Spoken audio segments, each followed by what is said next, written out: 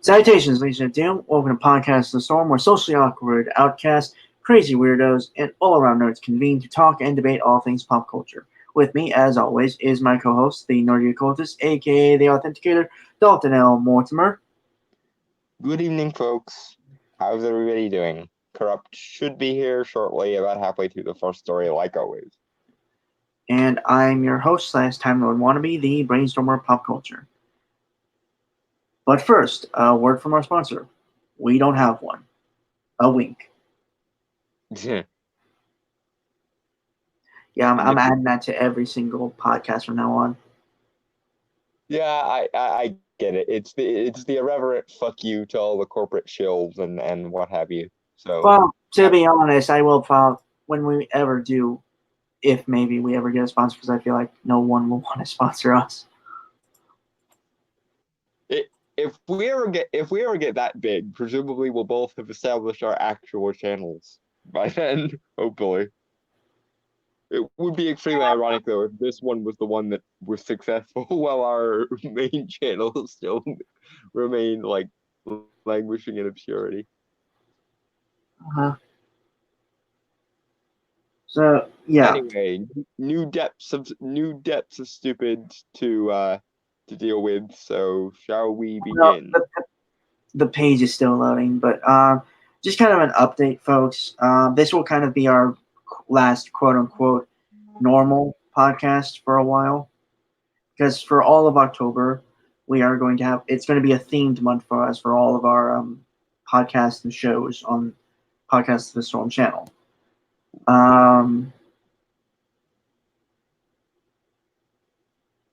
I mean, do you have anything else to add, Dalton, or? No, just yeah, we are going full Halloween, and hopefully that will be enjoyable for all the people.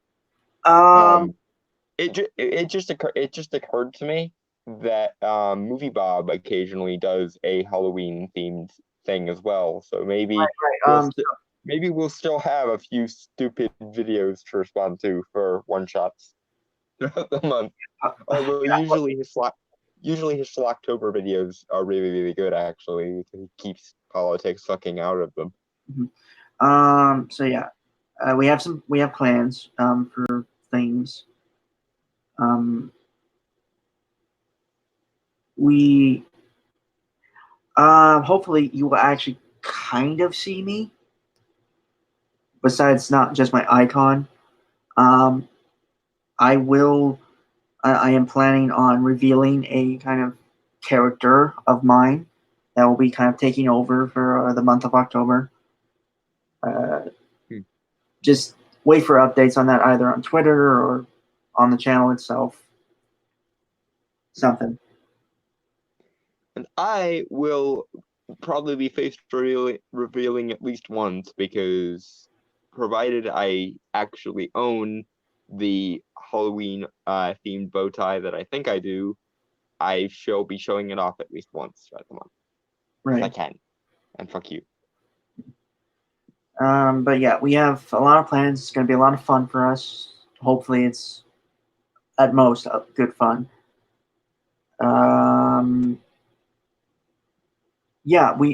Just October is kind of, well, I describe it as my Christmas. well, Halloween is my Christmas. October is kind of like the December up to Christmas. And I wouldn't go quite that far because I also really, really love Christmas proper. But I will say that for me, Halloween and Christmas are two halves of the two sides of the same coin. Both necessary for different reasons, and we'll get into that probably in a few soliloquies shortly because Yeah. I've got a lot of Halloween lore to spurg over, and it is one of my favorite things to do. So it's being done.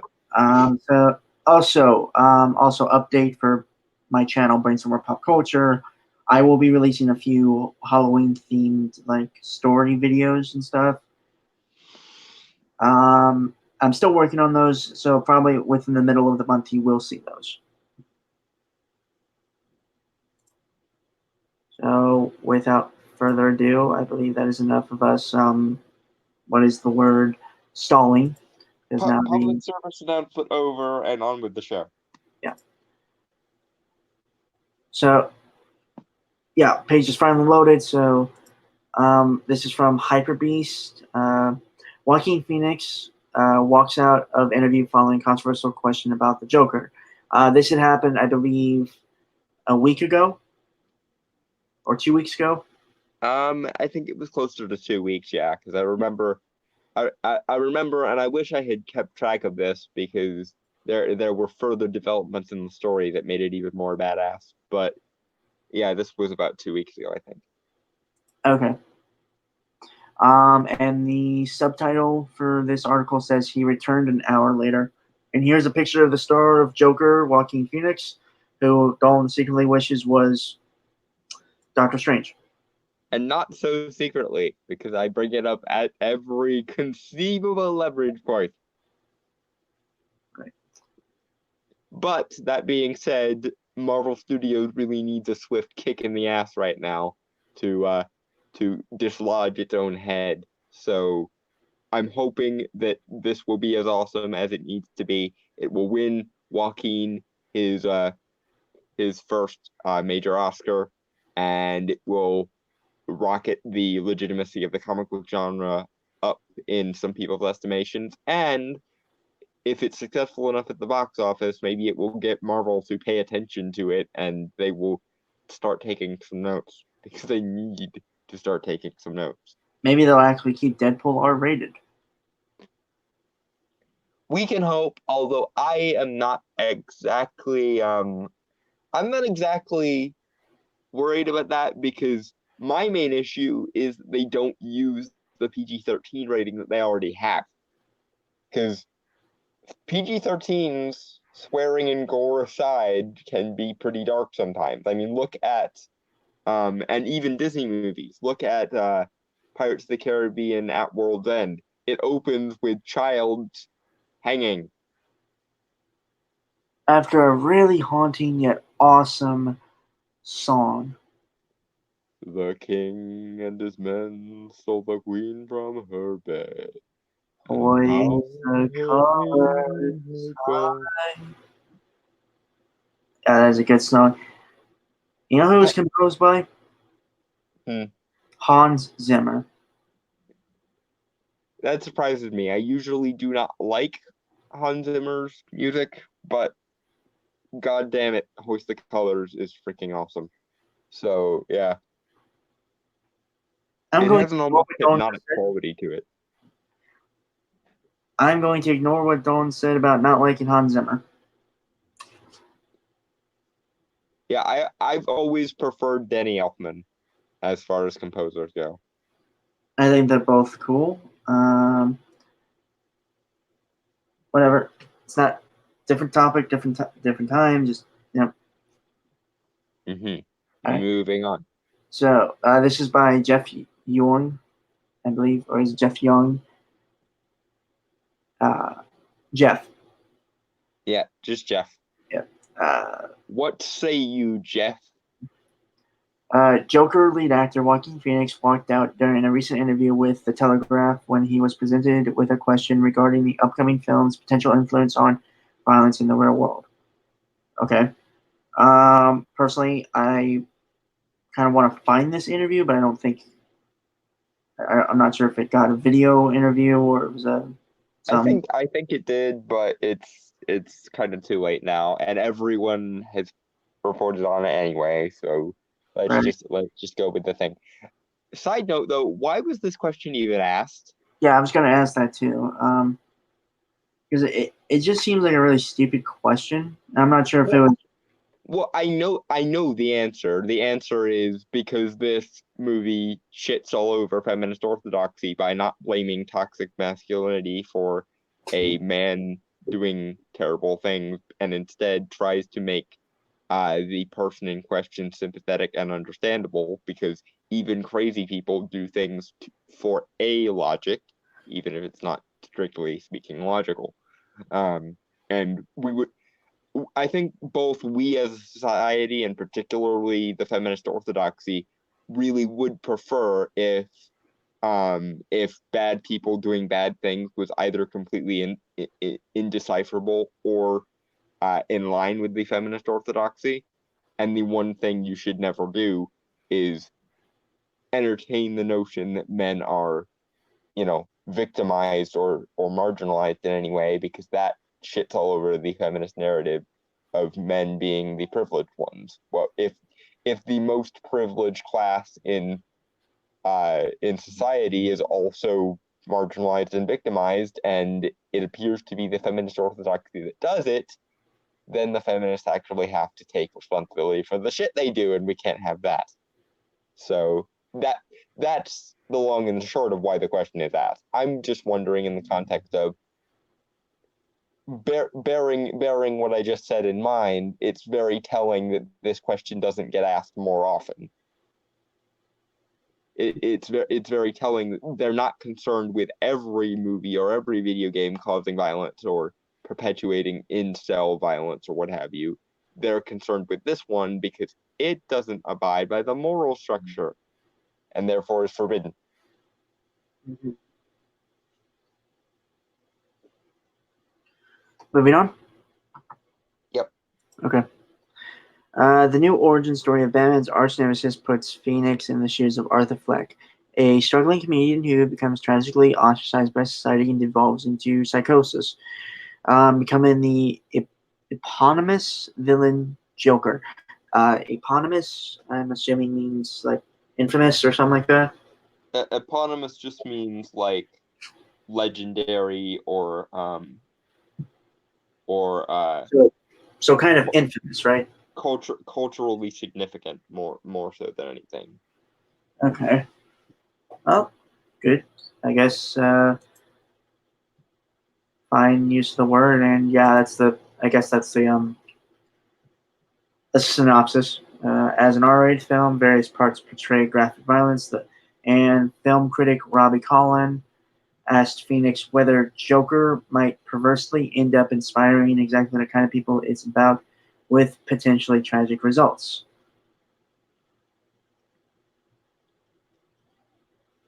Even just getting that far, I've spotted a little bit of a problem. By saying that Joker will inspire, quote, the people it is about, unquote, that implies that there are people that Joker is specifically supposed to be about. That implies that there's supposed to be a butt of this particular joke, to put it another way. And that's quite the presumption in and of itself. It could just be universal, i.e., we shouldn't shit on men as though they're the universal oppressors of all the peoples, but that would require actual ability to think, and we can't do that for reasons, I guess. Mm-hmm. But in assuming that Joker is about a specific kind of person, you basically put yourselves on a moral pedestal whereby you get to determine what kind of people Joker is supposed to be about, and therefore disassociate with them. I.e., if you can compare a group of people with the Joker, you can basically make them universally held to be evil, because the Joker is universally held to be evil. Because eponymous villain and all that. Yeah, I always thought of Joker as more elemental than anything. I don't know. I like the Killing Joke origin whereby everyone is just one bad day away Well, from. I'm saying I get that. I'm just saying like after. Right. Okay. Yeah. I get that. But I always focus more on the sort of the what was once a man behind the facade of elemental chaos. The best way I've heard it put on film um was of course in Heath Ledger's version when he basically said I can't remember quite the quote. They're only as good as the world allows them to be. I'll show you when the chips are down, they'll eat each other. Mm-hmm. Because in a way, that makes us all accountable to the Joker, and I think movies like Joker are good at taking us all down a peg. We all like to think we would never do this, this, and that. We would never, think this terrible thing, or we would never do this terrible thing. Movies like uh movies like Joker and performances like Heath Ledger's Joker are there to remind us, don't be so sure. We're all only, a couple steps up from apes after all. We like to think we're so above the animal kingdom and so, we've so mastered our animalistic instincts, but all it takes is one bad day and I I think the Joker matters more as a cautionary tale for everyone than just a mustache twirling, completely nonsensical villain. Mm-hmm. Okay. Mm-hmm. So, moving on, or Yep. well, I guess for me it's just, and we are going to do this because I feel like we are going to review the Joker. Yeah, we honestly kind of have to. It's become kind of our pet project in on the show because ever since it's come out, we've been some of the biggest cheerleaders for that movie. Yeah. So again, I'm not quite sure when I'm going to be able to see it because it's conflicting schedules with people with a person I would go with. So hopefully it's when it comes out, actually, but I can't promise. Mm-hmm. So either next week or the week after, we will review the Joker. Mm-hmm. And who knows, we might actually just make it a one shot, like one whole thing. We may, and it certainly would be deserving of one if we did. But anyway, let's continue on. All right. Phoenix was taken aback by this question and reportedly stormed off, replying, "Why? Why would you? No, no." The Grammy Award-winning actor was said to have returned an hour later after being convinced by Warner Brothers employees to complete the interview. Well done, Joaquin. Based Phoenix, ladies and gentlemen. That is the correct response to this bullshit. It's just, why would you? Nope. Nope. Nope. Nope. Nope. Not even gone. Yeah, correct response for the win. I feel bad for him that he had to deal with that kind of stupid. Could you know you like? I've been a fan of Joaquin Phoenix for a very, very long time. Her is one of my all-time favorite movies in the last 10 years. He's prone to emotional outbursts and just shooting from the hip and not giving a fuck what anyone thinks. So he wanted to say something to the effect of, why the fuck would you even ask me that, you shrewish harpies? But he got through the why would you. He predicted the, hellfire of negative response he would get, and then he was just like, no, nope, not worth it, gone.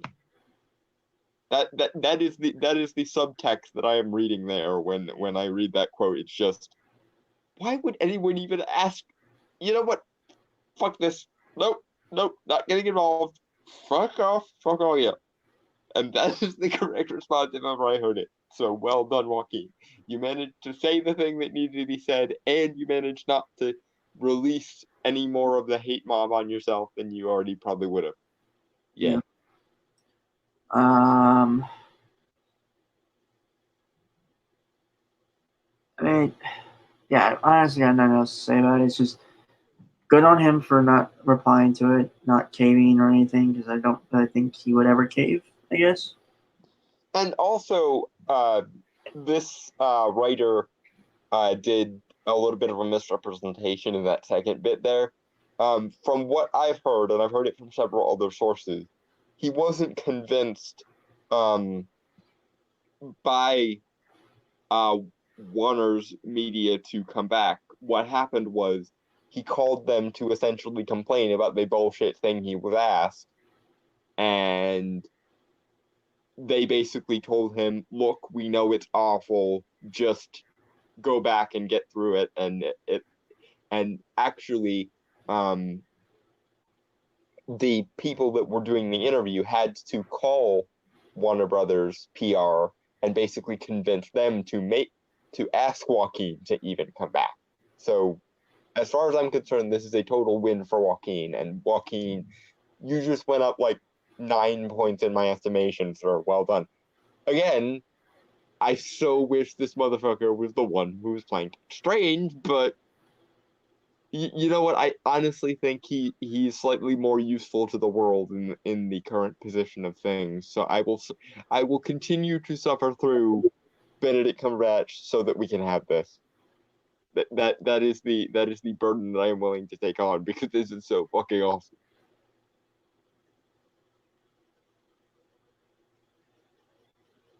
I hope the Joker movie is as good as it needs to be, so that I don't feel like a complete tit for putting that on the line there. I'm betting a lot on you, Joaquin. Don't make me regret this.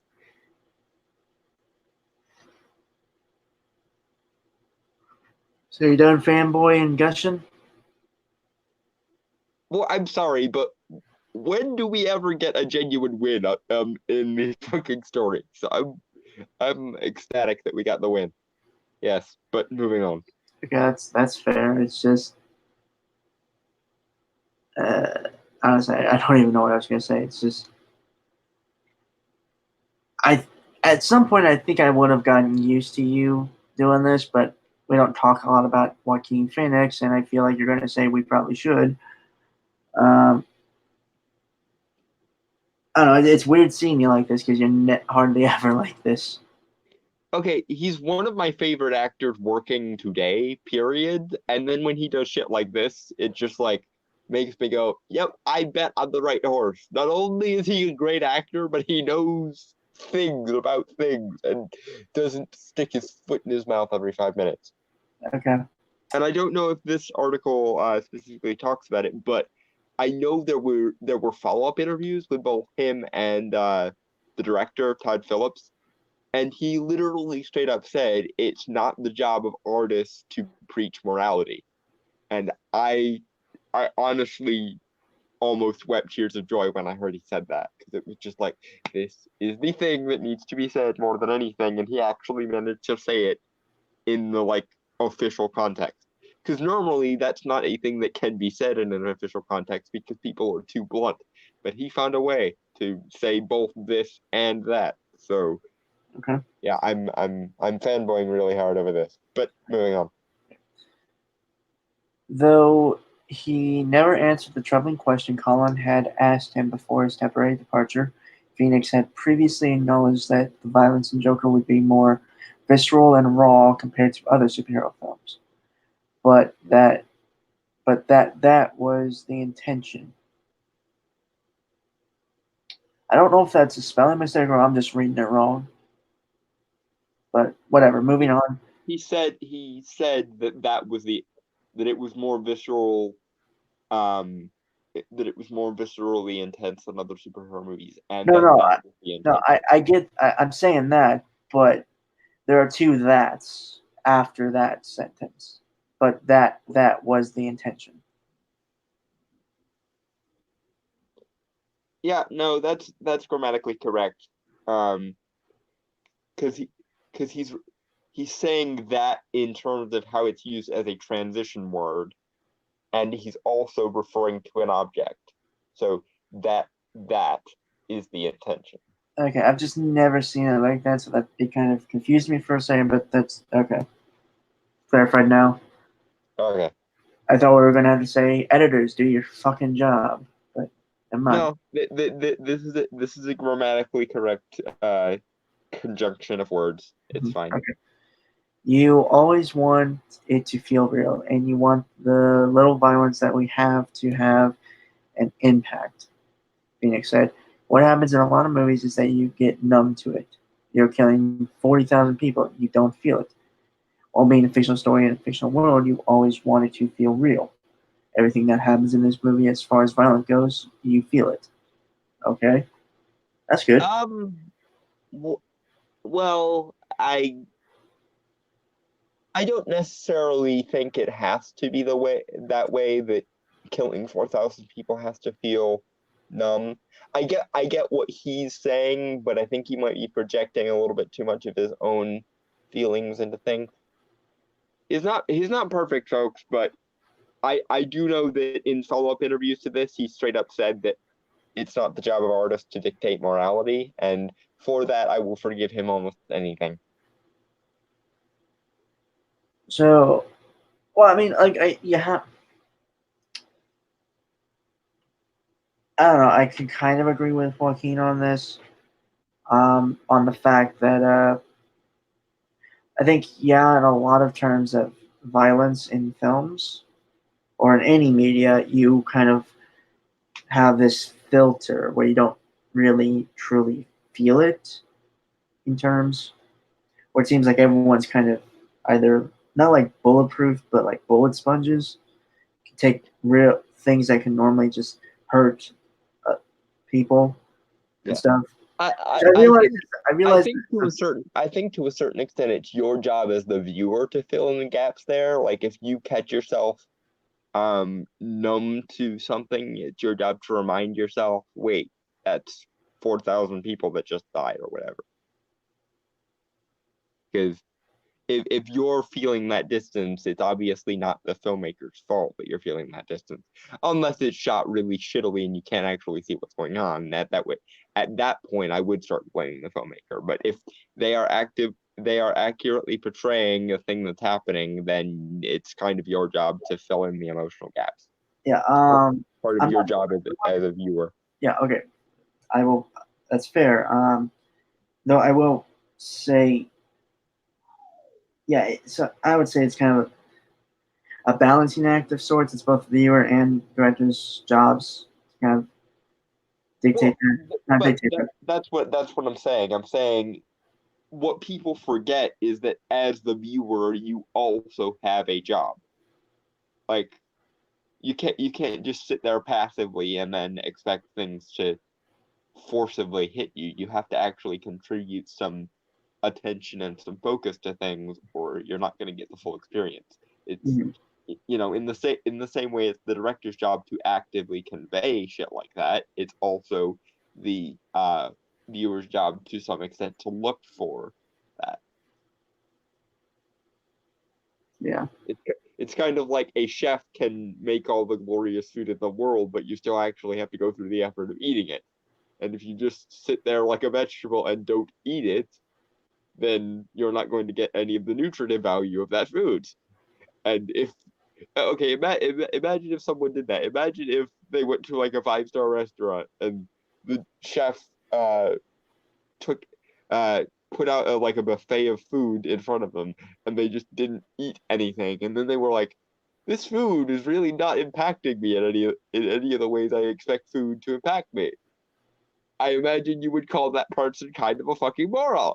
And the same is true of visual medium as well. Like, if you go to a movie, you go essentially to consume the media that's in the movie. So if you don't do that, that's kind of on you a little bit. Right.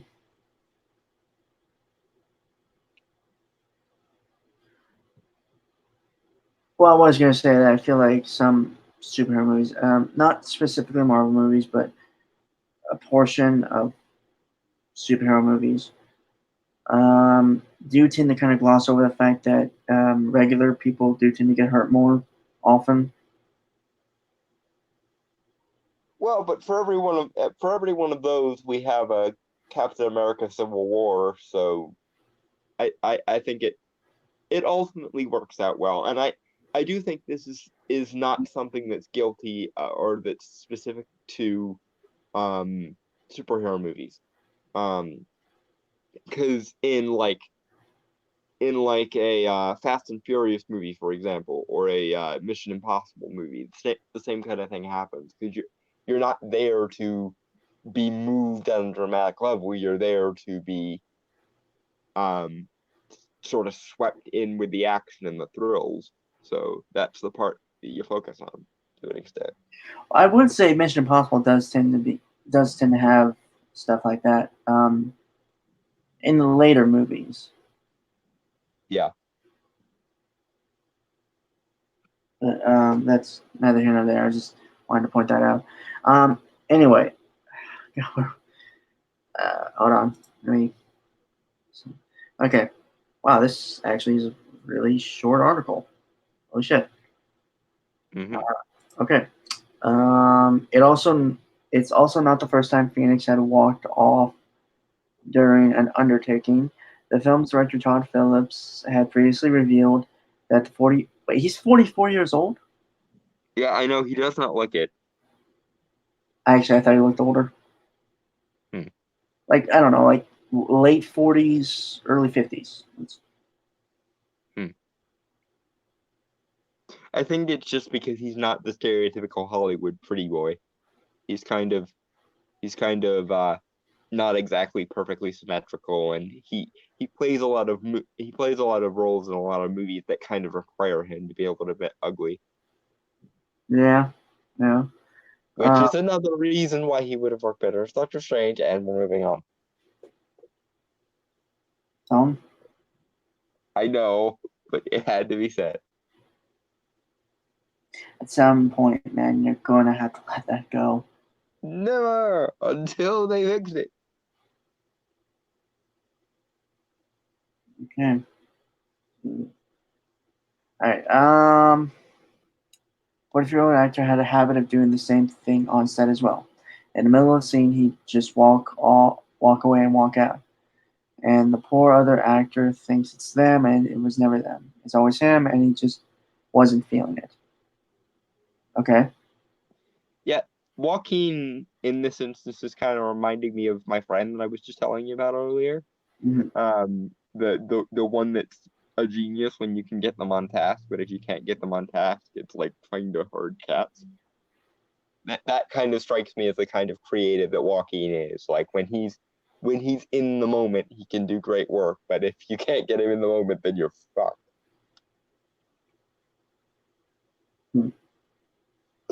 Interesting.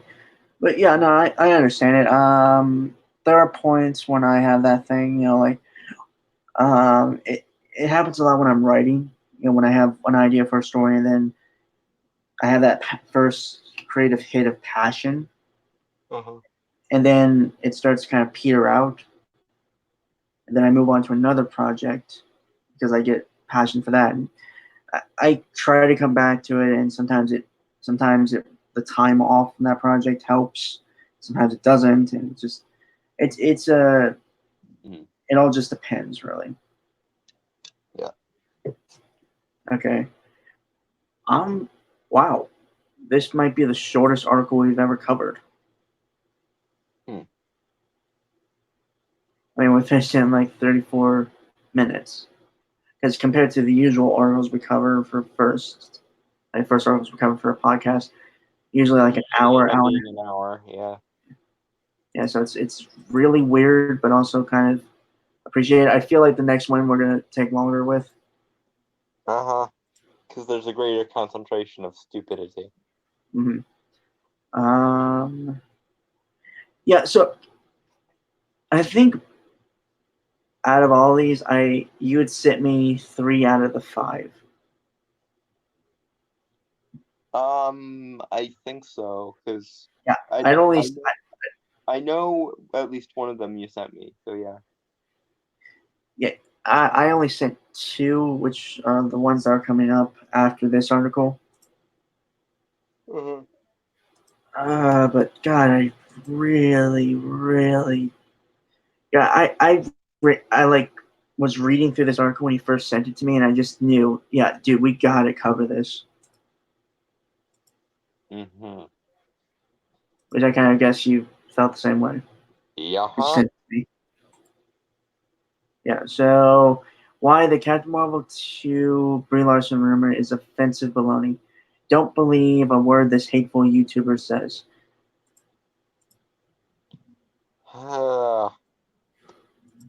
General rule of thumb, when the word offensive appears in an article title, just avoid it as though it were the plague. Mm-hmm. You know nothing of substance is going to be actually gotten out of that. Yeah, so for the record, or send it to us and we will rail at it on your behalf because we can, and that's what we do. yeah, we actually really got to ask more of our viewers or fan base, or actually, Yeah, the only person that's actually sent us stuff before was Pro Pixel, I think. yeah, and that was a while back. It really was, yeah.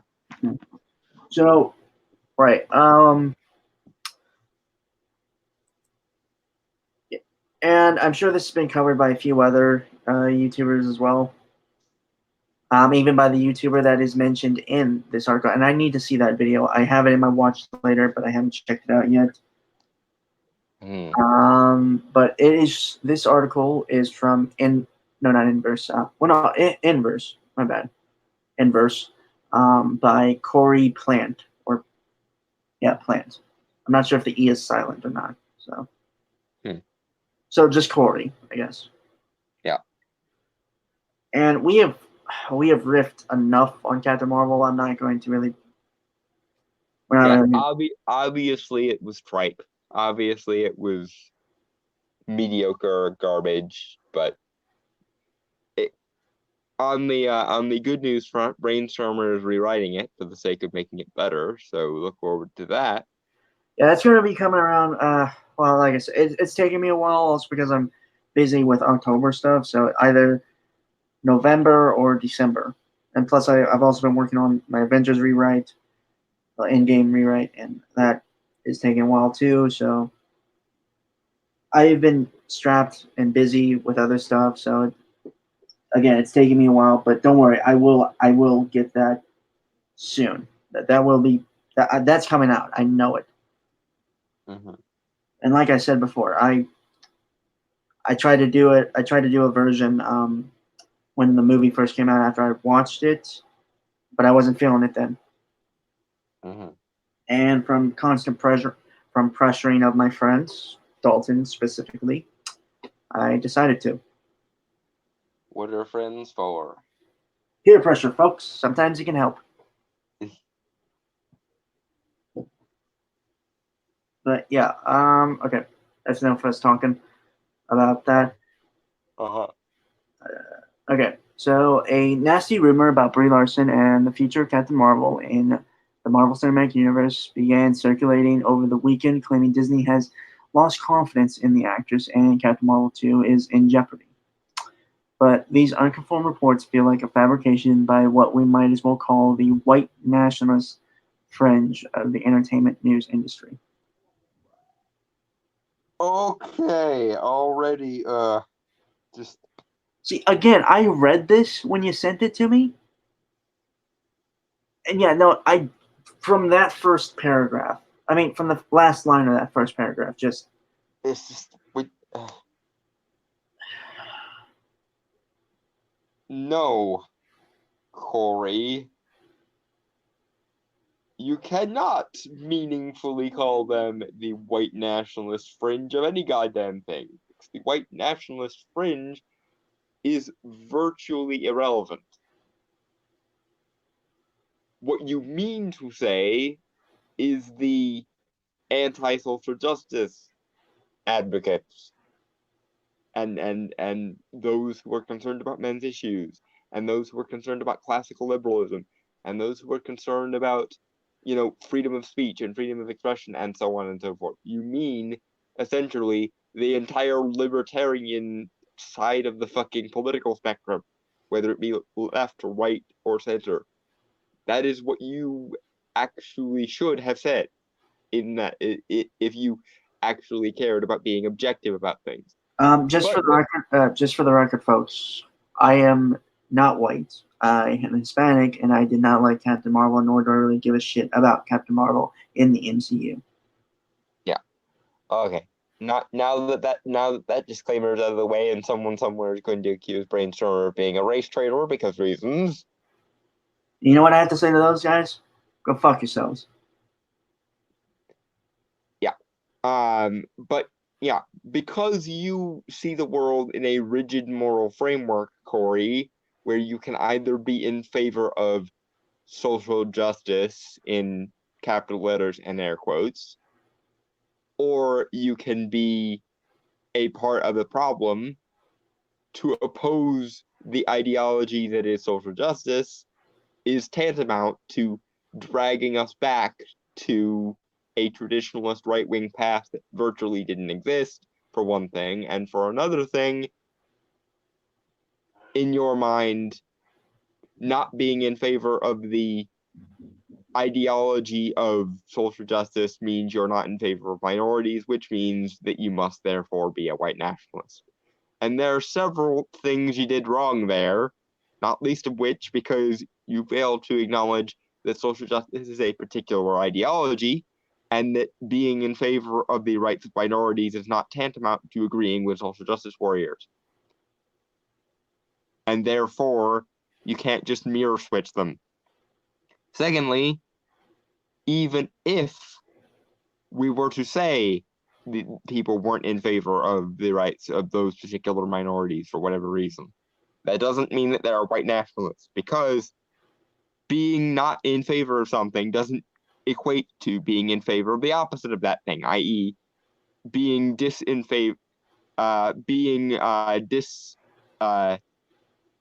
discomforted by what your definition of the rights of the minorities are is not tantamount to being in favor of the rights of specifically white people. And for the record, yes, I happen to be white, but I also happen to be gay, crippled, and a religious minority who hates traditionalism. So you're going to have to, once again, take that false dichotomy and go fuck yourself.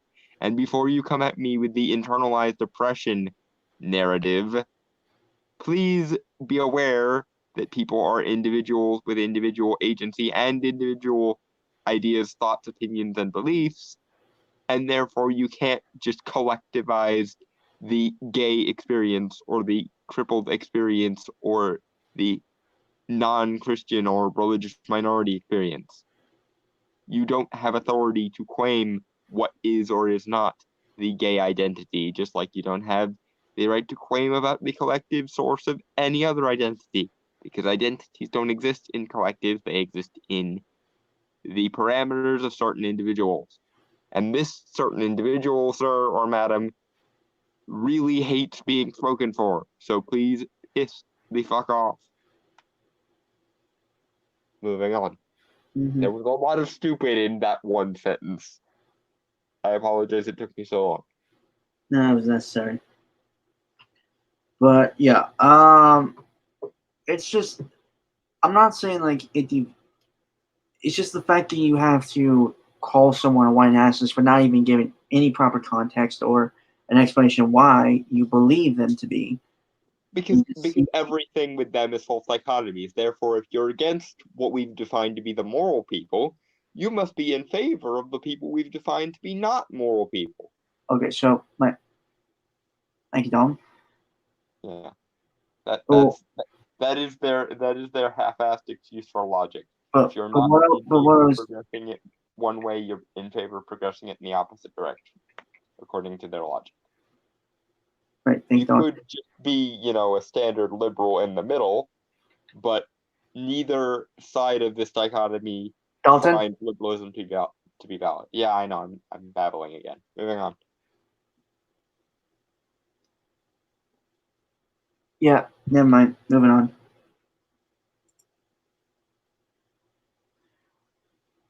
On Saturday, September 21st, that that was a little over a week ago. Mm. We got this covered, wrote about a Cosmic Book News article. Wow, it's actually been a while since we covered anything from Cosmic Book News, mostly because I'm gonna be honest, they don't have a lot much.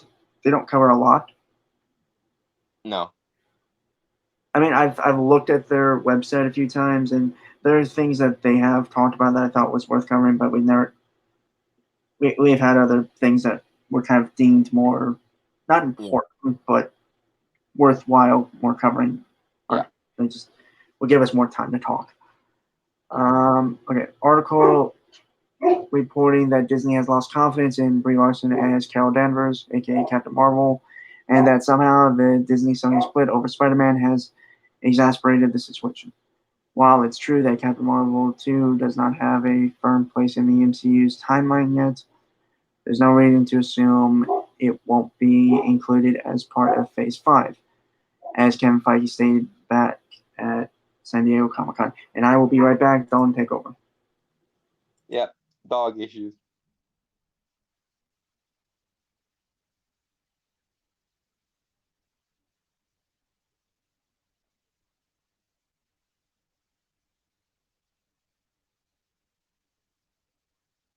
Do do do do do do do.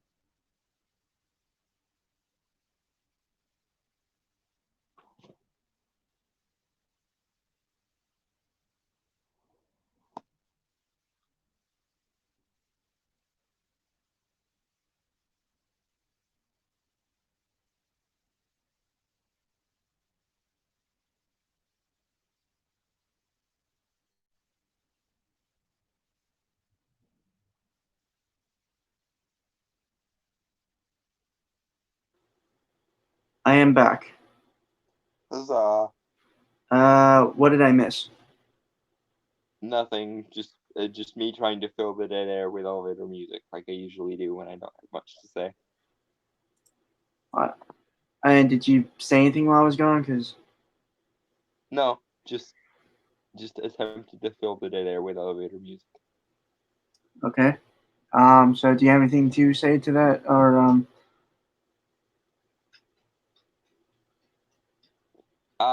No, it was essentially just them reporting on the things that they're stealing the story from, basically. Okay. But as it happens, yeah, I don't know to what extent I buy Disney losing faith in Captain Marvel. However, there is strong reason to believe that the story that came out a few weeks ago of Disney inflating their own numbers as far as profits go, there is reason to believe that that included a large part of Captain Marvel, and therefore that they're essentially waiting for the fan reaction to Captain Marvel to justify them making another one, and they have not yet found it. And yes, there were stories about how one of the ways they were going to bolster Captain Marvel was by having Spider-Man and Captain Marvel cross over and essentially have Carol be the serious one and have Spider-Man be the butt of all the jokes. So yeah, originally they were going to plan to shit all over Spider-Man's dignity to make Captain Marvel look better by comparison. And I will pause for the inevitable rage that that's going to give you, because I know how you feel about Spider-Man and his dignity.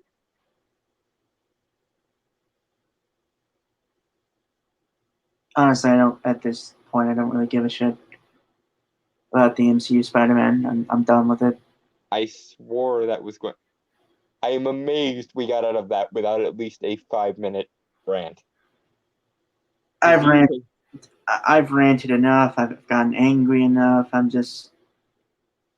So it doesn't make you substantively more angry that they're going to shit on Spider-Man further by pairing him with Captain Marvel and. I'm done with the MCU, so I don't really care. Well, I guess I don't want to say pray for those of us that actually still do give a shit, because my policy is I don't want anyone praying for me. Please don't. Honestly, if anything, I'm just gonna do a very long, depressed sigh. Yeah. Pause That for dramatic sigh. Marvel, MCU has broken me in that sense. I am just, it's not anger anymore. It's just depression. I have some optimism for the future. I do not have optimism for anything relating to Captain Marvel, but then again, neither does anybody else, and that does kind of give me some enjoyment that they are trying to make Captain Marvel a thing, and the world has very much made itself clear that it does It's not want the, Captain Marvel to be a thing. the worst part is that it's they're pushing so much, and you just get the fact that they don't that no one you just feel like no one has any faith in this property, which obviously is true. It's just if they I would have been fine if Captain Marvel took the reins if it was actually a good character and a good actress and a good writing team and a good director and stuff with the property. Yeah, But no, none of that. this could have worked. It has nothing to do with hating women. It has nothing to do with hating the character. It has everything to do with your horrible management of the character and Brie Larson's desire to make literally everything art related into activism. Oh, right. Speaking of MCU Spider-Man, I'm still working on that my pitch for Spider-Man 3 for the MCU. Which we will be getting now because Sony and Disney have come to an arrangement. Well, I'm gonna have to revise a few things in my script. I have mixed feelings on that since we won't be covering this for the next week or so, or the next month or so because Halloween. Just to give my quick opinions on the whole Sony and Disney coming to an arrangement fiasco. Part of me is happy that they came to an arrangement because Sony does not know what to fucking do with the character or the IP, and I don't want to have to suffer through anything equivalent to Spider-Man, to Amazing Spider-Man 2 or Spider-Man 3 ever again. See, I would be fine because I think again, like I think the character has the possibility of having his own quote unquote cinematic universe. Mm-hmm. I just think you need someone at the helm. You know, you need a Kevin Feige who's a fan Yeah, of. you need someone who actually both understands and cares about the comic book movie genre. The problem, of course, being that is very hard to do. Hello, However, right here. I'm right here, Hollywood. is this thing on? Lol. Well, to be fair, I wouldn't just be the head, like the head producer or anything. I would pretty much be one of the guys who would try and direct every movie and write every movie. So you would essentially be the Kevin Feige of the Spider Verse, and the Spider Verse would definitely be better for it. That being said, um, as happy as I am that Sony doesn't get to rub its grubby little hand all over everything as quickly as they were going to, um, I was actually excited that Spider-Man was gone because it gives the MCU proper less incentive to be street level oriented. And now that Spider-Man is back, presumably they're going to try and still make it somewhat street See, level oriented, and I don't. I I feel like like with the MCU version, they could have made him more kind of cosmic and stuff. I think giving him the Iron Spider suit was kind of an attempt at that. Um, and hopefully they'll carry through on at least some of that. I Um, I'm gonna be honest, I fucking hated that suit just on the fact that the CGI looked so bad. yeah, it's not exactly perfectly rendered ever. Um, but I do have the one consolation, and it's completely selfish consolation. It's entirely me related, but believe it or not, there's a long ass history of Spider-Man, Doctor Strange crossovers in the comics, and for a while there, it didn't look like we were going to get any of them. So I am excited that we may potentially actually get to see the Wand of Watum storyline, or the Spider-Man Fever storyline, or just Spider-Man looking to Strange as kind of a wizardly mentor in general. I am excited that we're going to get that dynamic. Actually, I had thought about I was writing a Venom rewrite at one point, like after Venom came out, before I had actually seen it. Because I heard all the gripes and I had watched reviews about it and stuff, and I thought maybe I could try it. I scrapped it. Just because I lost passion after a few weeks of writing it. The extra good news about the potential for a Doctor Strange Spider-Man crossover is that apparently Tom Holland and Benedict Cumberbatch get along extremely well, and they kind of pal around with each other. And two British dudes. Huh? Two British dudes. Yeah. And that being as it is, that makes the possibility of a Doctor Strange Spider-Man crossover more likely. Because generally, when actors like each other, they find ways of working each other into each other's movies. And also, the characters can often work off each other better if the actors behind the characters also like each other. So I have good news for the potential of Spider-Man's future. That being said, I would have preferred, honestly, him to crash and burn over at Sony for a bit, so that the MCU proper could go cosmic and stay there.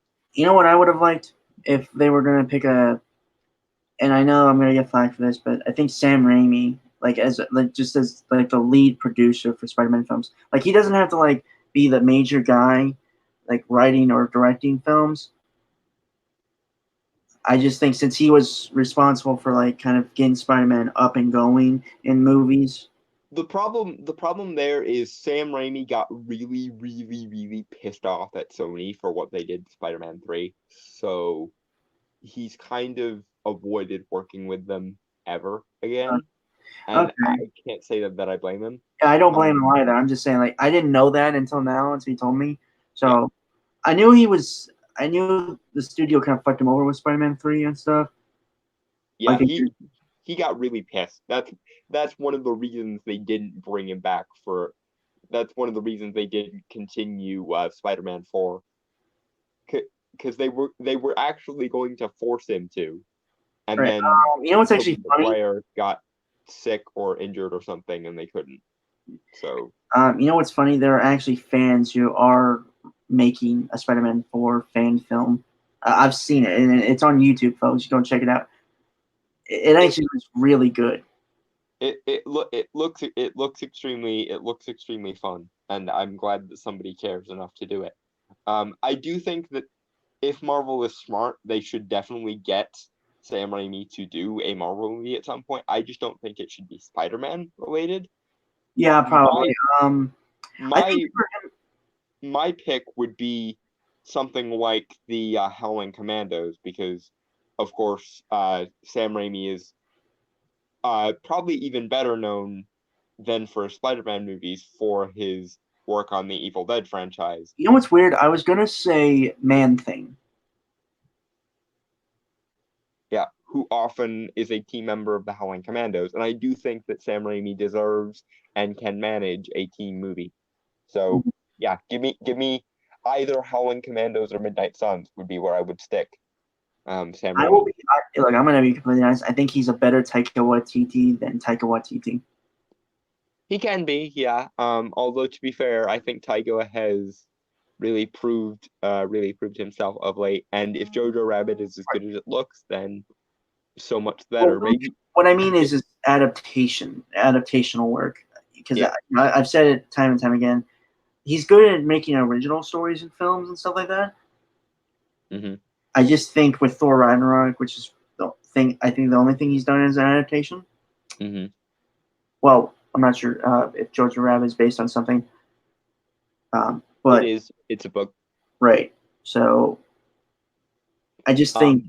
But that being as it may, we don't actually want him to really stick too much in the way of adaptation for his next Marvel project. So maybe his tendency towards making things original will work in his favor. Who knows? Maybe he actually might make Lady Thor good. We can dream. And then she can beat the shit out of Brie Larson's Captain Marvel. I mean, I'm not holding my breath, but I will see him trying. It would be a hard task, but the MCU did manage to improve on Civil War comics. So right, okay, that is okay. So we are. Oh god, we went so far off the reservation there. Captain Marvel, offensive apparently because something white nationalist but Nazis. This exciting controversial piece of entertainment industry news probably makes a lot of Disney/Marvel critics very happy, particularly the ones who reviewed bombed Captain Marvel with eloquent analysis. You mean the ones that simply stated they didn't want to see it and they gave reasons why they didn't want to see it? Yeah, and people who actually saw the movie and gave it bad reviews simply on the merits of the movie. That's a problem. That's review bombing.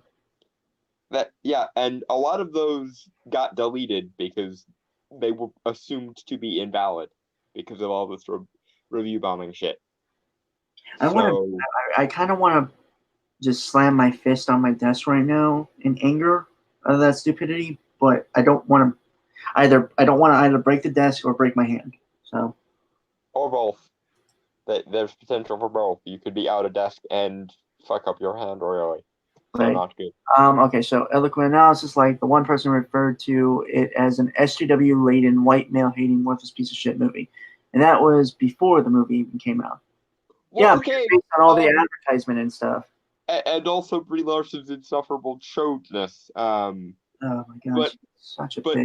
If that's your idea of something so ineloquent that it could ironically be called eloquent, sir, you should know that that's this little thing we call not wrong. So if that's the worst you've got, then I think you made our point for us. Because yes, despite having apparently not seen it at the time, and I'm fairly certain because I remember seeing the one you're referring to, and what he said was it looks like SJW trash.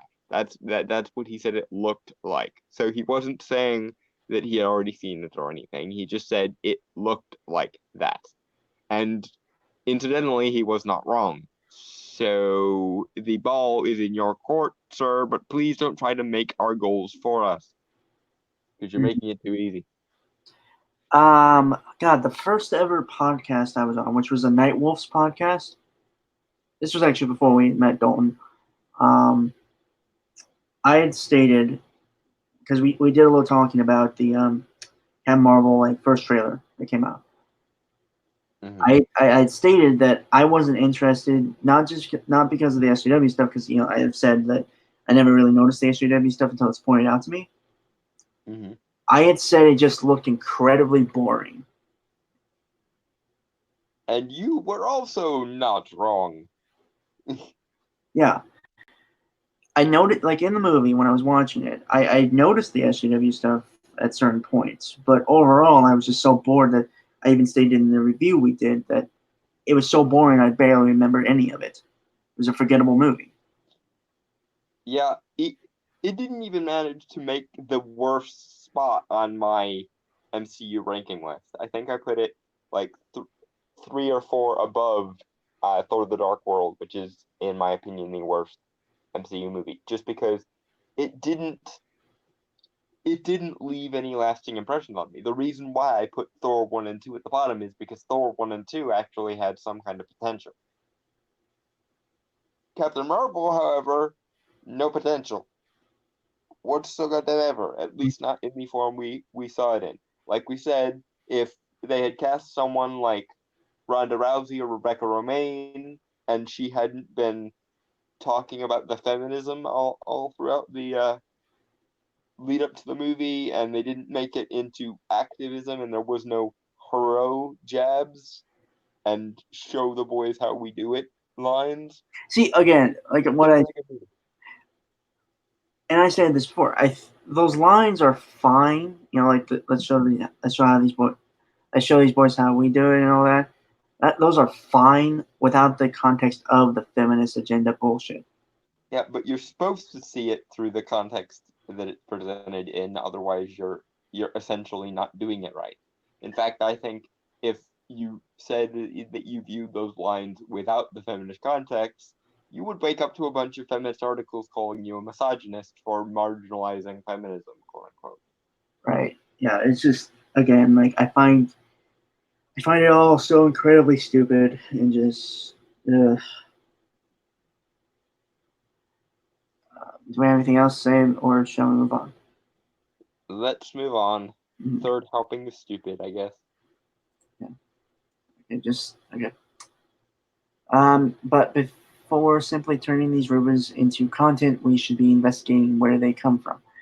When we do, it becomes clear that this story was fabricated by someone looking to influence public opinion rather than report on something that's remotely true.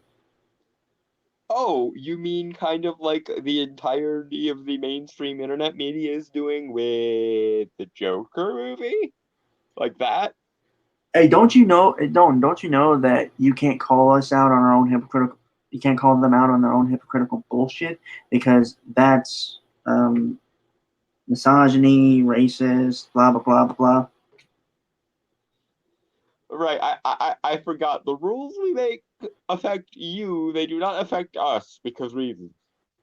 Because we are the moral ones, and that gives us special exemption powers. Oh yeah, moral ones. That's So pay no attention to the shrewish mass of harpies behind the goddamn curtain. You know what's funny? I'm sure there are a lot of people throughout history who consider themselves the moral ones. You know, on the scale of people who consider themselves the moral ones who turned out to be evil, that's almost 100 goddamn %. Because the Inquisitors during the burning times and the witch trials considered themselves the moral ones. The people committing, mass murder in the name of crusades considered themselves the moral ones. The people trying to censor everything from Dungeons and Dragons to heavy metal to Harry Potter considered themselves the moral ones. The guy who basically neutered comics for more than 20 years because something the impressionable use considered himself the moral one. Even obvious mustache twirling villains like the Nazis actually thought that they were helping Germany and shit. So yeah, it on the scale of people who considered themselves the most moral people in the room who actually turned out to be cartoonishly evil buffoons, it's almost 100% of all the evil people in existence. You know what's weird? It more often than not, the real problems that happen are because of the people who just honestly truly believe that everything they do is right and moral, and the people who are quote unquote the good guys are the ones that are always worrying if they're making the right call. Well, the other half of that is people assume that the world is somehow irreparably damaged or broken, rather than that the world is basically good. Because all of those people who go on those moral crusades and shit are trying to fix a problem that meaningfully doesn't exist. The Nazis were going after the Jews because they thought that they were responsible somehow for, they thought that they were privileged and somehow responsible for the downturn in German productivity and economy and shit. Right. The Inquisitors thought that there was some mass conspiracy of witches that were going to corrupt the youth and make everyone Satanist. Which is ironically the same thing that the people who tried to censor everything from comics to heavy metal to Dungeons and Dragons to Harry Potter thought. We don't want our youth to be corrupted and turned into Satan worshipping witchcraft doers and things. I'm not. Yeah. And incidentally, as someone who works with witchcraft, fuck all y'all. I mean, you're an asshole, but I wouldn't really call you evil or anything. My childhood pastor did, so it would not be the first time if someone did call me evil. It has happened before. Well, fuck them. Yeah, yeah. But yeah, okay, again, another kind of weird Yeah. side tangent, but I think it was Yeah. kind Long story short, if you want the world to be good, try assuming that it already kind of is mostly good. And if you want the world to become a shrewish, destructive hellhole, convince yourself that it already is, and you're the only one that can save it. That seems to be the shortest possible way to lose at this particular chess game. weirdly enough, I'm just on the fence about that, and I tend to be on the fence about a lot of things now that I'm realizing it. Yes. But to be fair, that's usually the result of you trying to remain objective for as long as possible, which is not a bad thing. Right, okay. Do you have anything else to say about the influence public opinion, or shall we move on? No, we can move on. That's just show-stopping fucking projection, hypocrisy, and unself-awareness if ever I've seen it. Oh boy. Now it gets into the nitty-gritty. This is kind of why we wanted to cover this article. Captain Marvel 2 rumor originates from the Overlord DVD YouTube channel. Its host claims that inside source said Disney deemed Brie Larson a little stiff and a bit unlikable in the portrayal of Carol Danvers in Captain Marvel and Avengers Endgame. Yeah. Yeah, if there's any problem with that, it's that it's a massive fucking understatement. Is what that there is. Also, Hail Doomcock. Yes, Doomcock is awesome, and Harvey Cthulhu is adorable. But at the same time, please don't let him out. I enjoy living. Well, it also just a statement if Doomcock ever watches this. If he ever does try to take over the world, I will be there to fight him, even though I know he'll probably do a better job. It's just, again, I'm not really one to kneel to anyone. Yeah, me either. But that being the case, if we have to have a hierarchy, and all of human civilization kind of suggests that we do, a Doomcock triarchy would not be a terrible, horrible thing, I don't think.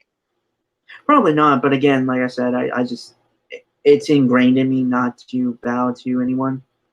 Yeah, and I agree with you, but hey, if we absolutely have to, better a Doomcock triarchy than a patriarchy or a matriarchy. So yeah, okay. Yeah, no. Again, like I'm gonna be honest, and I've said this before. I will grant Brie Larson that she can sing. I just think she needs to work on her acting a bit more. the thing that I think would help her is understanding that acting is at least 30% understanding of human nature, I think. This is a bit of a conjecture on my part, but every voice of experienced actors or experienced comedians I've ever sought out and listened to, they all say that in order to do what they do, you need to have a good understanding of human nature, and being a people watcher is extremely helpful to figuring out how human expression works. And I think that is a problem. I think she's too much of an egotist to understand that she actually needs to consider the validity of other human beings. And she honestly thinks that she can both be this snarky badass and this put upon victim all at the same time. And it's that dissonance that really sticks in people's craw, because she were badass, unapproachable, unobtainable person poning everyone else, but she also wants to be this, poor oppressed victim who's rising up against the nasty patriarchy and so forth. Mm-hmm. And my apologies, darling, but you can't have it both ways. And before anyone has a go at me for calling her darling, I call everyone terms of endearment. It's one of my eccentricities. Deal with it. It's like how I call everyone dude. Yes. Term of endearment. Or bud. Yeah. Yes. So yeah. And if you want me to stop using the positively charged terms of endearment for her, there are a few other words I could call her, but I don't think you would like those as much. We are a family-oriented show, Dalton. Since when? I have been saying every swear word under the sun since. I'm gonna be honest. It was hard for me to say that with a straight face. I can tell, because it would have to be, or you would just have to be exceptionally dense in a way I know you objectively not to be. So. I'm sorry. I just wanted that joke. Yes. Okay. I feel like that required the J. Jonah Jameson. Oh, you're serious, meme.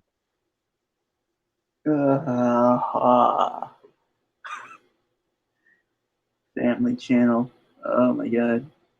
At one point, before we ever started the podcast, I legitimately thought maybe actually trying to be a family-oriented channel. I don't foresee that going well. Yeah. I just, knowing me and knowing you, we just could never actually be that.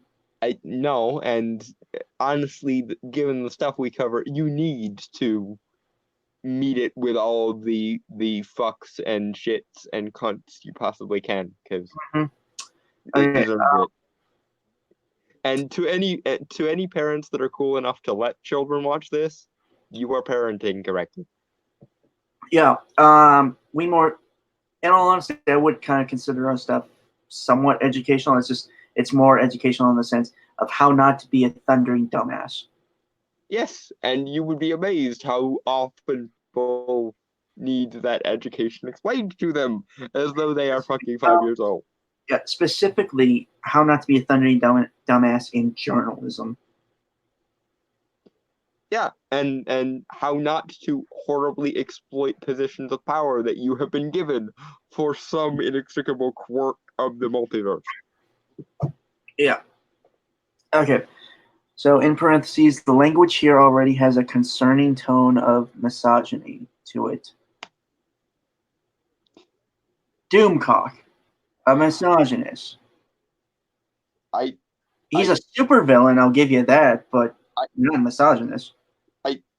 No, in the sense that Doomcock wants to rule over anyone, he wants to rule over everyone. Yeah. He does not discriminate between who he wants to rule and who he doesn't want to rule. He wants to rule over everyone. If anything, the statement of Doomcock's intentions would probably best be summed up as equality under Doomcock. Yeah. Which it has its downsides, but it's at least fair. I mean, he's still technically a tyrant in that term, in all term, in all. And of course, if he gets too tyrannical, we can always mount a rebellion to release Harvey, and this whole thing can be over in about 2 seconds. I would mostly try to dethrone him, if anything. I don't know if we go that far. I think I'd try to release Harvey and then use some weird magic to bind him. Right. Sometimes I do forget you're an occultist, Dalton. Yeah. I have a very particular set of skills, and one of those skills actually does involve manipulating eldritch forces of nature. So, how about you, Harvey, if you ever do decide to escape? Honestly, I feel like that. I'm gonna be completely honest. I feel like this article kind of bounces around so many different things, so it doesn't really have like a true cohesive line of writing. Although I will give it to you, Corey, that this is the most loaded with stupidity article we've gotten in a while. Usually we only find this kind of stuff on Mary Sue or something. And even the Mary Sue is starting to blend together a little bit. So good on you for being this stupid in public. Mm-hmm. Okay. Marvel has allegedly counting on pairing her up with Spider-Man in order to humanize and balance her out a bit. Okay. Yeah, that's the thing I mentioned earlier. That's what they're doing. They're making Spider-Man the butt of the joke so that Captain Marvel can effectively be the serious one.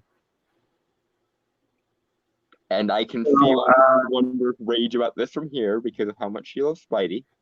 So Dalton, the whole thing about you saying that, when I was talking about when I did my little Far From Home review that one time, I had said, well, you had said that they, when I talked about like the lacking the responsibility thing, you had said like maybe in the third film before the whole fiasco with the thing with the rights to Spider-Man and all, that in the third movie they'd possibly be making him more serious and responsible and stuff. Yeah. Probably not going to happen, and I think part of you has to eat your own words on that. But hopefully Disney discards that notion. I really, really hope they do, because I don't want a feature-length version of that stupid scene from fucking Endgame where she walks up to him as though she owns the universe and goes, "Hey, you have something for me, Peter Parker?" Fuck you. Fuck you. I don't think that scene was all bad. I mean, yeah, given context with feminist gender and bullshit, yeah, granted, but I think scene itself is okay. Well, she even kind of did the little cocky, entitled feminist head weave or head bob thing they all do, like, you better believe I'm the most badass person on this team. I don't know. I'm just, maybe I'm just getting sick of seeing all the feminist agenda bullshit. I'm just trying to tune it out. You're trying to unsee what you have seen. It's hard, and I think it's almost impossible.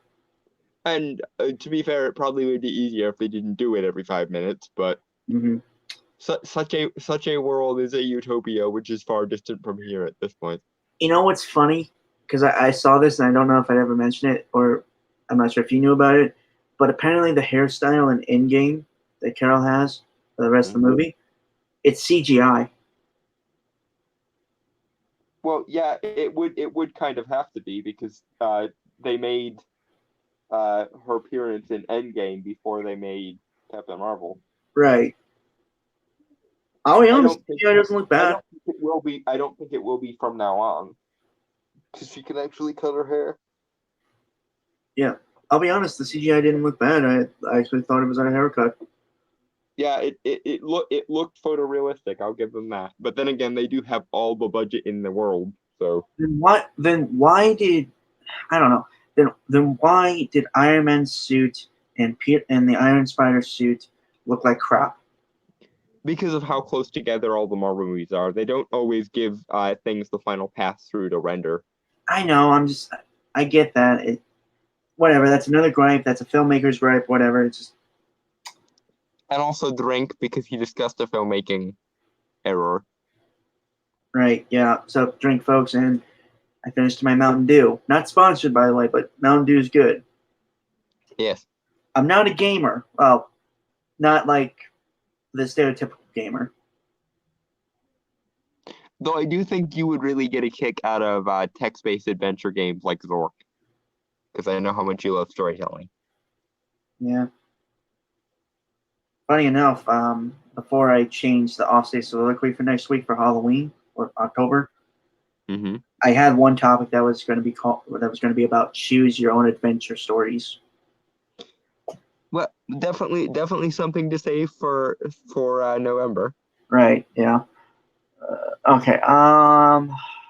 Okay. Supposedly, the plan was to have her team up with Peter Parker in some capacity.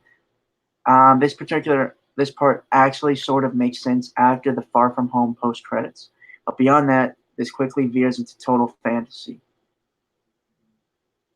Okay. Does it though? Can you honestly tell me you'd be okay if they made Captain Marvel the butt of the jokes instead? If they made Spider-Man look good in order to make or if they made Spider-Man be the serious one and Captain Marvel be the silly or campy one, you can't tell me you wouldn't be making a bunch of the MCU are a bunch of misogynists for making a woman character feel be look or be incompetent. You can't tell me there wouldn't be a dozen of those articles and like 50 of them all on the Mary Sue. Because I can guarantee you that that's the most reliable prediction that I would make in that situation. Mm-hmm. And you can't tell me that after the "Hey, you got something for me" line as though she owned the universe, they wouldn't be basically setting that up. So you know what's funny? There was I can't remember the guy's name, but there was like this joke video about it. God, I can't remember the guy's name, but like the scene, it was extra. Like someone extracted the scene and basically made a joke out of it, like yeah, Peter. That the guy. I think he was essentially like you, Dalton, in sense like the disability thing. mm-hmm. I can't remember his name. I think he's kind of a famous guy in terms of internet fame. Believe it or not, I don't follow a lot of disabled YouTubers, so I No, might not a be. YouTuber. Not a YouTuber. It was on Twitter. Again, I don't. I I know. don't really, And for I don't really concern myself with the ability statuses of my friends. no, it So was a funny scene, and I can't remember what the guy's name was, and I'm gonna have to find it and like send it to you at some point. But yeah, definitely going to be a thing. Right after I fucking remember to actually send you the One More Day review, because I keep forgetting to fucking do that. yeah, maybe I should message you and say you should. I'll remember after this show, I think. I'll remind you at the end. Don't worry. Yeah. If I Right. remember it. Also, speaking of that, you still have a bunch of the shit that I've already sent you to watch. Yeah. Again, I've been busy without so much shit and just. Mm-hmm. Plus, well, no, okay. Thanks for another time. Thanks for another time. God, this article is boring as hell. This article contains so much stupid that it's warping the gravity fields around it, making us veer off our direction horribly. Yeah. It's needed because, god damn, it's so stupid. All right. The video claims that Carol Danvers would belittle I will. Okay. I will grant that most likely that is Doomcock speculating. That being said, it's not an unwarranted speculation Right. given the things we've seen thus far and the pathological aversion to ever making Captain Marvel look like an idiot in any circumstance whatsoever. Ever. Okay. The video claims that Carol Danvers would belittle Spidey to prop herself up. The host even cites this specific plot point as the reason Sony pulled Spidey out of the MCU. No, probably not. I'm not. Again, I'm gonna probably disagree with Doomcock on that, just on the fact that that's probably not what happened. He probably jumped the gun there. It was mostly because Disney were being unreasonable fuckwits. Yeah, I'll grant that, but I think that's just him again jumping the gun, speculating too much. Sony didn't want their biggest asset as the butt end of a joke. See, Spider-Man can work as a butt end of the joke, but he also has to be the one making jokes as well. Mm-hmm. In fact, usually when he and Strange team up, which I will say that I will be pissed if he crosses over with Captain Marvel more often or before he does with Strange. But when they team up, usually what happens is Spider-Man reacts to all the weird shit Strange does in the over-the-top comedic way he's known to respond to weird shit. And Strange glares at him in perpetuity, and he essentially says, "Get serious, or it's the entire universe at stake." Yeah. And then they actually then he actually gets serious, and they team up, and they actually balance each other out really well. So that's usually how that works. Is Strange essentially being the straight man to Spider-Man's goofball persona, but in a lot of ways, Spider-Man is sort of meant to be the audience point of view character because he's a very science-oriented person seeing a bunch of weird interdimensional shit that's magic. So it's not A, out of character, or B, belittling on Spider-Man's part. It's mostly just to make Strange look like a bigger badass because he doesn't flinch in the face of this shit, and it's meant to humanize Spider-Man by being the point of view character who reacts to weird mystical shit in the way he does. Right. Okay. So moving on. Moving on. Right. Okay. Why should anyone trust this rumor? They shouldn't at all.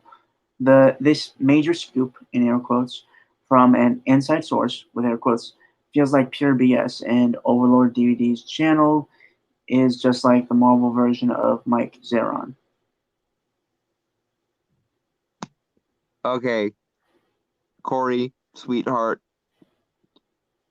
if your argument is just this feels wrong to me, then you have failed.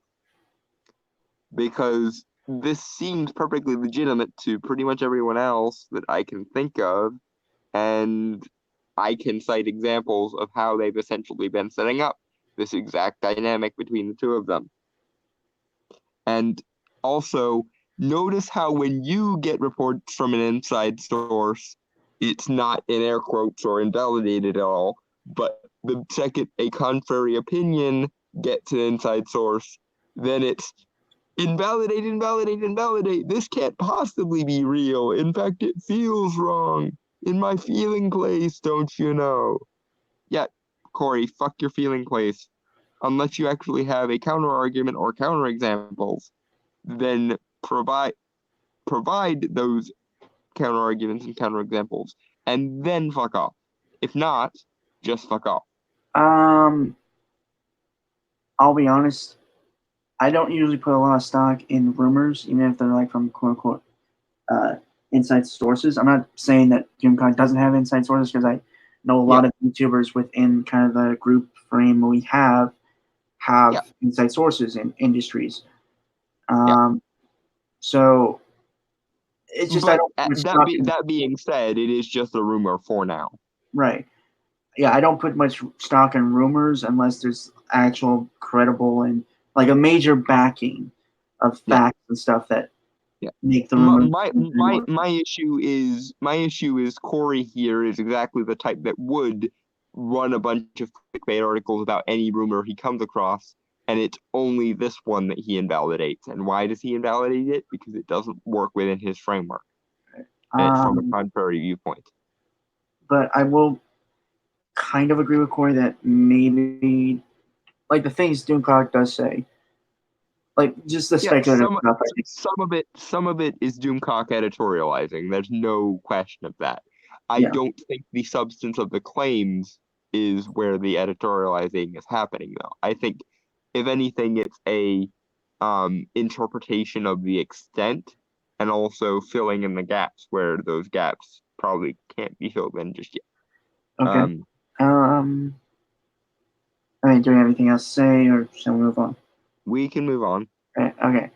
Zeron regularly posts YouTube videos about fake rumors and leaks relating to Star Wars movies just to rack up the views from unsuspecting fans. Somehow, this Overlord guy is even less trustworthy. No. Oh, is that because he disagrees with you and doesn't operate within your framework? I'm gonna bet that that's probably why you find him so much less trustworthy. The thing about Doomcock is that more often than not, I don't watch like the videos he covers like on rumors or things like that. It's more of like the reviews he has for certain things, and those are good. Mhm. Those are good videos, and even videos where he talks about certain articles and things. Again, good videos. So yeah, folks, check out his channel. It's just a plug there for his channel. Go check it out. Go subscribe to him. Yeah, Go. I'm actually curious if he did like a response to this article. It seems like I this is something he would respond to. Yeah, I think he did. I haven't seen the video yet. It's in my watch later, so I need to check that out at some point. I got a lot of videos, like maybe like few month old videos in my watch later that I need to check out. And then of course there's all the shit that I've sent you. I've checked out a good portion of it. I haven't checked out the one about Ayn Rand. Ayn Rand, Ayn the Rand. Aleister Crowley video, the Yeah. Karen Strong interview, Wait, and what was the last one? the Karen Strong interview. I don't think you sent me that. I will look. I'll check that out. I'm I will check. See fairly certain it's either right above or right below the Ayn Rand video. But anyway, moving on. whatever. Yeah. Overall, Doomcock does provide a good analysis of things, and I would say is trustworthy to an extent. Because Yeah, he might exaggerate for the sake of comedic hyperbole because he has a sense of humor and it works properly, but I don't think he's substantively wrong. And if he is, it's not because of his political ideology or his perspective on things. It's because he was given faulty information. yeah, that's mainly it. And But you, Corey, essentially want to invalidate him for no other reason than his perspective on things.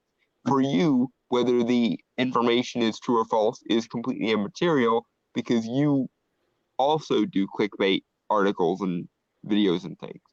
But for you, what makes him invalid is because he has a different perspective than you, an unorthodox, forbidden, anti-social justice perspective.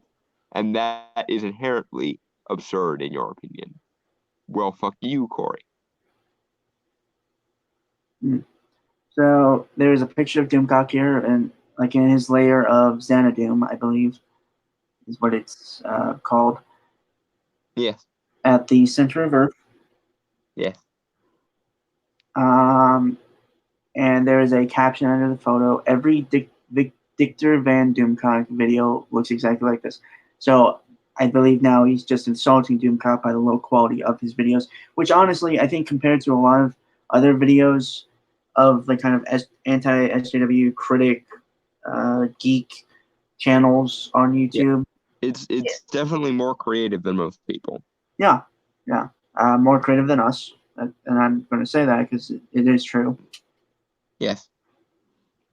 But yeah, that Corey is just an appeal to authority. It's these people can't even be bothered to have production values. They couldn't possibly have anything substantive to say. And yet I would imagine that a feminist video of a college age girl sitting in her bedroom with nothing but a webcam, totally legitimate, even though she has shitty production values. It's just a rookie appeal to authority that makes you prone to invalidating someone based on their production values. And fuck you. Look at my videos. All I do is like put some pictures over my recordings I've done. Yeah. The quality of the video has absolutely bumfuck nothing to do with the quality of the argument. The quality of the video only says essentially how much money and resources went into a video. Yeah. But the funny thing is, people who are actually speaking truth to power and have unorthodox opinions tend to use very minor production values because that's the only resources that they can afford. Mm-hmm. That doesn't mean that every cheap ass video has a truth in it, but it does mean that when a video is of low production value, that doesn't correlate to low substantive quality in their arguments. Deal with it. Mm-hmm. The host of Overlord DVD dubs himself Dictor Van Doomcock, hence the DVD. Honestly, I thought it was just DVD, like the disc, DVD. I think that's part of the joke. Right.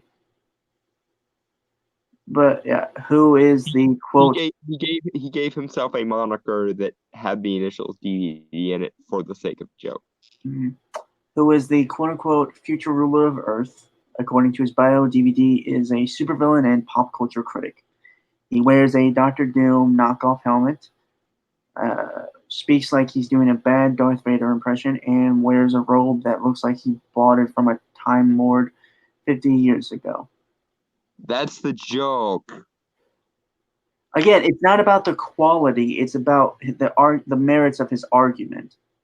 Well, that and yes, but also him being kind of campily shit is part of the joke. Yeah, I believe he said that he is a classic Star Trek fan, and classic Star Trek, and well, a lot of TV and camp and stuff is kind of low quality in a sense. A large part of geek culture is extremely camp, and also he wanted to have some self-awareness infused in his comedy, so he made something cheap, A, because it was easier, and B, because it gave his stuff a particular style. Which, again, is more effort than 99% of the people on either side of this argument tend to make. Mm-hmm. We have people like your boy Zach and Germany of Geeks and Gamers, but you guys have bedroom feminists like Feminist Frequency. Well, she's not a bedroom feminist. She actually has production values because she conned a bunch of people out of a lot of money. That's my bad. Yeah. But like Thorn Mead or Fawn Mead or Dick Dynasty 666 or Chanty Banks, aka Big Red. That's your equivalent of someone like Doomcock. And as it so happens, his production values are like better than 99% of about 80% of people on either side of this argument. Because this is an internet culture war, and people don't tend to have production teams when they're on the internet, unless they happen to be soulless corporate shills who sell out for the sake of making oodles and oodles of money, a la Aniv Sarkeesian. Or Rebel Media. I'm so glad. To be fair and balanced. Huh? I was gonna say, I'm so glad we're not shills. By the way, please buy some Mountain Dew, folks.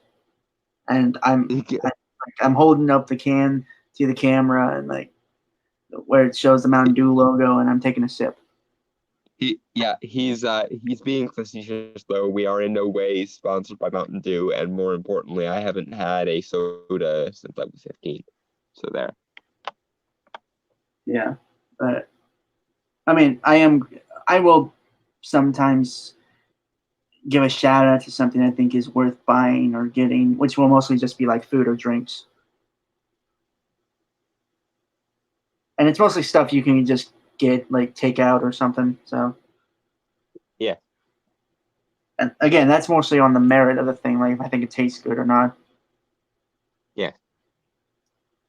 Right. But moving on. Complete weird Mountain Dew sidebar over. See, this is why I don't go. This is why I don't try to be a comedian, folks. I suck at it. I don't think you suck at it. Your sense of humor is just way you have a very dry, sardonic sense of humor more than anything. Well, I also, again, I think I work best in like vaudevillian kind of Charlie Chaplin style comedy. I want to see a version of The Great Dictator starring you. That would be hilarious. One of my biggest regrets is when I was working in a film class is that I never did a silent short film. I never did an homage to Buster Keaton or Charlie Chaplin or any of the great silent film actors. That's my. I think I probably would work best in like a pseudo British Monty Python style skit, or like a Seinfeld episode. Those are my kinds of humor. Again, again, folks, that's going to be one of my biggest regrets in terms of projects, because I did. I mean, you could always make one now, or I don't have the equipment or the people anymore. So yeah, networking is an option. But anyway, let's move on. All right. Okay. Overlord's co-host, and it's worth the air quotes, is a small plush doll Cthulhu with an even more annoying voice. Oh, don't tell Harley Cthulhu that. Is it Harvey or Harley? Harvey. Harvey. Yeah, don't tell Harvey Cthulhu that. He will, whenever, if, and when he gets out, he will probably go for you first. Also, Harvey's adorable. Leave Harvey alone. Yeah. I mean, he's not so adorable that I'd let him out to hug him or anything, but... No, but still, he is adorable, and if the world must perish in an eldritch apocalypse of Lovecraftian proportions, we could do worse. Yeah, probably. The entire thing looks like a dumpster fire, and that's before he even starts talking. Oh, fuck off, Corey. It's supposed to be a B movie. That's the joke. Yeah, and it's funny, and I like the banter between Doomcock and Harvey. And would I be wrong in assuming that if someone you agreed with had a setup like this, you wouldn't totally be praising it for its camp cheesiness? Because I've seen enough feminist critique of comedies to know that that's exactly what you would do. You'd start praising it for its retro, kitschy B-movie cheesiness. But when it's someone who you disagree with, suddenly that becomes a great target to shoot at so that you can invalidate people and rob them of any legitimacy or authority. Yeah. That's all you guys see is people who we agree with need to be given as much authority as possible and as much legitimacy as possible, and people who we disagree with, no matter how good their production values are, need to be invalidated by any means necessary. God, I hate this double standard bullshit. Yes. Yeah. It's one rule for me and not for thee. So yeah. And you wonder why no one takes you seriously. At least when you're self-aware enough to wonder that. I'm not sure Corey would be able to, because I'm sorry, don't please finish. He's shown a horrible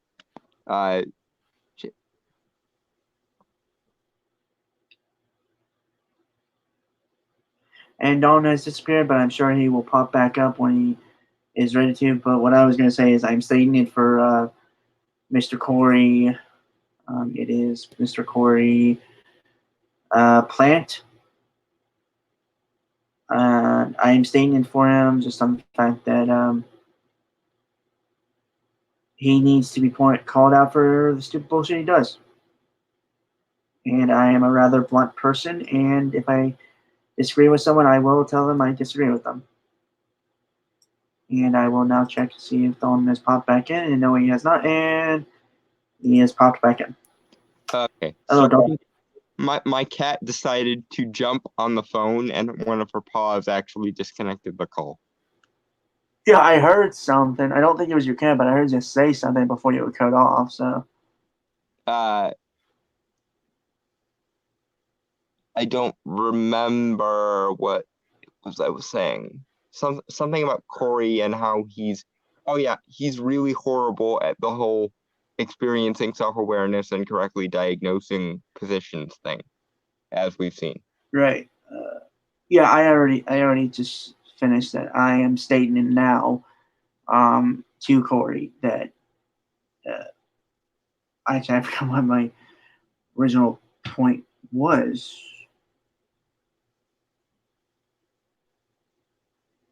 Oh, right, that no one takes you seriously on the fact that you discredit yourself on the fact that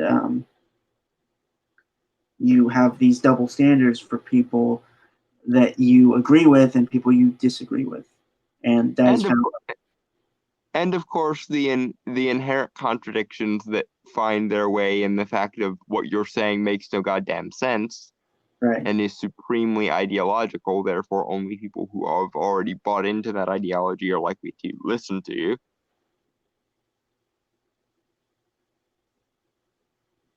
Kind of. It makes me think.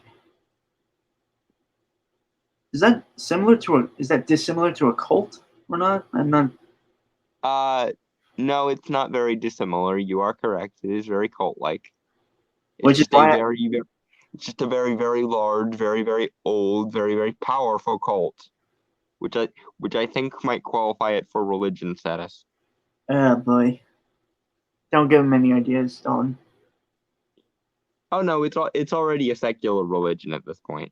They just refuse to admit that it's a religion. Another reason why I hate cults, folks. Not only because they're bullshit and ran by fucking worthless cowards, but also because idiots flock to it. And if enough idiots flock to the same cult, it basically becomes religion. Yay! Well, that's just how religions tend to work. Everything starts out as a small sect, and then if enough people convert to that same sect to the point that they can build societies and civilizations around it, it's a religion.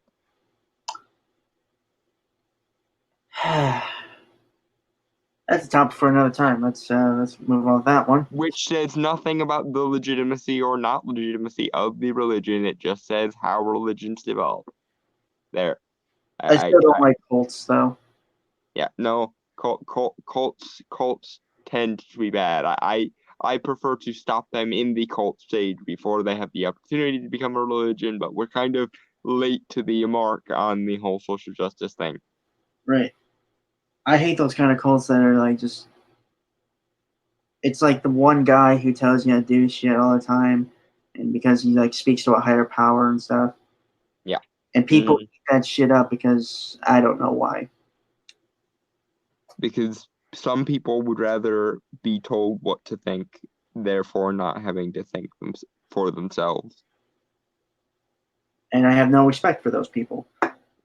Yeah, me either. I would much rather a person who, could actually show me how to do things rather than just commune with the Almighty off on their own little patch of whatever. See, I would kind of forgive them if the leader was a very charismatic, very manipulative piece of shit. But if it's people that flock to them because they're weak-minded weak-minded dumbasses, I got no sympathy at all. Well, to be fair to most, at least the secular variety of cult, actually, a lot of times cults will use people's intelligence against them. Because if you're intelligent enough to convince yourself of a lot of bullshit things. Another reason why I don't trust people. If you don't trust anyone, then you most likely will never be manipulated. Nope, just paranoid, which has its own set of Okay, consequences. all right. So yeah, no, I think we're done talking about cults and shit. Let's not look too long into that abyss. For the record, I'm not paranoid. I don't like people for good reasons. Yes. Anyway, moving on. Stepping away from the ledge. Do not look into the void. They'll actually trust this guy for entertainment news. He once wondered if Rian Johnson was ruined back in August 2018. Just a few days ago, he publicly used the C word to describe Johnson in a tweet. Cunt? Yeah. You used the word cunt, and you were referring to it as the C word. You are a childish, sheltered, despicable prick, sir. Already at this point, his arguments have been invalid since the first paragraph, so... Well, I'm sorry, but if your brain stops functioning because someone uses the word cunt, then you are not a viable intellect on virtually anything. You know what's weird? I didn't start cursing until, like, truly cursing until I was in high school. Like, freshman year, I started cursing more often. I didn't start cursing really until college. So I guess I beat you to it. You did. Well, I think you were kind of out of college at the time I went into high school, if we're talking age range. Well, I graduated from high school in 2013. So I think I technically would have started high school a year after, so... Yeah. So, weirdly, we ended up swearing at roughly the same time, it seemed. But anyway, right. Different sidebar for a different day. Moving on. Right, But yes, Corey, you are a cunt, and I have no qualms with saying that because my brain doesn't turn off at the slightest mention of the word cunt. Okay, moving on. He was mentioning that Doomcock had called Rian Johnson a cunt. Well, he is a cunt. He virtually ruined Star Wars for no good reason other than I wanted to subvert expectations because people's expectations are bad, apparently. And really you, Corey, being a... Huh? Well, I was going to say, I really wish I joined in on some podcast, like either podcast or live streams, talk about reviews when Last Jedi came out. I stopped... overall, the movie, when I first left the movie, like first time and last time I watched the movie in theaters, I just was bored. That's pretty much it. I was bored with the Star Wars movie. Not even the prequels got me bored. There are faults with the prequels, but at least they were kind of enjoyable. I'm in the minority because I actually even enjoyed some of the political stuff in the prequels. Yeah, it's not bad. It's just I'm saying like that there are all these problems with it. And by political, I don't mean political messaging. I mean the scenes where they're actually doing the work of discussing politics in a Roman Republic-esque format. Yeah. So yeah, the scenes where they're actually doing the substance of politics rather than the messaging of politics. So yeah. He even tried to spread a rumor that Rian Johnson was losing his upcoming Star Wars trilogy based on absolutely nothing. No, not that I'm aware of. I mean, like, I knew about that. Like, Doomcock had made a video of that, and I watched a little bit of it, but I thought he was just speculating again. You know, it's speculative. And it was kind of what everyone kind of guessed, and it was kind of confirmed later on, I believe. Yeah, and Disney does realize how badly they shit the bed over Star Wars, so that's not an unreasonable assumption. And if they had been discussing it and someone heard about them discussing it, that's not an invalid rumor. That's a rumor that's based on something and then turns out to be false because they changed their fucking minds, but it was true when he was speculating about it. Probably. Yeah. So it's just, again, it's weird because it's this weird thing where Corey is picking and choosing things and kind of, what's the word? Editorializing? Yeah. Yeah, he's editorializing. He's picking and choosing certain things from various different videos and not providing the proper context. He's spinning a narrative and formulating a framework, because it's not like people can be valid who disagree with him or anything. Oh, because then he wouldn't be a complete and total massive cunt, which I am going to continue calling him because he has apparently demonstrated that he hates being called that. So, fuck you and your overly childish, censorious fuckwittery, you cunt. Right. You know what's weird? I could probably come up with a little more insulting term that involves the word cunt. Because I'm very creative when it comes to insults. You transcended intergalactic, supermassive black hole-sized cunt. There. Cunt weasel. I love it. That term has been inside my head for a long time, but I've never actually used it until now. It's a good time as any to use it, I suppose. Yeah. Okay. Overlord raised at Lando Calrissian being confirmed as pansexual in Solo, calling it SJW news. Yes, because it was exactly that. Because they went out of their way to make him pansexual in order to make a political statement. Right. And my thoughts on that, so I'm not sure if I ever mentioned or talked about it ever. Probably not. And I have not seen Solo, nor really intended to, because I wasn't interested. Everything I saw of it, it didn't really make much sense to me. I mean, I was excited at first. Bless you. Thank you. I was excited about it at first when I heard about the directors that were on. Phil Lord and Chris Miller. Amazing director. They got fired because Kathleen Kennedy is a stupid bint. Yeah.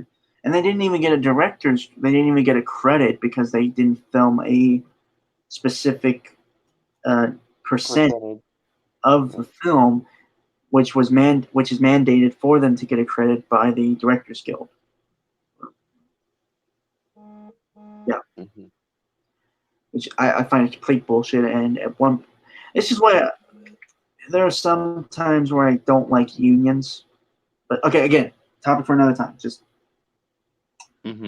topic for another time. Not important now. But again, my point being, Stan, is that I fell off the Han Solo bandwagon on the fact that two really great directors got fucked over by Disney and Lucasfilm.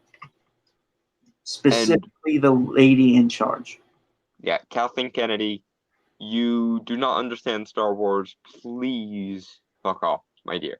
Yeah, and again, the whole thing with Lando Calrissian being pansexual, it makes no goddamn sense to me because there's nothing in the original Star Wars movies to ever suggest that. Well, okay, I'll give them Pando being pansexual or Lando being pansexual. See what you guys have reduced me to. I'll give them Lando being pansexual because he was a player of both genders in Empire. Being that as it may, you could have just left it ambiguous, or you could have just had him be flirtatious with everyone, or you could have made it bisexual, or you just didn't have to address this at all. Yeah, and the fact that it was made so, it was covered so much and made into this big thing. It was rendered into a thing, and it absolutely, positively did not need to be, other than for ideological reasons. Yeah, that again, it's just overall, I have no problem with Lando being bisexual or anything. I'm not sure about pansexual. I think Weapon had said this once, is that he would have preferred the term omnisexual, like Captain Jack Harkness from Doctor Who. Who is an awesome character, by the way. Before anyone gets on our case for hating on pansexuals or omnisexuals or what have you, Captain Jack is one of my absolute favorite New Who characters. So. Oh yeah, he is totally badass, and plus the actor who also played Merlin in Arrow, Dark Archer. Right. That Also, this is a complete and utter sidebar, but Captain Jack Harkness is cute, in my humble bisexual opinion. I am trying to find Bang. Yeah, there is no. Maybe I should look up cat call. I will do that later because I don't know. I felt like that needed a sound effect. I don't know why. But yeah, I have my issues with Solo on actual things I can argue about. Even the Lando thing. But that's neither here nor there. That's for another time. Maybe when we go into December, maybe we'll make that a Star Wars month leading up to Rise of Skywalker, because we will be reviewing that. I know that. Yeah, we definitely will, but also we definitely will do something Christmas related because holidays. Yeah, of course. We're not there yet, folks. We'll let you know about plans we have when we get closer to those times. Okay. All right. He once called Black Panther a thickening pile of bullshit because it was crafted as a crusade and a political litmus test. Okay, I'm gonna say it. I think Doomcock maybe going a little overboard. Yeah. Though we need the proper context with. I remember the video where he said that. What the context in which he said that though was in the context of everyone making Black Panther race a talking point, rather than actually talking about the merits of the movie. And in that vein, I totally agree with him. But yeah. I will say, Black Panther was much better than Last Jedi. It was much better than Captain Marvel. It deserves to exist as a movie, and it actively embellished and broadened the MCU's scope. So I have no particular qualms with Black Panther, and in fact, I think as it sits, it's my number 5 my number 5 MCU movie on my ranking list. Right. We have actually discussed Black Panther. Like, this was actually very early on during the early days of the podcast, I believe. We had our gripes, but that was mainly on the filmmaking and a little bit of the story, some of the characters, I believe. So we had problems with the merits of the film. Yeah. And also maybe some people surrounding the film, specifically like certain audiences. The cultural zeitgeist and why it needed to be made into a thing and a statement piece rather than a movie in its own right. Yeah. Yeah.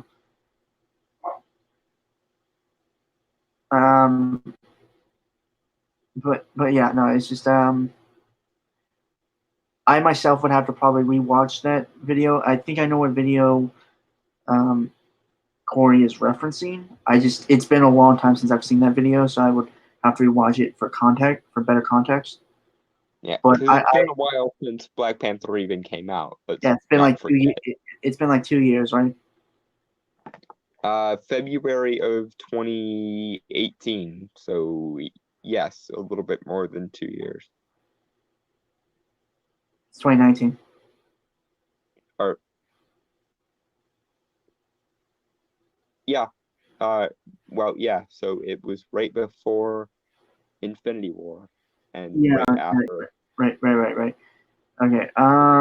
So yeah, again, it's like the same thing that Corey did before, is that he's picking and choosing certain things to weave a narrative, and I have a lot of problems with that on the fact that that's not journalism.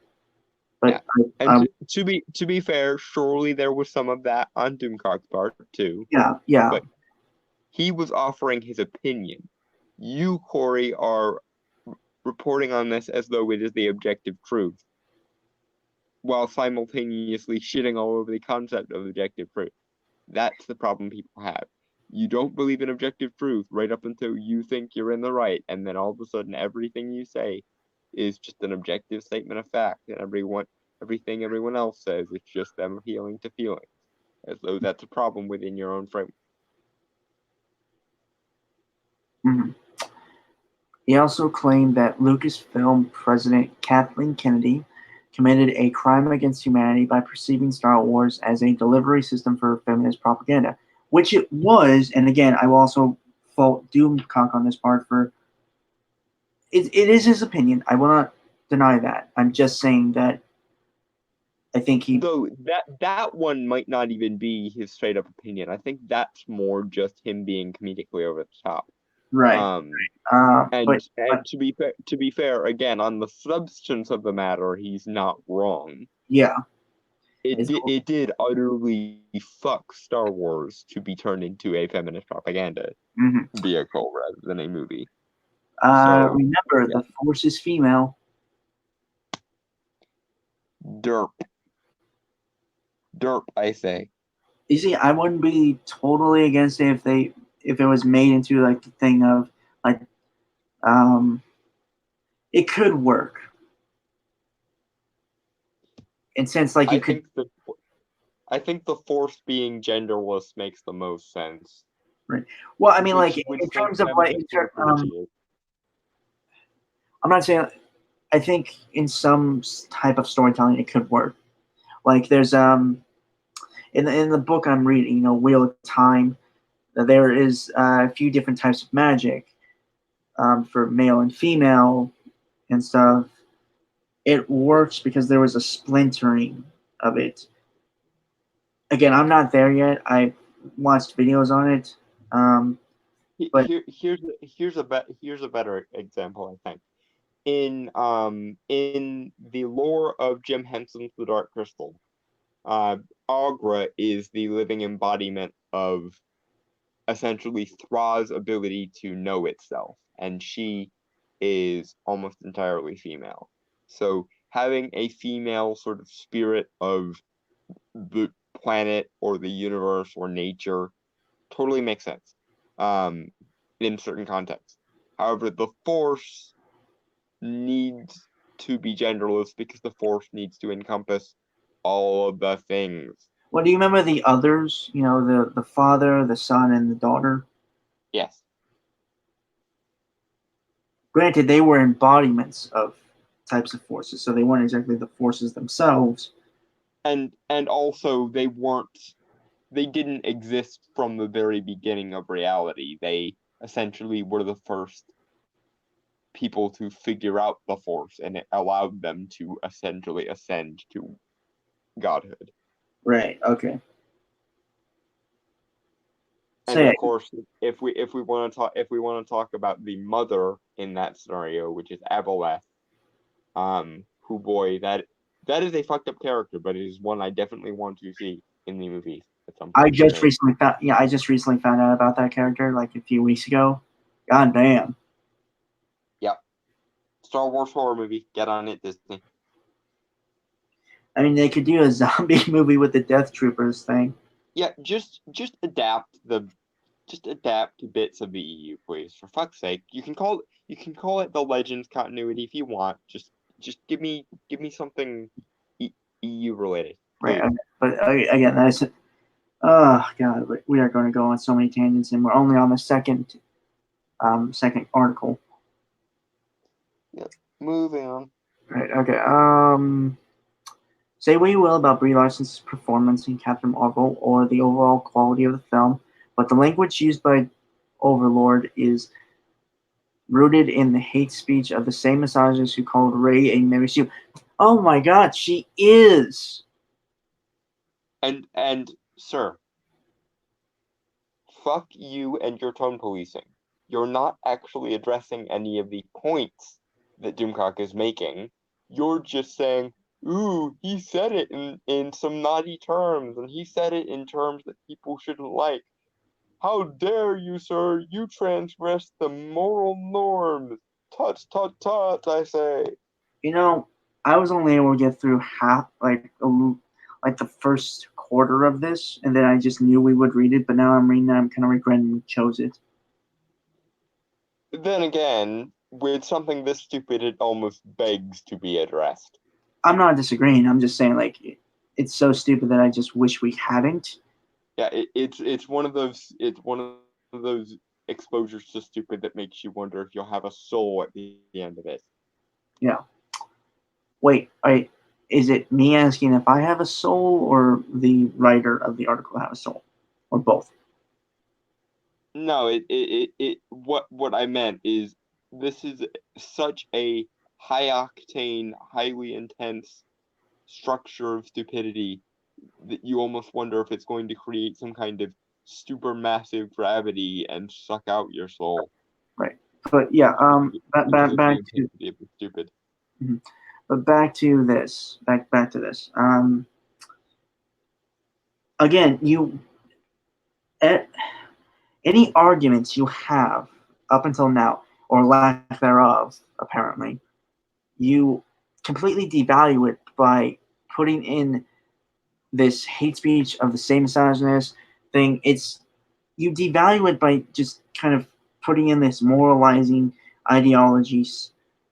Yeah, it's an appeal to moral authority. Yeah, it's just it's essentially you saying, don't listen to any of the substance of what this guy has to say because he said it in a context that I'm not comfortable with, and he used mean words to say it, and people shouldn't be allowed to use mean words or say things outside of the feminist framework. How dare they? Tut tut tut, I say. Again, like, the more I hear about it, the more I just want to slam my fist down in anger. But again, don't want to break my desk or break my hand or both or whatever. Yeah, don't break your own shit just because this guy's a cunt. Yeah. An aristocratic, moralizing, norm-humping cunt. Well, to be fair, I'd probably break the desk than my hand, because it's made out of like that plywood stuff, like the stuff that's made out of sawdust and kind of compressed into wood. Mm-hmm. Kind of cheap and made crap. Yeah. I had it for years though, so it's still standing, so that's good. Hooray for longevity. But I'm afraid if I apply any pressure in a hit or something, it's going to crumble. Right. Yeah. All right, but yeah, again, like, it's just, you can agree or disagree with Doomcock. That's fine, but at least provide an actual argument and provide proper context for the things you're arguing against. You don't do any of that. You just assert and pick and choose and create this narrative within your article, and it just devalues anything you have to say, or nothing. You don't have to say anything. There's nothing. The reason why I think he avoids giving context is because in people like this in the minds of people like this, there's no appropriate context to say the things that he says, because these people are the stuffed shirt moral aristocrats that they pretend to be. They get affronted by the slightest mean word as long as it's not delivered in the appropriate context. Mm-hmm. You can give a reading of the vagina monologues all day every day, and that's totally fine. But the second you swap out the word vagina for the word cunt and you refer to someone as a cunt, then, and that's the other thing. Do you know there is a piece of feminist literature, and I use that term loosely, called the vagina monologues? Well, okay. Actually, question: which word do you use loosely, feminist or literature? Literature. Okay, I just wanted to be clear.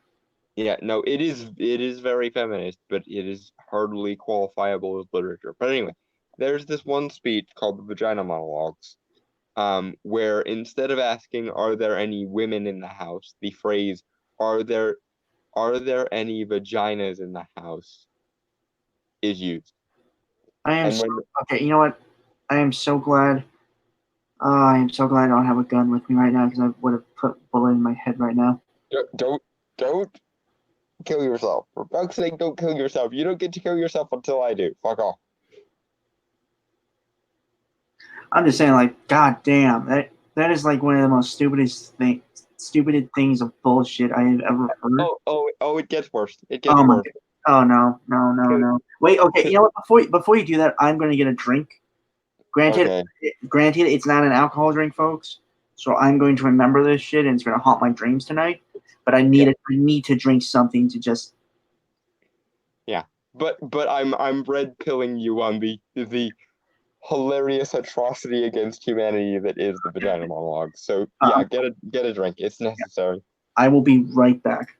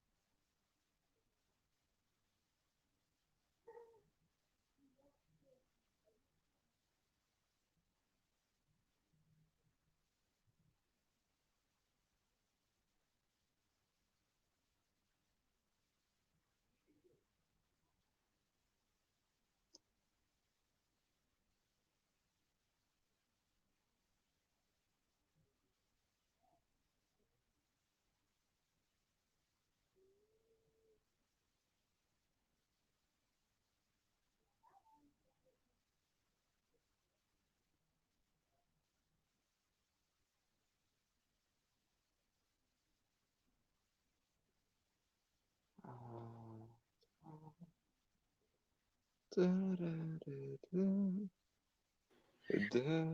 am back, and I have a Dr. Pepper. Okay. I would have grabbed a root beer, but it wasn't cold, and I feel like the stereotype of me now is that I only drink root beer.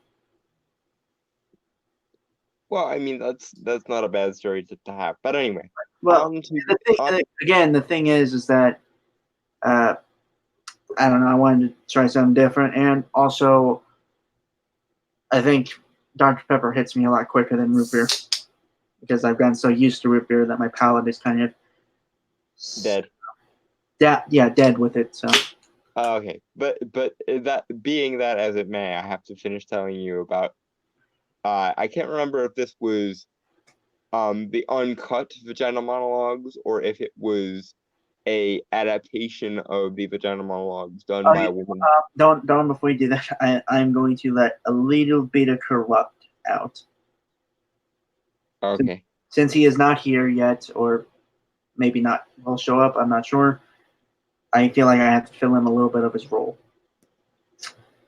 The vagina monologue sounds like a Victorian era porno.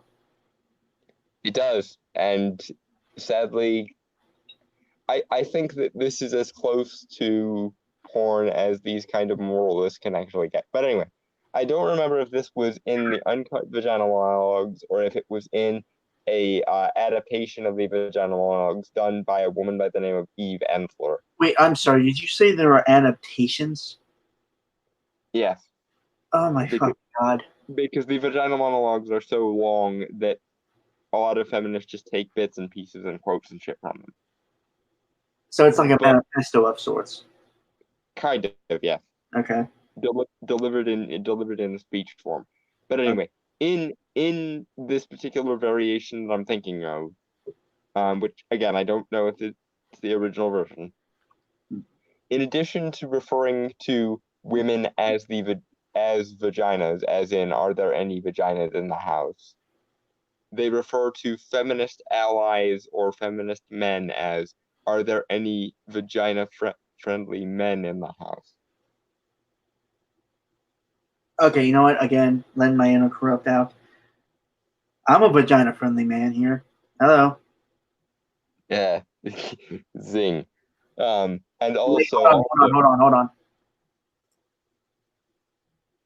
Uh,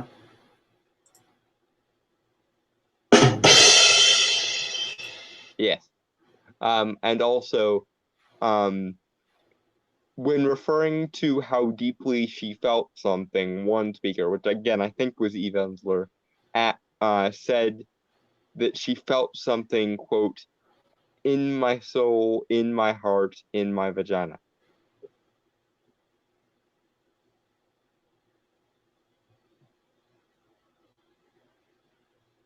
now I wish I had some whiskey or rum. Yeah, this requires moves. But my point, Corey, my point in this entirely too long sidebar regarding the vagina monologue, is feminists themselves will write entire speeches and entire monologues using nothing but the word vagina over and fucking over again. But the second we change the word vagina to a euphemism for vagina, which is cunt, and use that to apply to a person in exactly the same way as someone like Eve Ensler would refer to, are there any vaginas in the house? You find it offensive. I.e., Eve Ensler can say, are there any vagina in my law? Or are there any vaginas in the house? And she will get nothing but cheers because something women power. But if someone like me or someone like Bill Burr or someone like Dave Chappelle were to say, are there any cunts in the house? Massive goddamn moral uproar. In fact, feminists who want to prove me wrong about that, do me a solid. Rewrite the vagina monologue so everywhere that it says vagina, just have it say cunt instead. You know, I'd rewrite the monologues to have it say bitch. I don't know if that would always work because in a few places the vagina monologues actually refer to vaginas as in the body part. So yeah, I think for a feminist thing, it works in that context. For me, at least. Yeah. Bitch monologues. But do me a solid, ladies who want to prove us wrong about that. Just swap out the word vagina for the synonym word cunt and see how long it takes your audience to get offended. Or better yet, see how loudly they cheer for you despite the fact that you changed the word cunt to or the word vagina to the word cunt. And if no one gets offended or everyone gets offended too quickly, then you can come to bitch to me about how the word cunt is apparently universally offensive. But I'm betting a lot of women would still probably cheer if you did a reading of the cunt monologues. Jesus Christ. I really wish I didn't care. I really, really, really, really wish I didn't care. No, the vagina monologues existed. That and also that I didn't care about drinking under the age. Well, sorry on both counts, but it was a necessary point to make. Oh yeah, I'm not denying that. I'm just saying, like, kind of wish I just wish I wasn't so. I don't want to say moral about it, but I wish I wasn't so morally conscious about not drinking before I'm actually 21. No, it's a good standard. I advise you to hold on to it. I mean, all in all, I don't want to drink on the fact that I don't want to poison my liver or livers.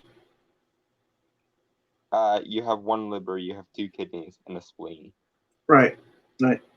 So Don't want to poison my liver. Unless you have some weird mutation I don't know about, which is possible because I've never actually seen you in person. No, I'm good. I just thought I for some reason I thought you had two livers, like two kidneys or something. That's fine. Not bad. No, what you have that also helps with the blood filtration is the bladder. Right. Yeah, not bad. I know that. Mm-hmm. Right. Okay. Jesus Christ, I fucking hate this article so much. It's a lot of metric tonnage of stupid for such a short article. It's us, Dalton. A short article is never short. True, but it gets longer the more stupid per square inch is stuffed in said article. Okay, there are the same people who review bombed Black Panther, Captain Marvel, and The Last Jedi for presenting non-white male heroes. No! Okay, no. It's like virtually no one review bombed Black Panther. Virtually no one. And I'm only gonna say this. The only reason why Captain Marvel and The Last Jedi were quote unquote review bombed is because they actually fucking sucked. And of course, the reaction had by the producers of the films didn't help either. Because rather than accept that they fucked up, they decided to accuse everyone of being racist, sexist, homophobic man babies who were opposed to progress, something. Oh, fuck off. I'm not white. And I still hated Captain Marvel and I hated Last Jedi. And I am gay and therefore kind of by default not homophobic. I've considered dating black guys before, so I'm probably not racist. And some of my best friends are women, so probably don't hate. Well, actually, no. I can do you one better. I absolutely adore a group of women on the YouTubes called the Honey Badger Brigade or Honey Badger Radio. They are some of the most extraordinary people I have ever had the pleasure of interacting with on the YouTubes. And if anything ever happens to them, I'm going to choke a bitch, because they are extraordinary human beings. So there. I don't need to use the I have female friends excuse. I can have the I idolize women excuse. Because in this case I do. I find Karen Strawn, Allison Team, Hannah Wallen, and all the rest of the Honey Badger Brigade to be extremely remarkable human beings who deserve to have statues and shit built of them. Though I imagine they would laugh at me if they heard me say that because a lot of them are not very photogenic and they know it. But that's neither here nor there. Right. Also, you'd have to basically pose a Karen statue with her holding her cigarette as though she were Cruella de Vil, and it'd be funny. So, yeah, and again, like it's just you're.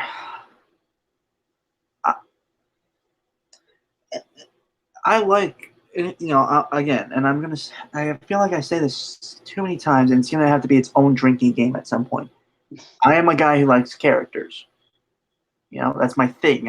As a writer, as a fan of literature, of storytelling in general, I am a lover of characters, of people in stories. If I can connect with a character on some level, be it a philosophical, a personal, or some things like that, right? I will be completely invested in them. Like, I like Spider-Man for not only the moral reason, but also the personal reason of like his origin and like the choice he makes always to be the hero, even if he doesn't want to be. And the loss of family, I can understand that. And female Raven from Teen Titans, not just from the comics or cartoon, but just Raven as a character in general. Yeah, Raven's awesome, and she. There is actually a video essay, and I will send this to you, Dalton, for you to check it out. And you'll have to tell me next time we meet what you thought of it. But there's one. It's a video called "Raven, the Hopeful Titan." And it is mainly talking about the cartoon. Oh yeah, I think I've seen that one. The one where it talks about, despite the fact that she's literally half demon and is destined to end the world, she still manages to have hope. Mm-hmm. Yeah, that's a good video. That's a good video essay. I totally recommend it. It's by the YouTuber known as Sage's Rain or Sage Rain. Mm-hmm. Yeah. And incidentally, Raven was my second ever fictional crush. Right after Hermione Granger. I'm gonna be honest. I think she was my Raven. I think she was my first crush, mainly because I think I had a thing for goth girls as a kid,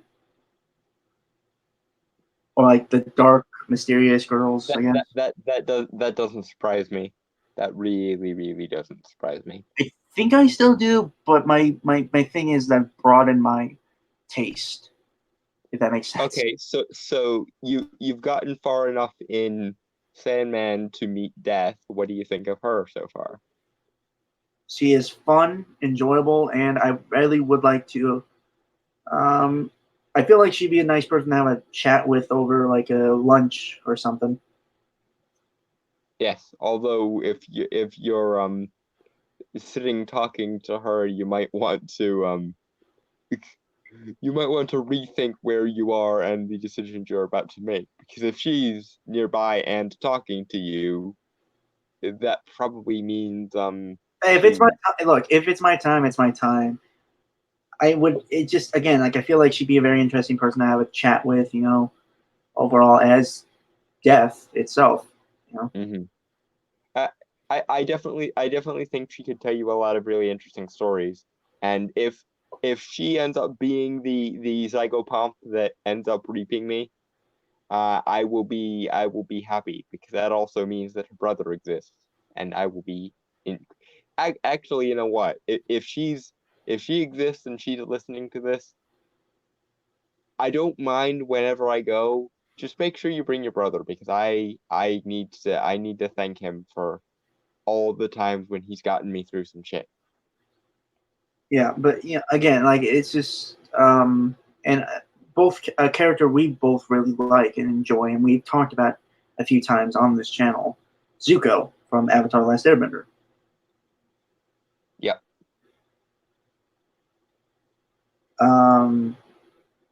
I like him on, I like him on the fact that he goes through a very realistic human-like arc.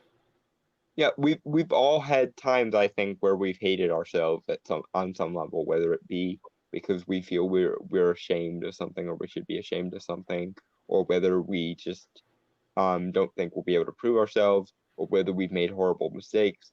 All of those times you can relate to Zuko. Because Zuko is that type of character who has made all those mistakes and does want nothing more in the world than to prove himself worthy of love and affection. And that's essentially what honor amounts to for him is love and affection. It's because his father is so distant that he places all of that baggage onto the concept of honor. Because he knows that his father doesn't suffer incompetent people or people who don't have skills. The way to Ozai's heart is through being a gifted prodigy like Azula. So he wants to prove himself competent so that his father will give him affection. Which is a completely fucked up parent-child relationship, but that's neither here nor there. Yeah. But anyway, on we move. We got kind of sidetracked with Zuko there at the end, I think. Right. Well, I think we were just making a point that we don't really care what the character really looks like. It's just who they are is what really grabs us in stories. Yes. Demographics do not make a character. They are virtually incidental, and to the extent that they're not incidental, they're only not incidental because we care about the character. For example, we only care about gay characters' relationships or straight characters' relationships because we actually care about them and want to see them be successful in the realm of romance. We only care about a character's race as and when that becomes a feature of why they act the way they do or what have There you. is a character that could be technically classified as a white male hero, but they're not even human. They just look human. Mm-hmm. Do you remember the show Tron Uprising? I brought it up like a few weeks ago. Yes, although I'm not as familiar with it as I probably should be. Dude, it is for one thing, it's a fucking good ass show. It could have been the next Avatar if Disney hadn't fucked it over. I do remember it getting fucked over. A friend of mine is a much bigger fan of it than I am, and she was pissed. And Yeah. she does not get pissed easily about fandoms, But which yeah, is something I've been trying to fix by getting her into more and more fandoms. But I finally succeeded when I got her into Good Omens. Yay me. yeah. But yeah, no, the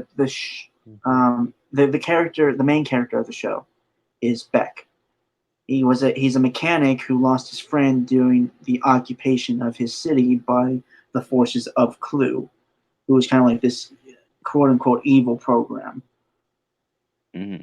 And he became what is known as the Renegade, who took on the symbol of Tron, who was the hero of the grid, who was believed to be dead. And then he's caught by Tron and is kind of being groomed to be the successor of Tron because Tron is dying. Mm-hmm. In a way, and this has been brought up in a few reviews I've watched of Tron Uprising, is that it's kind of a Batman Beyond feel in terms of that kind of training, like the older, dying, elderly hero is training the newer generation. And Beck, he is a program who believes in doing what's right, but he doesn't want to take a life. And you know how the programs in like the Tron series would be derezzed, cubed and stuff. Yeah. He doesn't want to do that. He doesn't do that to his enemies. He just beats them up and runs away. Also, speaking of Tron, thing I want that I just now realized I wanted, Tron Matrix crossover. Someone make it happen. Yeah. You see that, but yeah, no, he has a friend who he had met early on in the series who came back to meet him, and it turns out his friend was kind of brainwashed and corrupted by the enemy. Mm-hmm. Because early on his friend had left to gather more forces for a resistance movement in the city. Because mostly it's just been him fighting by himself. His friend tries to fight that programming, but he goes completely mad and has like a bomb that's ready to detonate.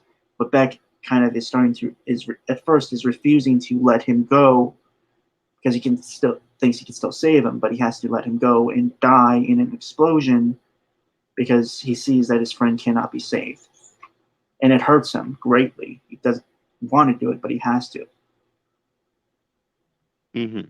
That's a computer program. A computer program has more humanity than some characters that are made today. Looking at you, Captain Marvel and Ray. I believe this show was made in either 2012 or 2014. I can't remember. I think because it came out after Tron Legacy, but it was a prequel to Tron Legacy. And that came out in 2010. Pretty sure it was 2012, but I might be wrong. Yeah, I think it could have been 2012. Either way, that show was amazing. And again, I really think it could have been considered the next Avatar if it had gotten past its first season, because it was canceled after its first season because of Disney fucking it over greatly. Yeah, all good things die young, unfortunately. Yeah. And I don't say that often when something can be just as good as something else that's practically considered amazing.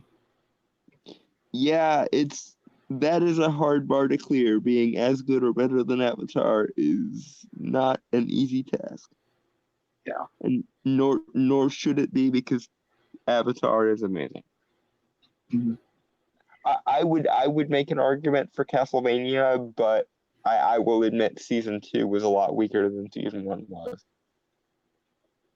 Yeah, I feel like it wasn't as balanced. That makes sense. I honestly think maybe it got hurt by the doubling of the episode length. I think maybe if they tried to do everything they did in season 2 in 4 episodes instead of 8, it would have cut out a little bit of the filler. Yeah, yeah. And I feel like we got more characterization with the quote unquote bad guy side with the vampires. We did, and that was a good idea. If anything, I think we could have skipped over the human characters for a bit. Though that doesn't include Hector and Isaac because they were amazing. Oh my god, they were amazing. I loved Isaac. Yeah, it's Isaac, not Hector. I'm thinking it's hard to remember their names because it's been a while since I've seen the show. Hector is the blue optimistic one. Isaac is the red, gay, quasi-abused one. Yeah, yeah. God, those guys were awesome. Is it sad that I find those two characters to be the most relatable characters in probably the entire series? I wouldn't say it's no, I wouldn't say it's bad. It's just it does reveal a little bit about you, but I think I can understand where you're coming from. Because like on a good day, I think I'm more like Hector, but on a bad day, I'm just like Isaac. It's just like fuck it, let it all burn. I don't give a fuck. I don't care. Just fuck it. I think in all honesty, I do relate to Isaac a little more, or at least understand his viewpoint more. As far as comedic characters go, Godbrand is freaking hilarious. Okay. We're supposed to make bumps into things. Okay. Oh my god. Oh, we are. I feel like we're gonna have to. I feel like we're gonna have to cut one of the articles at some point. Which one do you want to cut? Mary Sue one, probably. Which one was that? Oh, that was the Joker outrage one. Yeah. Let's keep that and cut the one in between that and the Feige one. There is nothing there. Oh, do we only have 2 more left? No, we have Bleeding Fool one, but that's the one after this one. Let's cut the Bleeding Fool one then. Oh, that's a shame. Okay. We can always save that one for later because it's not really time sensitive. Yeah, that's true. Okay. That's. Yeah. Again, folks, our sidebars are often more interesting than this article. And if you like our sidebars, then watch Offstage Soliloquy, which is like 99% sidebar, plus a little bit of writing. Yeah. All right. The vast majority of these videos are harsh reactions to progressive entertainment franchises. Oh my god. Fucking shit. You don't have a monopoly on being progressive. You are a particular moral ideology. Fuck right off. You know, I remember. I don't remember what video this was, what it was called, or what it was. There was like a video talking about like dumb movies that actually have very deeper meanings to them. Mm-hmm. It's actually a really interesting one, and I'd have to find it again and like send it to you. Who knows? Maybe we could do a podcast where we're just talking about it and like maybe discussing. Was it by Cracked? I don't know.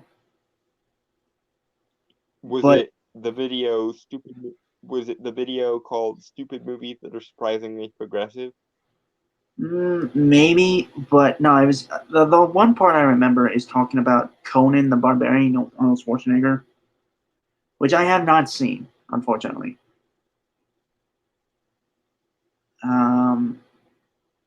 Funny enough, we were going to cover it. We were thinking about covering a video by Renegade Cut about Conan the Barbarian.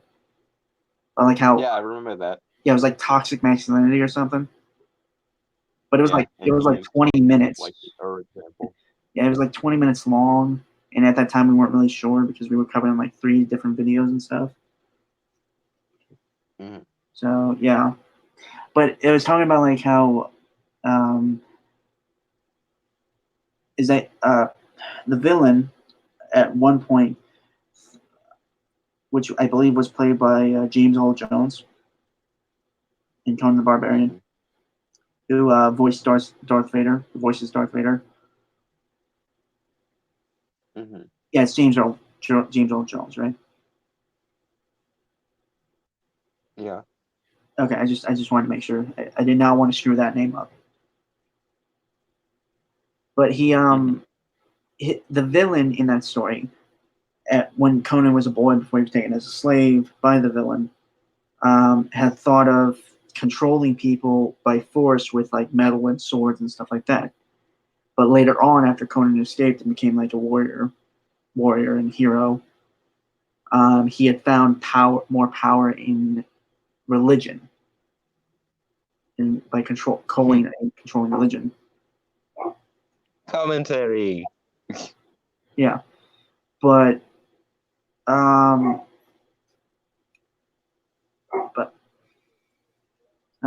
damn dog. Anyway, Conan at the end prays to his god to give him strength on his bow to hit the villain of the story. But he says, if not,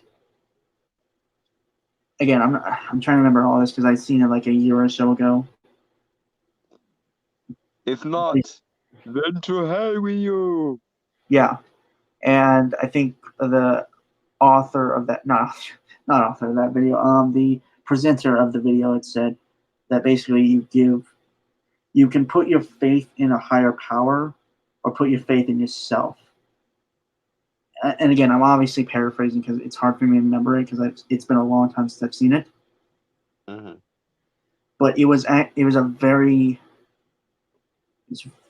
it was very powerful in that sense that given the context of the subtle theme, I was that And interestingly, from an occult perspective, that's usually how I tend to relate to quote unquote higher powers that I deal with. My approach to basically every kind of being is I am willing to treat you as an equal, and I'm even willing to give you some props when I think you deserve them, but if you don't act like you deserve them, then you're not getting them. right. I'm not I don't have blind faith in anything.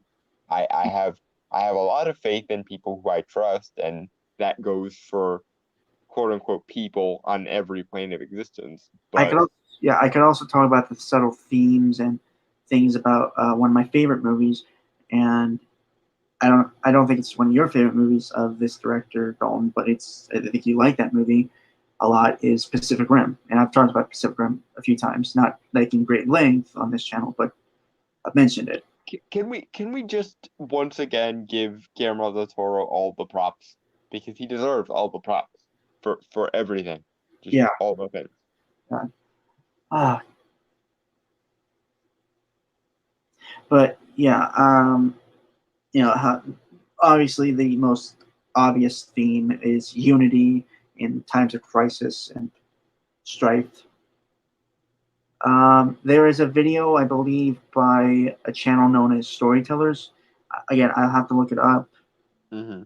but it was basically telling of the representation of the Jaegers, essentially being like, I believe, Colossus or something like that, and they were kind of the battle against monsters, or I believe devils. And again, like these are videos I'm trying to remember because it's been a very long time since I've seen them, a year or so. So,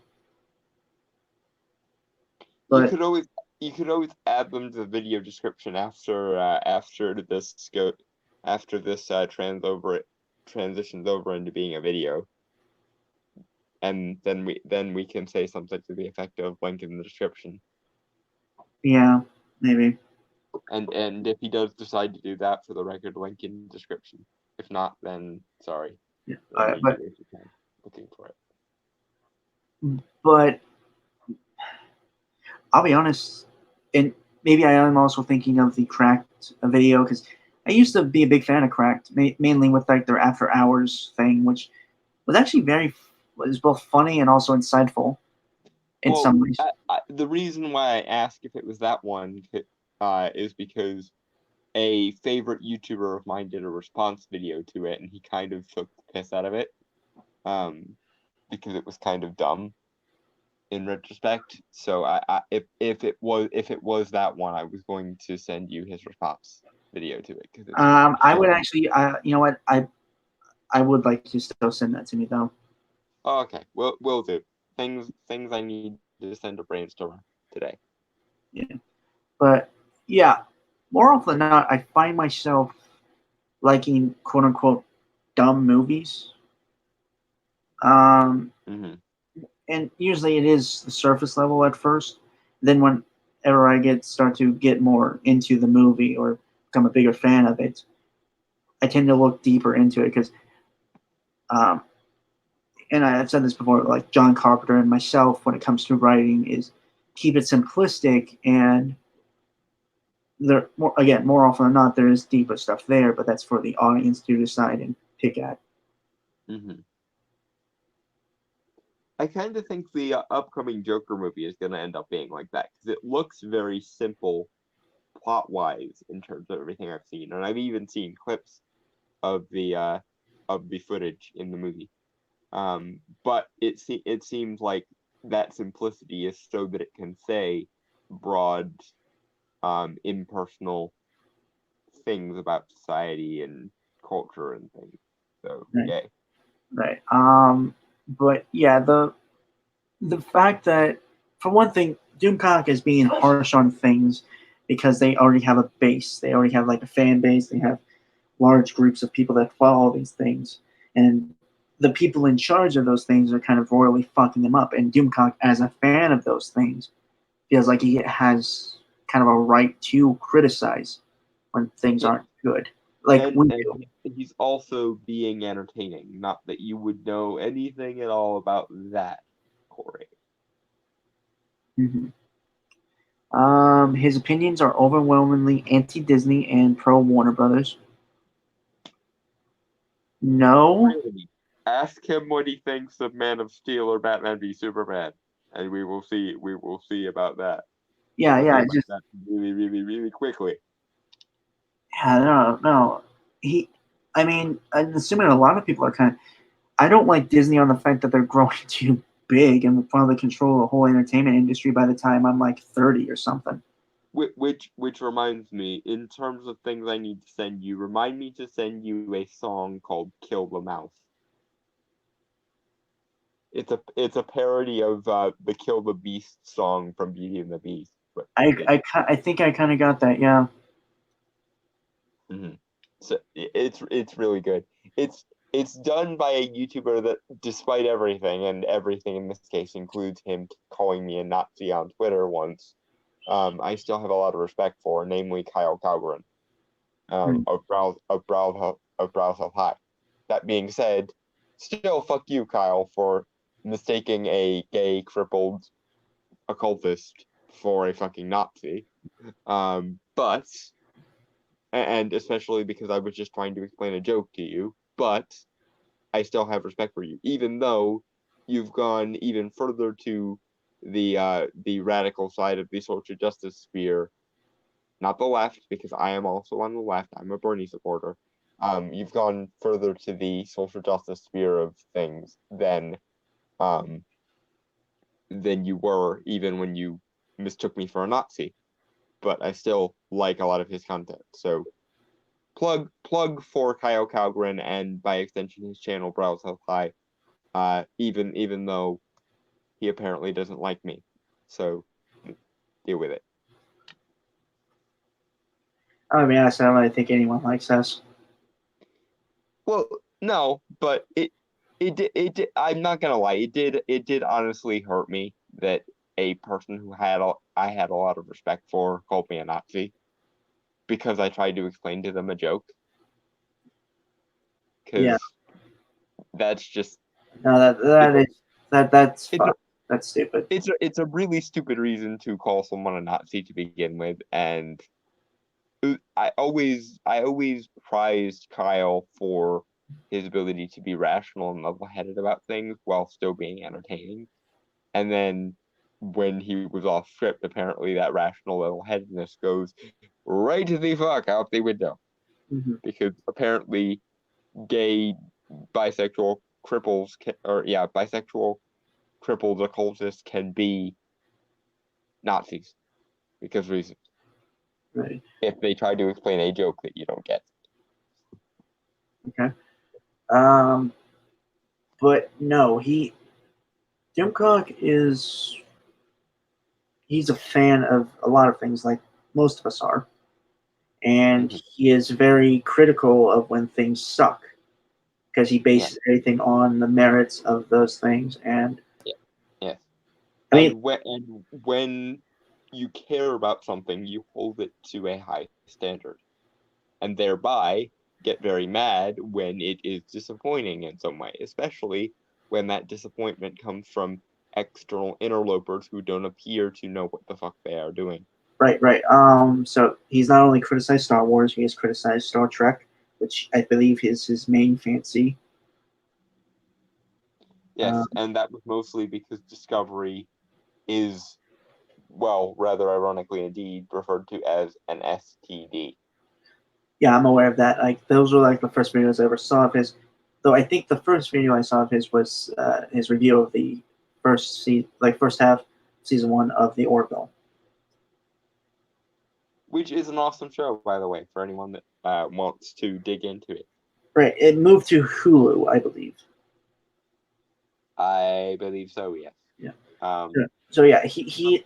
Though if you have, I can't speak for other cable providers, but if you have Spectrum Entertainment, I believe you can still watch the episodes on there, in like on-demand format. Yeah. Okay. So yeah, and again, we have our own little niches where we are very defensive of it because we're like not super fans, but we are huge fans of that property. You know, Dalton is, well, you are a fan of Star Trek, but everything I've known about you so far, I kind of assume you're a big fan of Doctor Strange. Is why you're so adamant about the MCU and kind of the problems with it and stuff. Basically, wherever geek culture intersects with magic and the occult, there you will find me waiting to analyze and or rip things a new one as when they need them, which is awesome. Right, and obviously for me, I'm a big Spider-Man fan.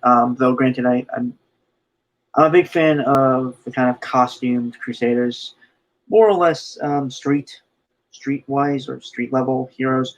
So there are some heroes I like that are kind of larger scaled, but overall, and again, I'm a character guy, so I'm very defensive about like how the characters are treated, how they're portrayed and stuff.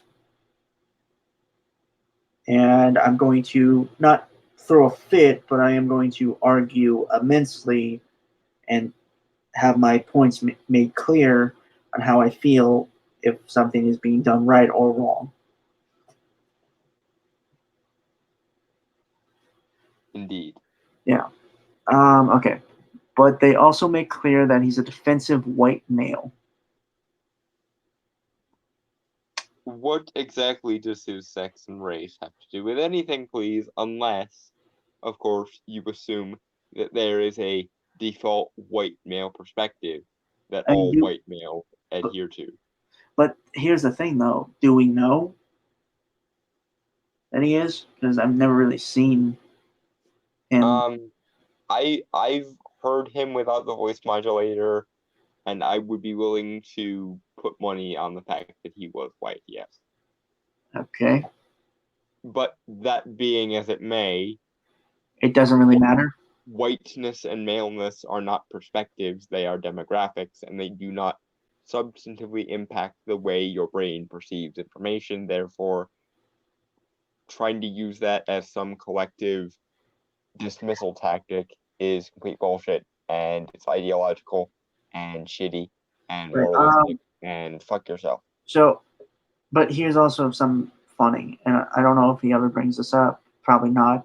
Is that he is that Doomcock is friends. Well, I assume friends, or at least colleagues, with Mecha Random 42, who I believe shares um, similar opinions on certain Yeah. on certain properties, such as Star Trek and Star But Wars. you're not going after Mecha Random 42 because then you would have to deal with a woman who looks very much like a stereotypical SJW, what with her dark crimson dyed hair, um, and hipster-esque nerd glasses, and that's not a dismissive tactic on my part. That's just a accurate description of them.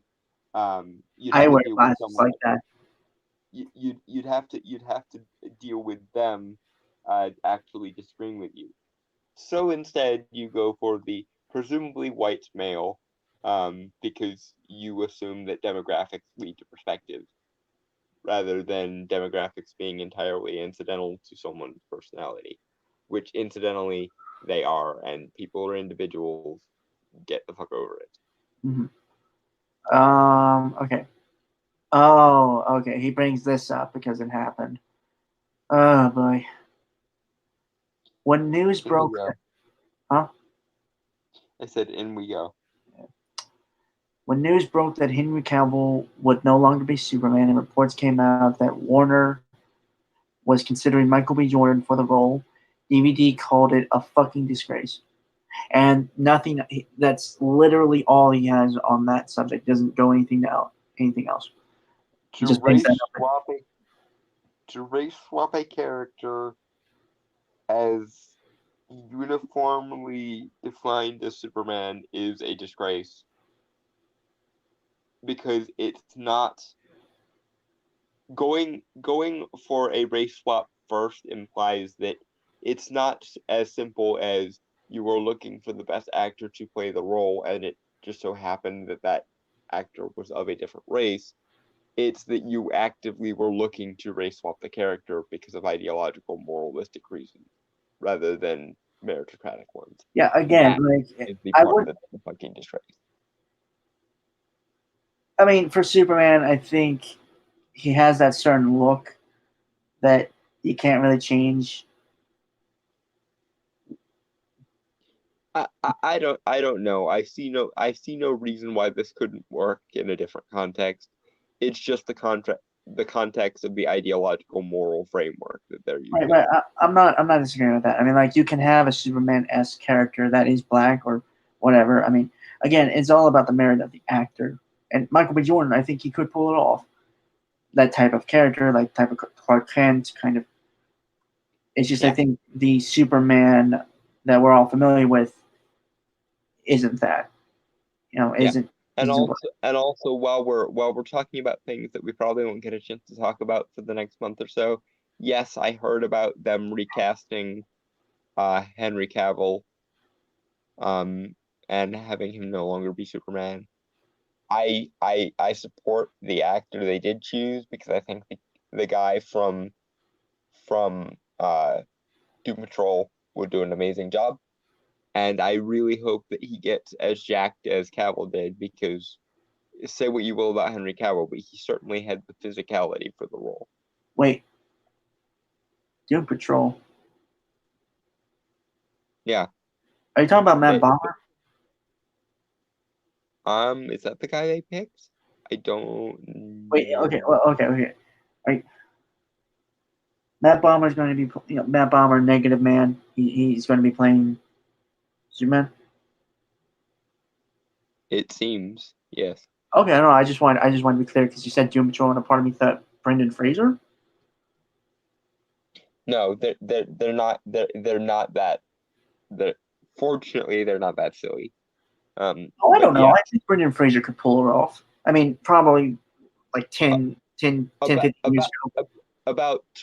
about 20 years ago would have been my Yeah, and thought on that. honestly, I think it would have worked better as a period piece, considering I, like I think if they had casted Brendan Fraser around the time they casted Brandon Brandon Routh, he could have played Superman.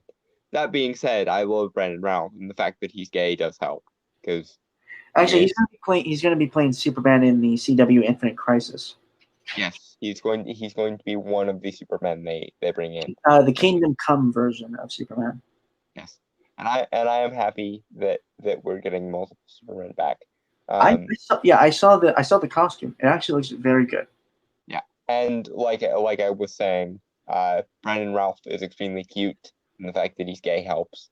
If you Brandon, I know you're like 20 years older than me and whatever, but if you ever find yourself in need of a friend with benefits, let me know. I think he's married. Right? Is he? I don't know. I thought he was married. I don't know either. Now, on the off chance he's not married, I am available. If he is married, then all the best to both of you. And if any problems arise, I am still probably going to be available because I have terrible luck with the romance. And my cheesy joke humor aside, and yes, it was a joke. I'm not saying I would say no to him if he called me, but he is like 30 years older than me, so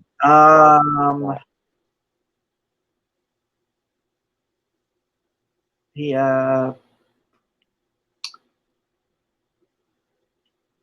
because he was in his early 20s in like what 2000 I want to say 2006, which was when Superman Returns came out. he's not gay. Brandon Routh's not gay. What? I could have sworn I heard he was gay. Dude, you're thinking of Matt Bomer, who's playing Negative Man on Doom Patrol. You're thinking of Matt Bomer. You're confused. No, I'm pretty sure Brandon Routh is gay. Because I remember there being a controversy about a gay Superman being cast.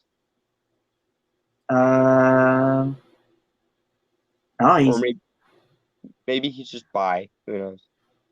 Well, he is married to an actress named Courtney Ford, who plays Damien Dark's daughter.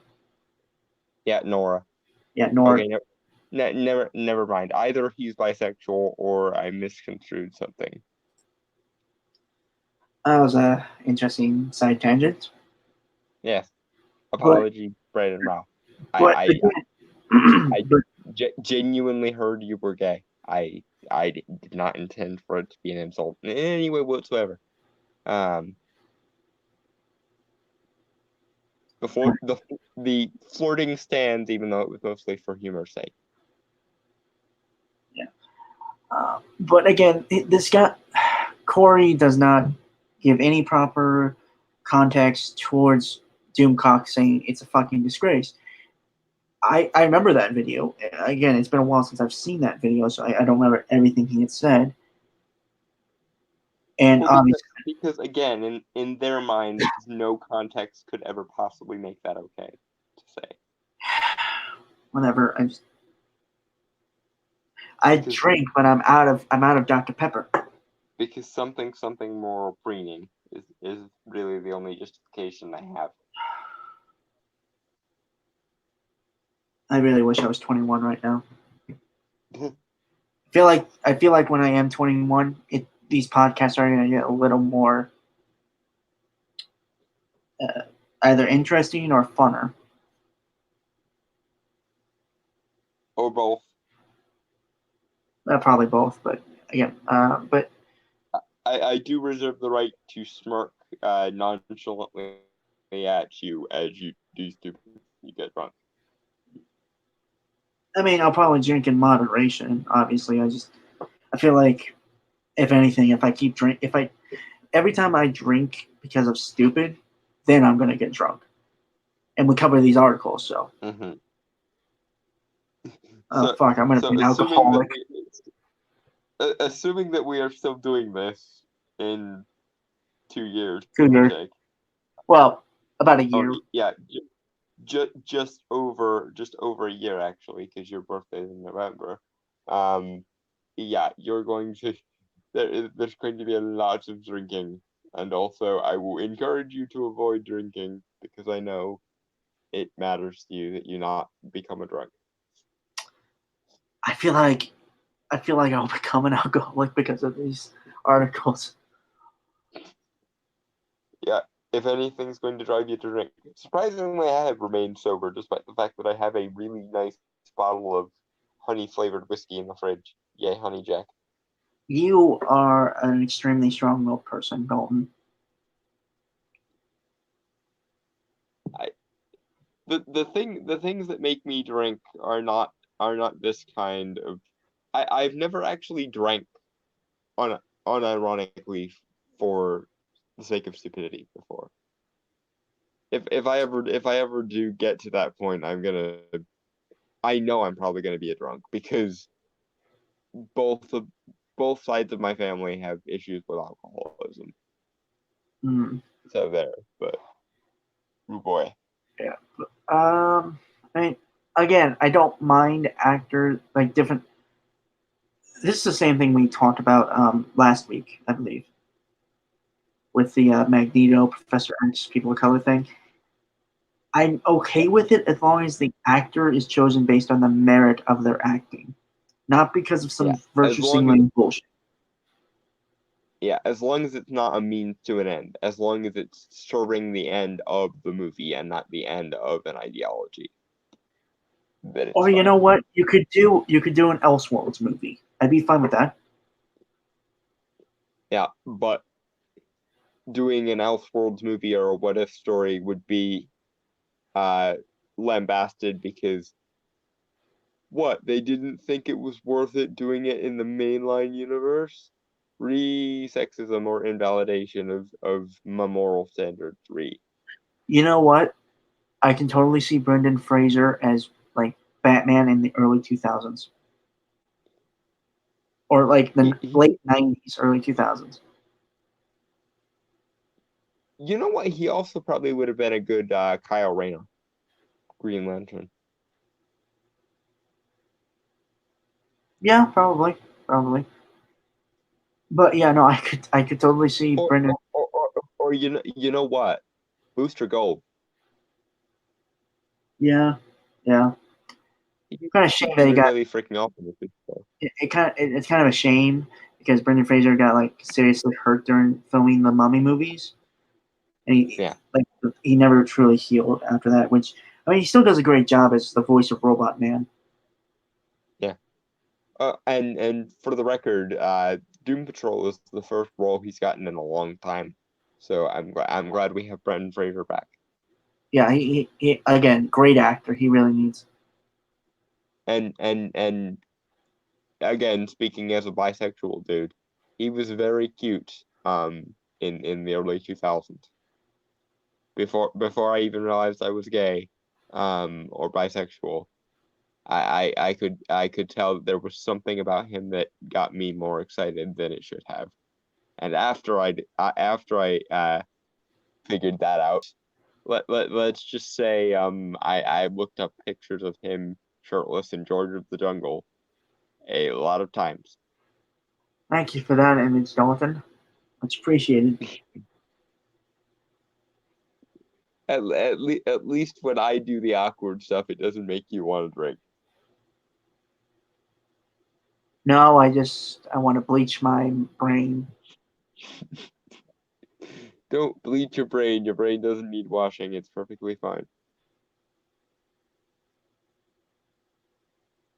I'm sorry. I'm just. I'm not trying to like be mean or anything, Dalton. I'm just. Mm. No, it's fine. I freely admit that was a bit blunt, so it's probably giving you all kinds of mental images. Yeah. Again sorry. No, just no.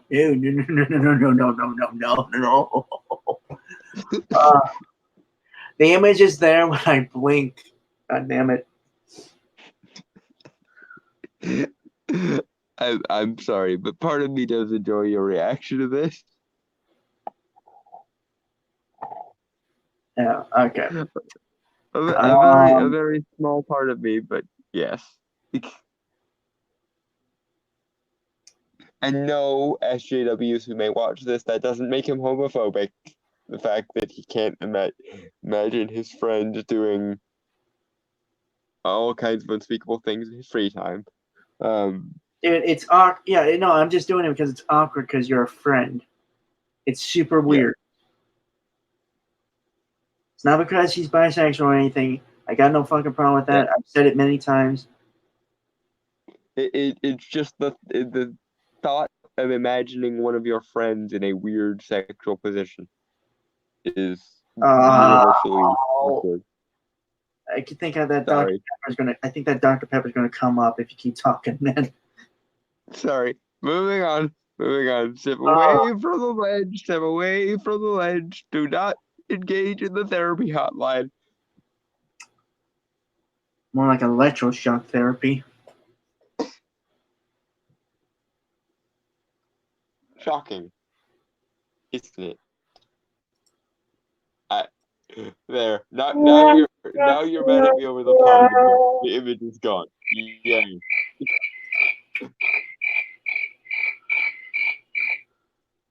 Image is still there, but I'm just angry at you now. God damn it. Okay, Matt Miller. I assumed focusing your mind on the pun would defocus it away from the things, but oh well.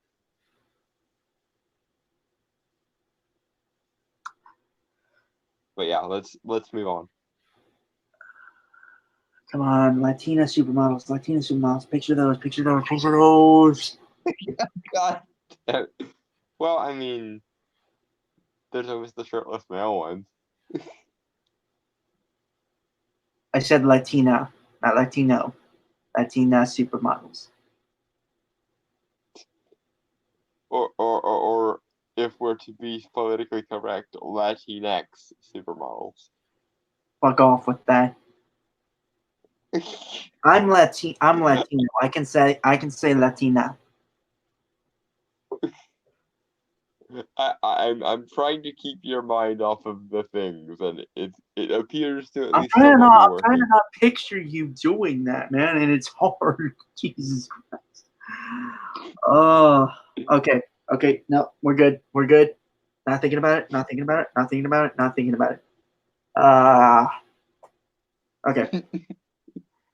Matt Miller wrote an article for Esquire in December 2018 calling Overlord and his followers out for being the toxic fandom that tried to ruin Star Wars, and it led to a surge in online harassment for Miller. I remember that, sort of. I remember the video. I just don't think there... I think there was harassment for the guy, but I don't think Doomcock ever actively said for that to happen. That he never let it or anything, just people doing, people being independent. No, some of quote unquote of people and forecasting and things. When you irreparably fuck up something that's dear to a lot of people, you're going to get at least some people quite pissed off at you. When you set fire to everything that childhood, they're probably going to not react all that well because people are very, very protective. Think Ray in the middle of Ghostbusters when Mr. Stay Puft shows up. His icon of childhood innocence is the corpse. No wonder he snapped momentarily.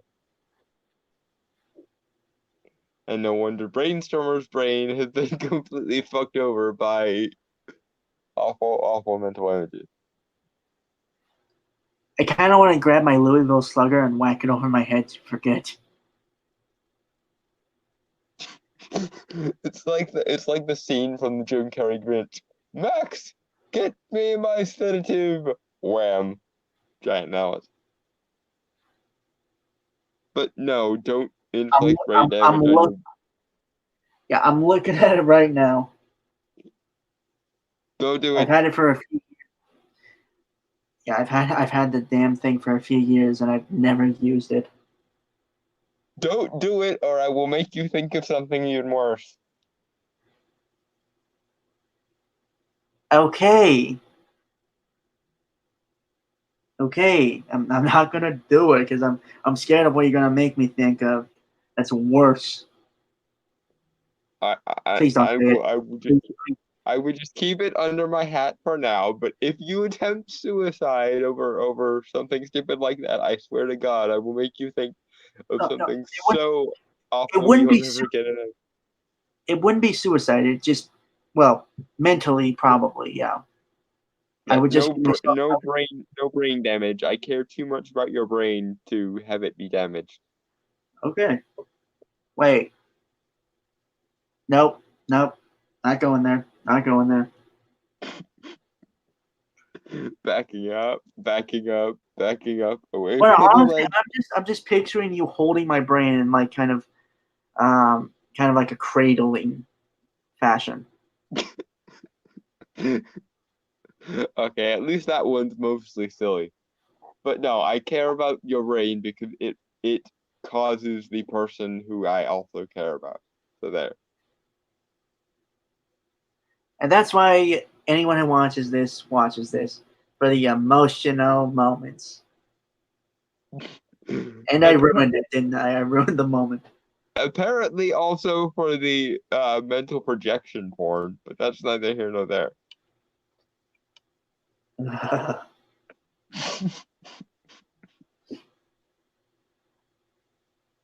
Okay.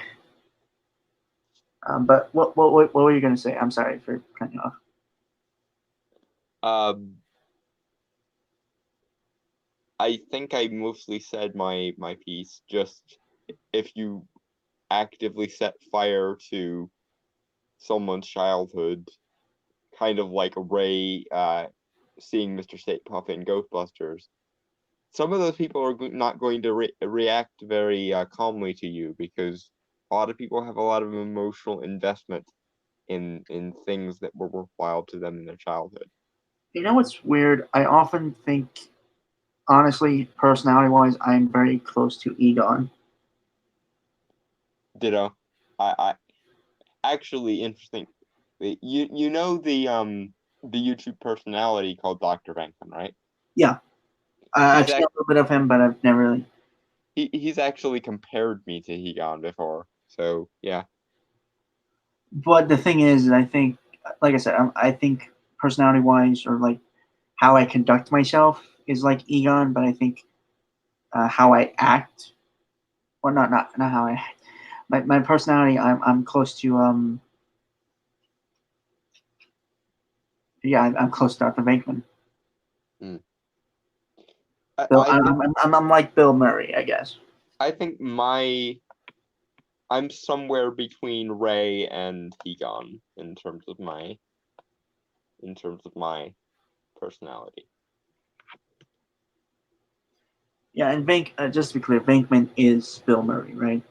Yes. Okay, yeah. So Ray is Dan Aykroyd and Egon is Harold Ramis. yeah. So yeah, and it's that I think I am very again I think I'm very closely I act a lot like Venkman, and well, I think also I'm very much like Egon in sense of personality. Mm-hmm. Anyway, moving on. Right. Okay. Victor Van Doomcock might be the foolish king of an internet hate mob, but he's also so cowardly he won't even reveal his face. Oh, fuck off! There is something called personal life. He's allowed to have a personal life. Yes. And how many social justice YouTubers don't reveal their faces because they don't want to be quote unquote doxxed? Yes, well, apply these take the principle you apply to things you do like, and then apply it to things you don't like. Apply it indiscriminately, because things shouldn't have the do I like this or do I not filter on them. Things should be attacked or buoyed on their merits and their merits alone of the logical variety when possible. Yeah, I mean, I don't show my face. Don't he does show his face. I respect that for him immensely. I don't show my face on the fact that I'm still technically, I'm still technically kind of a kid. I'm just getting into my next chapter of my life after high school, and I also have I also have family I want to protect. Yeah, from this kind of shit. now is probably not the time to dox yourself. Not that I would I would mind if you did. Just yeah. My thing is, and I told Dalton this, if anything, I'm probably will wear like some type of mask or something if I ever do turn on my camera. You should see if you can get a Batman Who Laughs mask, since that's your icon thing. I was thinking of getting like a luchador mask, maybe like Sin Cara or something. Maybe paint it black or something. Just to be clear, am I allowed to make luchador jokes as and when you do that? Because you're a Mexican guy wearing, or you would be a Mexican guy wearing a luchador mask. I mean, we'll wait until we get there, but yeah, pretty much I'd be okay with it. Okay. Just preemptively getting my permissions so that I don't actually say something horribly racist. But all in all, if I were to, yeah, probably, you know what, if I were to have a mainstay mask, I think honestly I'd have to make the mask, like the Batman Who Laughed mask. I don't know what kind of mask I would wear. I think Honestly, I feel like you dress up as Doctor Strange. no, I like I always say, I think my personal style of dress is already fairly solid as far as costumes go. Yeah, but yeah, at some point I will probably try and get a mask, and well, I might be doing that October, just to let you guys know. Don't know. That's something down the line. But yeah, it's just people are allowed to hide their identity for a reason. Again, it's called privacy. And people also might just find whatever extension of their personality that icon gives them to be more entertaining. Like Doomcock enjoys playing the Doomcock persona, so he gets to essentially LARP as his favorite character archetype. Big bad villain. Yeah. He gets to actually have fun with his persona in a way that he probably doesn't get to in real life very often. Right, and also to get kind of personal, I tend to find myself more outgoing and stuff in the persona of Brainstormer Pop Culture than I am in my actual life. I mean, I'm outgoing with people I'm very close to, but in quote unquote normal, the overarching society, I'm very much a quiet, kind of closed off person. Mm-hmm. Which it makes sense, obviously, because I don't like being that person all the time. So as Brainstormer Pop Culture, I find it kind of a relief for myself.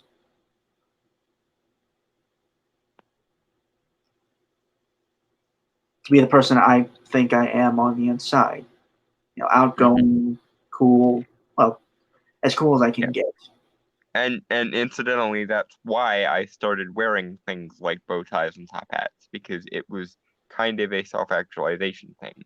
It was projecting the me that was always on the inside more effectively to the outside world.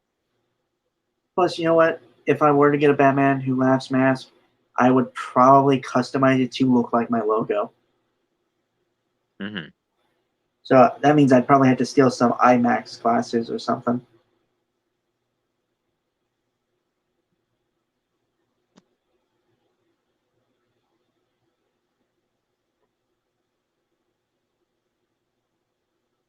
This thing on?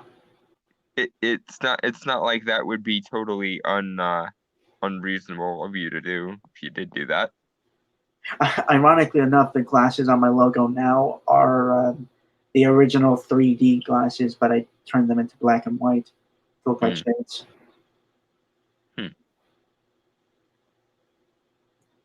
Yeah. Okay. He's a racist, sexist, bigot, and he wears it on his sleeve. The only He is none of those things unless you apply a very specific ideological framework to him, and you are doing that unnecessarily. So fuck off. he is a supervillain, but all in all, I think he's actually one of the better supervillains out there. Again, I genuinely believe that a Doomcock-triarchy would be better than a matriarchy or a patriarchy. Probably, So, but again, the Patriot, like the American Patriot in me, just wouldn't allow it. the inner American, America. yeah, does not take too kindly to unquestionable authority figures.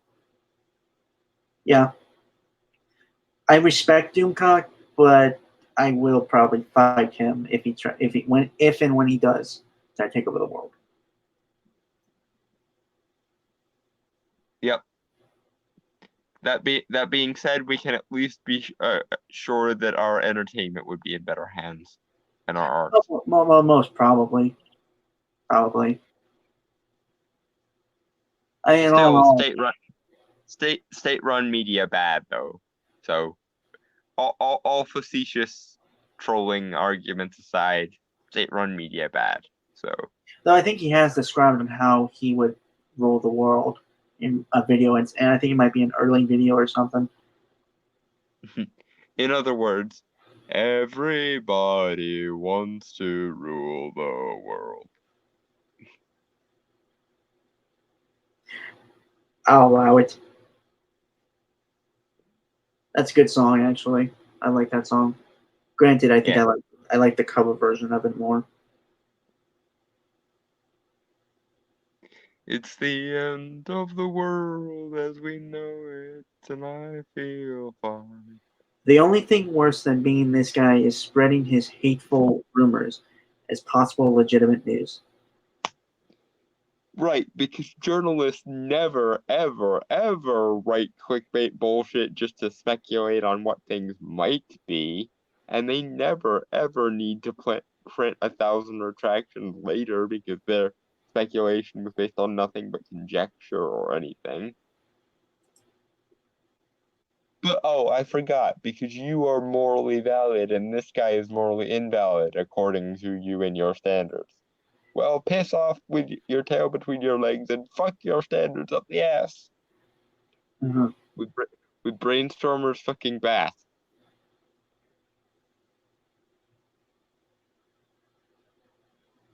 What? I said fuck your standards up the ass with Brainstormer's bath. Oh, don't bring Louisville in here. No, don't use him in that context, man. He needed to be fucked with something more substantive than a dick, and I reached I for the most look, violent thing I could think of. if you want, okay, look, you can say my hockey stick or my kendo stick or my golf club. Okay, well, yes, I wasn't aware you had any of those things at the time. The only thing I remember you meant, I remember you saying you had a hockey stick before, but I wasn't aware you. I'm gonna be But honest. anyway. When I was in my younger years, I thought about being a Casey Jones vigilante. This doesn't surprise me at all, Yeah. and the staggering degree to which it doesn't surprise me should be kind of shocking. Well, I But never it did isn't. I never did anything. Yet. Probably unfortunately, but you know. The world needs more superheroes, so Oh no, dude! I would I have, mean, like I said, I would have been a vigilante, not a superhero. what's the substantive difference Um, in this case? well, in terms of the actual superheroes in the world right now, I just say, and I've said this before, I would give the Punisher a run for his money. That, and by that I mean like I would be very, very, very, very So, rich. so, so you'd just be a super anti-hero then. Probably. This also doesn't surprise me in any degree whatsoever. I Yeah. I get the feeling I get the feeling that you could honestly write a team up comic about us if you did that.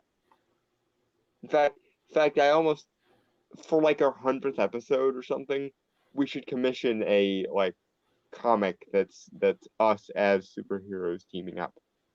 Yeah. We'll talk about it when we get to the 50th. Yeah. Yeah. Okay. No, but legitimately, folks, I legitimately like when I was like 13 or 14, I legitimately wanted to dress up and go out and track down criminals and fight them. Well, to be fair, in when I was like 13 or 14, I had well, actually no, think I was like 11 or 12. I had notebooks that involved schemes to take over the world, a la Pinky and the Brain. So Yeah. Well, but again, I was close to doing it on the fact that I was looking up gyms to study martial arts and getting my. I think, yeah, I think your first port of call would need to be getting in shape first. Oh yeah, I was doing that too, but I was also looking up classes to study some martial arts. What martial arts were you going to go for, or were I you going to go for like one of a them? part of well, mostly I wanted to learn how to box first because I think the way I was kind of built, I was more built for like kind of a standard boxer, not like kickboxing, but just regular boxing because I have kind of Mm-hmm. that brute. I have that kind of bruiser body. Hmm. That is enough talk of that. Um, Yeah, speaking of mental images that I wasn't sure if that I wasn't sure I wanted, but yeah. let's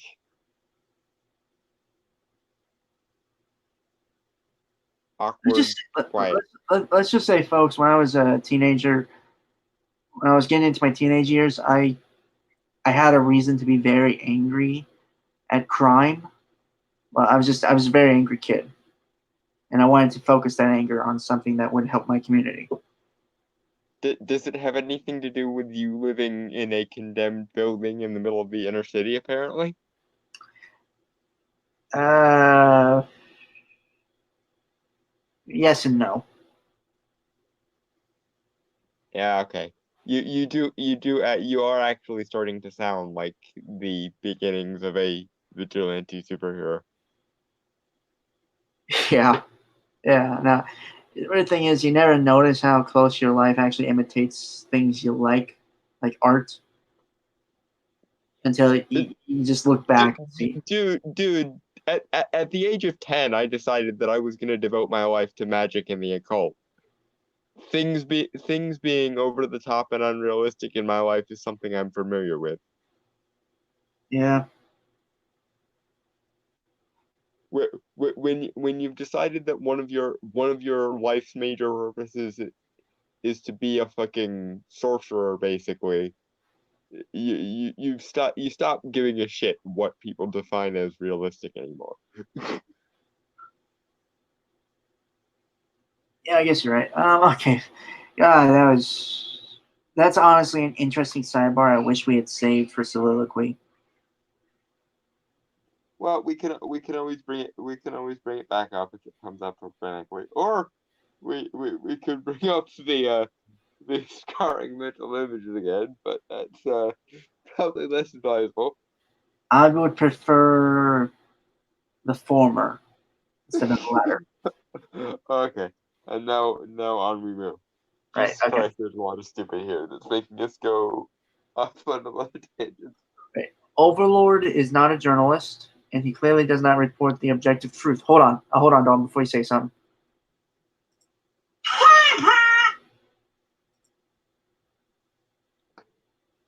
Uh, Okay, let me count the ways in which that is stupid. Way number one. Also hypocritical, not just stupid, hypocritical as well. Well, yes, but I was going to fold that into the various metrics. Stupid. Okay, so thing number one that stands out to me, and I probably should save this for later, but I'm gonna get through it right off the bat because it's so fucking gobsmackingly just rage, just infinite rage. In modern journalism schools, Corey, there's very often the statement that there is no such thing as objective truth. Because essentially, in that vein of journalism, the job of a journalist is to be a stenographer to power. Now, you may well disagree with this, sir, but given your ideological lens relies upon objective reality not being a thing, I'm going to go ahead and assume that either you don't take issue with that, or you have absolutely no self-awareness and you are being a cognitively dissonant fucktard. Being that as it may, if you don't believe in objectivity, if you believe that norms and authority dictate legitimacy, as you've demonstrated throughout this article, then you are a fucking moron and you do not get to dictate what is objective. Given that you're using that as nothing but a rhetorical device and not something you personally actually believe in, you can go fuck yourself. If you believe in the standard of objectivity, then do I need to bring up all of the times you've gotten something objectively wrong throughout this article for the sake of editorializing? And if you don't believe in objectivity, then don't hold other people to standards that you yourself don't hold just because it's a tactical advantage to you. Because normal people, sir, and I'm not making an appeal to popularity or normality when I say that, but most people either believe in objectivity or don't believe in objectivity. What they don't do is they don't reduce everything down to a social construct and then try to bully everything they say with authority, legitimacy, and norms rather than actual substance. If you're so concerned with objective substance, sir, then go and find some. And for fuck's sake, proofread the fucking ejaculations of wrong you've made here, because if not, then you are in for a very, very rude awakening, sir, if you actually attempt objective journalism. Secondly, do you know what the concept of a citizen journalist is? It is why we have free press. You don't need any special training to, for one thing, you don't need any special training to opine on entertainment subjects, which is essentially what both of you are doing here.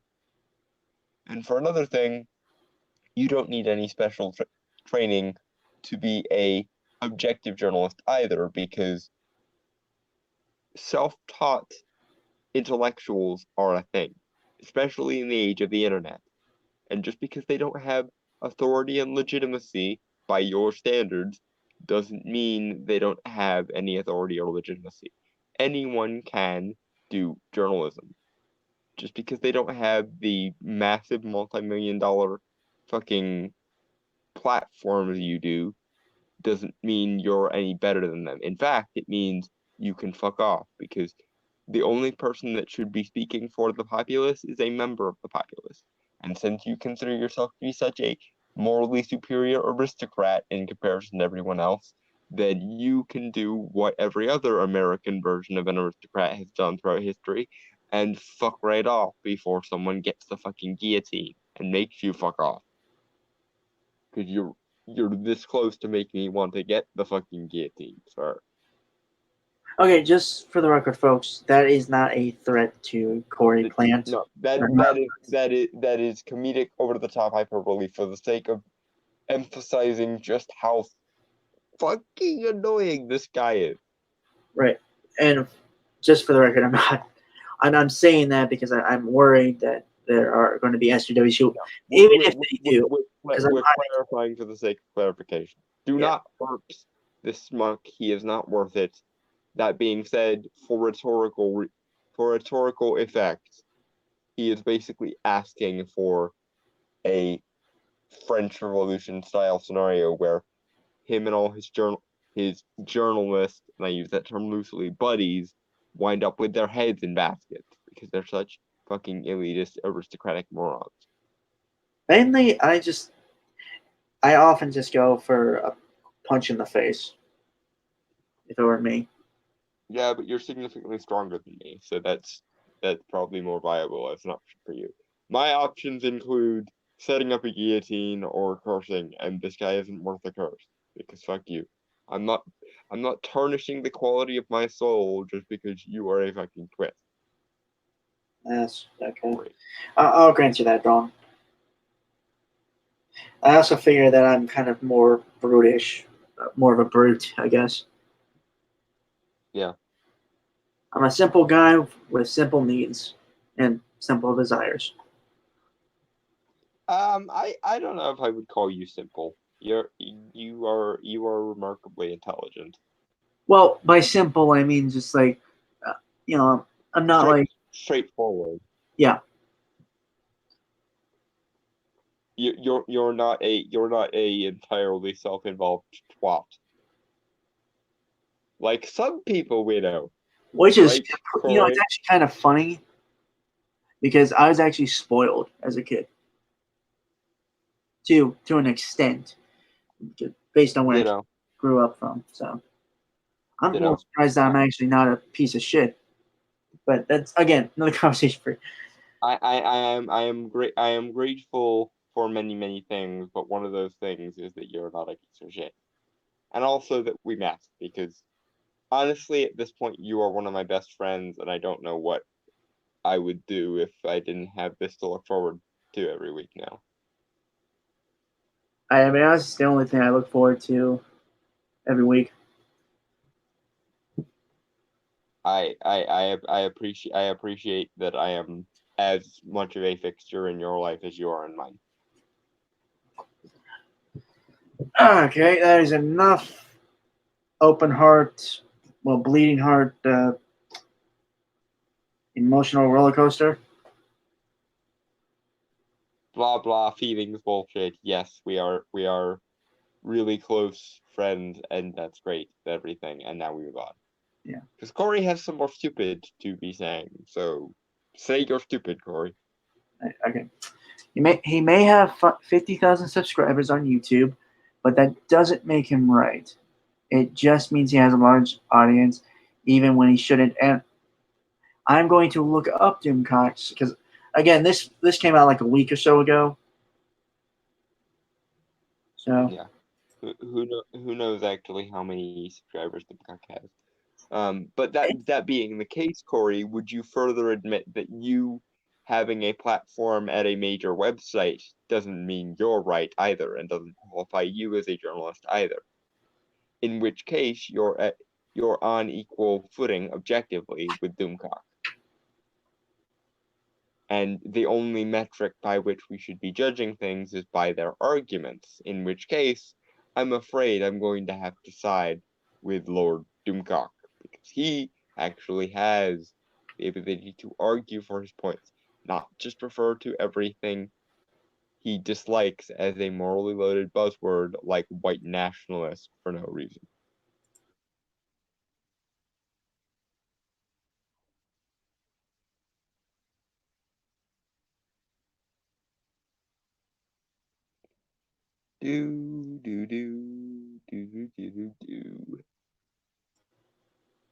Sorry, his channel has that trailer thing when you pull it up. For the record, I've forgotten that I did not that Podcast of the Storm was not subscribed to him, and now it is. Success. Yeah. Hopefully, at some point we can get Doomcock on here. I am very much. I'm very much looking forward to that. I am thinking maybe the 100th or so. Yes, we definitely should. Although, now that I've thought about the comic idea, what we should do is we should get somebody. commission somebody to make that comic of you and I teaming up as like superhero versions of ourselves, and then we should like dramatically perform it by like screen sharing and doing Voices. the dialogue as each other. Yeah. Yeah, I would love that. I would honestly script it, and you would honestly help me script it. So. Well, obviously we would have scripted it a while before the comic was made, so that way we can actually do the. Right. We still have, we still have a while to wait. We have like 70 podcasts to go, but knowing how fast it's gotten to 30 now, wow. Yeah, we'll be there. We'll be there before we know it, and it'll be weird. Which actually, given that there are only 52 weeks in a year, that will be roughly 2 years from now. That's head trippy. But are we talking about the 100th? Yeah, enough focusing on the future that has yet to be written. So I'm just waiting for the Mary Sue article to load, and since the Mary Sue article is going to take a while for it to load. Was that the end of Corey's inane ramblings about why he is basically jealous of Doomcock? Yeah, pretty much. And well, there was a part where he was talking about Captain Marvel, but it was honestly it's so on the fact that he barely talks about Captain Marvel at all. Okay. Well, he just mentions that Captain Marvel 2 will either come out 2022 or 2023. I'm betting we'll get a Captain Marvel 2 before we get a Doctor Strange 3. So probably 2023-ish. Right. So yeah, but another thing I also want to bring up, because he just uses the Captain Marvel rumor thing as an excuse to bash on Doomcock. Because we can't actually have the plebs listening to people they might agree with. That would just reinforce a harmful social construct and rob us all of our legitimacy and authority as journalists. Well, you never had any legitimacy or authority as journalists. Please fuck off. Actually, since we're kind of on the topic, and again, we're still waiting for the Mary Sue article to load. I am actually considering of trying to commission avatars drawn of us, so we don't just use like these makeshift. I mean, like yours is obviously better than mine. Mine is just like a makeshift. Well, I made mine from a few stock photos and basically from scratch. I used a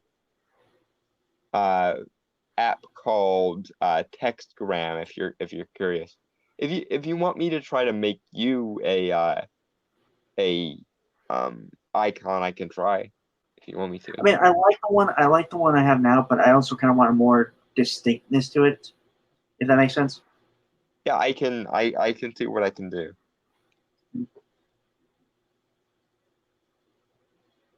But I will let you know about that. Right now, I'm happy with what I got.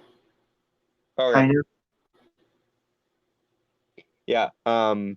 Recently for my birthday, which was a couple months ago now, a friend of mine called Jonah Art offered to draw me a custom art piece, and I was gonna have him actually do the kind of various expression having avatars, kind of like Web has, and kind of like Englentine has. But instead I decided to make him draw a one-page comic with me talking to Dream of the Endless, because I remember you talking about that. Yeah. When am I ever gonna get that chance ever again? So yeah, I'm hoping I'll get that around Christmas time, and then it will be both a birthday present and a Christmas present. Yay me! The article is still loading. God damn it, Mary Sue. At least invest in a fucking internet connection that works.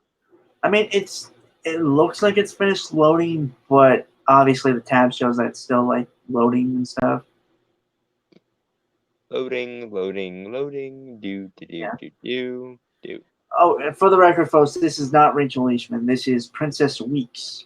And again, to clarify, we do not actively seek out any one of the Mary Sue to cover articles. We simply go about different websites of geek culture to talk about.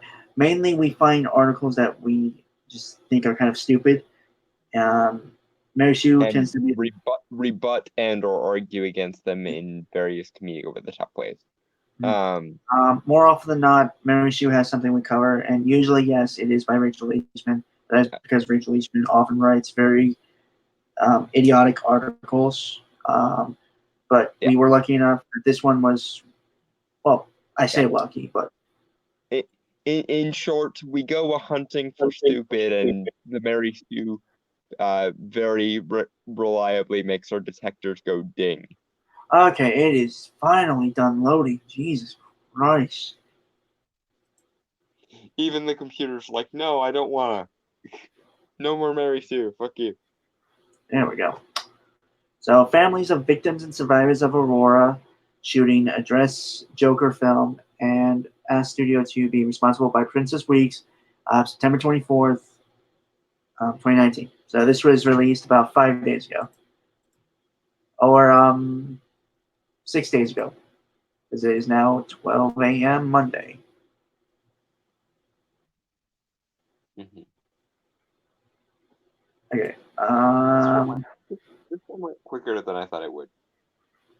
Yeah, I think it was because of the first one being not too long, and I think the second one is kind of. This one might be also extremely long because knowing us with the Mary Sue, it's. Mm-hmm.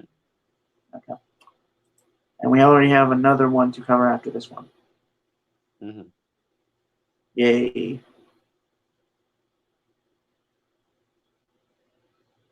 Okay. Warner Brothers' upcoming Joker movie, starring Joaquin Phoenix and directed by Todd Phillips, has been getting a lot of press because of how some are afraid that the movie might incite violence due to its focus on a white male character who feels disenfranchised and transforms into an agent of chaos.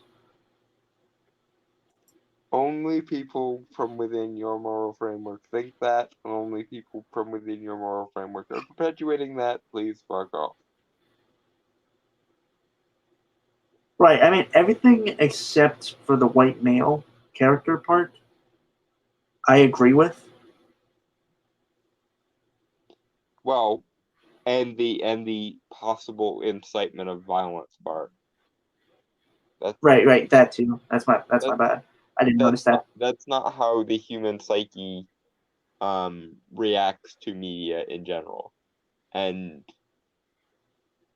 usually only very mentally unstable or damaged people are exceptions to that. And if they're that mentally unstable or that damaged, if it hadn't been the Joker, it would have been something else. Is it bad that I want to read the book I have instead of reading this? Like I'm literally holding the book I have right now, and I'm thinking about just opening it up, reading it while you go on your little speech, and then I'll just. No, it's not bad. It's healthy to want to avert your eyes from the stupid. Funny enough, I found the book, like the entire book series, of Wheel of Time at Barnes and Noble when I was getting comics on Friday. Mm-hmm. For the record, it was raining. I think I mentioned it on the one shot that it was raining like crazy. Like there was storms and shit going on. Barnes and Noble, for one thing, has a great selection of comics and graphic novels and stuff. They usually have a pretty good selection of occult books too, interestingly enough. Actually, you might be able to find at the very least the Secrets of High Magic book I recommended you there, because most Barnes and Nobles I've ever been to have had a copy of You know what's You know, right. You know what's funny is that there are like some young adult novels relating to some DC characters that were released. Like there's a Catwoman one, there's a Wonder Woman one, and I believe there's a Batman one. And I'm thinking, if not for a soliloquy or maybe for a podcast, I will read those books and maybe give a review of it because I'm curious if there's like something there. There's That good or not. there are Marvel ones too, by the way. I've only seen the DC, and to be frank, I don't really care about Marvel at this point in time. I only know about the Marvel ones because there was the Doctor Strange one, predictably. Ah, okay. They also have apparently Barnes and Noble has vinyl records. At least the one I went to. I'm so glad vinyl is making a comeback. Well, I saw a Suicide Squad soundtrack in one of the selections.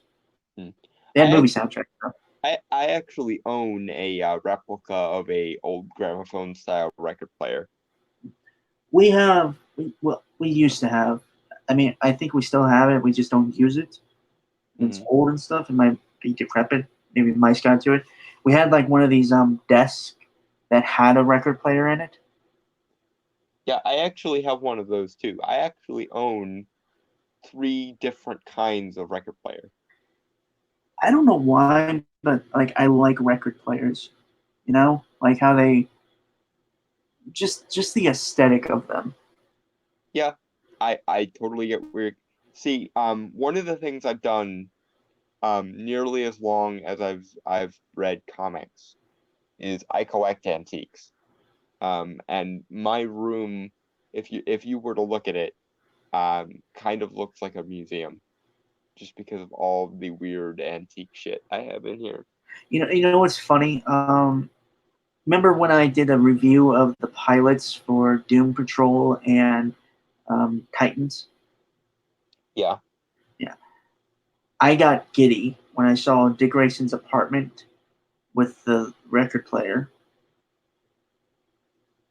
I can't say that you're wrong for that, because like I said, I own 4 different kinds of typewriters and 3 different kinds of record player. Sometimes you just gotta appreciate the classics.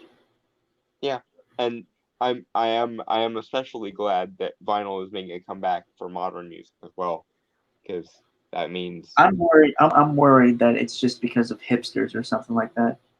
you know what, I'm taking the win. I don't care that it's probably because of hipsters. Even a blind pig can find a truffle occasionally. So Right. There are actually like some old record stores around where I live. I've been meaning to go in there, but I never had any money on me when I walked by them. you know, if you ever find yourself in Pennsylvania, you and I really need to go antique shopping. Right. Okay, that is a. Yeah, we only just got through the first paragraph, and we're already going sidebars. All right. This is what they come for, so why not? All right. All right. Phoenix has been asked about this multiple times, and today the Hollywood Reporter shared that survivors of the Aurora shooting and family of the victims sent a letter to Warner Brothers and about their concerns. Oh, Okay, I don't want to be insensitive about this because I don't want to either. I'm just like, and it all depends on what's being said. That's the thing. yeah, okay, there's that too. But on general principle, and I get the feeling I'm gonna need to say this a few times, I know that there is no part of me that can empathize, that can fully understand what someone who's a mass shooting victim must be going through. That being said, you do not, under any circumstances, have the right to censor art or media because of your trauma. I am empathetic towards your trauma. I apologize for your trauma. It would be better in a world where your trauma never had to happen in the first place. That being said, get your fingers off our art, because art is more than just a means to an end. Art is an end in itself, and it needs to remain unencumbered. Art is how we demonstrate that the world in which we live has meaning in it. And the more you censor, the less meaning that art can convey. In 2012, a shooter attacked a theater in Aurora, Colorado during a screening of The Dark Knight. It Wait.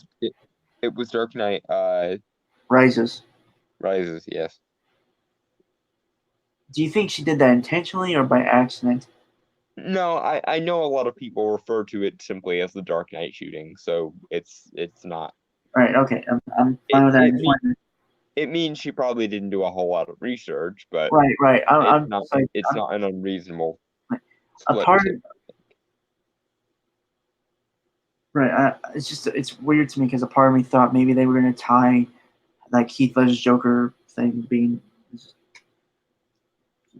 They do. A lot of people try. A lot of people try to. A lot of people say that it was the Dark Knight that inspired this guy, and then oh, for fuck's sake! That's why when Dark Knight Rises came out, he did this in a Dark Knight Rises theater.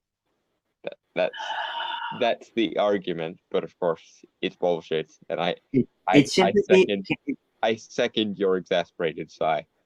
It simply can't be because the guy was one, a piece of shit, and two, maybe possibly unstable. Yeah, and also a lot of people say that he dressed as the Joker, but he didn't. Yeah, figured. Yeah, he had dyed his hair bright red, which is not in any way resembling Heath Ledger's Joker, or any other version of the Joker for that matter. Okay. Okay. Yeah. And as I mentioned in another post addressing my own concerns about Joker, he claimed to have done this due to his dissatisfaction with life and finding work, as well as health issues. Okay, that doesn't really have to be. Why? Is that tied to the Joker or something? Because that's essentially the route they're taking, the Joaquin Phoenix one. Oh, for fuck's sake! So she's pulling the. So don't let men use these excuses because that just means they're toxic. Wah. Motherfucker, if a woman did it, you'd be what, protecting her or something? I'm not even lying. I've seen cases where they've turned women who have actually shot people into feminist icons. Like everyone knows the artist Andy Warhol, right? Yeah. You know, he was shot once by a woman? By a feminist woman, actually. Hey, could you hold on a sec? Okay. Sorry, I had to do that. Ow. What did you do? Slam my fist on my desk. Did you end up breaking your desk like you thought you would? Nope. I did it Okay. I did it quick enough. It didn't cause any damage. Okay, huzzah. And my hand is okay as well. Kind of sore, but it's to be expected. I don't remember the name of the woman that did it. In fact, you might want to look that up so I'm not a liar. Right. Okay. Yeah, give me a second. I think her name was Valerie Solanas. If you just look up Andy Warhol shooter, it should come up.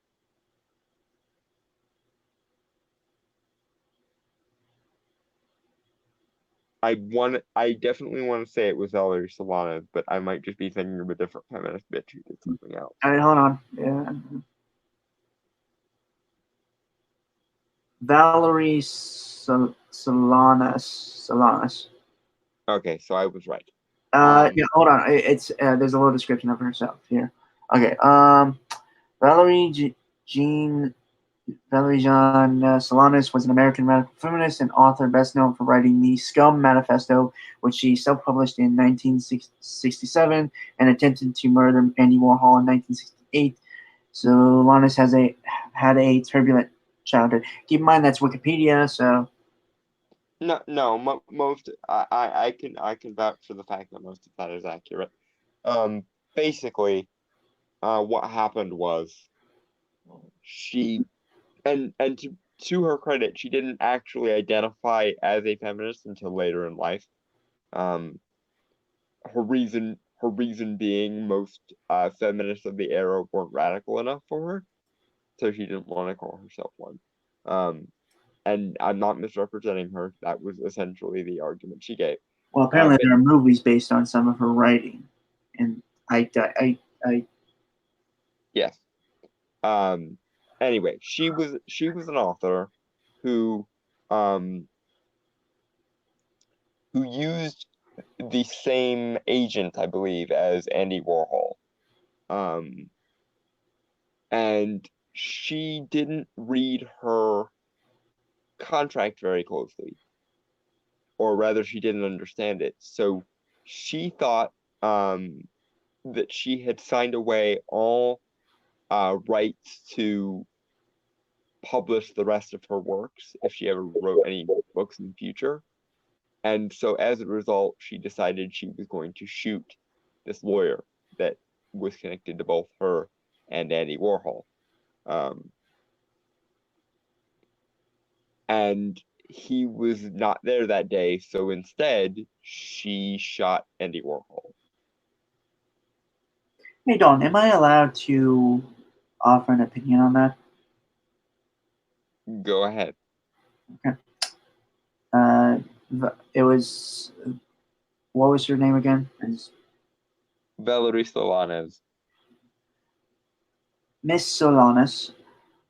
You are a dumbass bitch, or were, since you did pass away in 1988. Yes.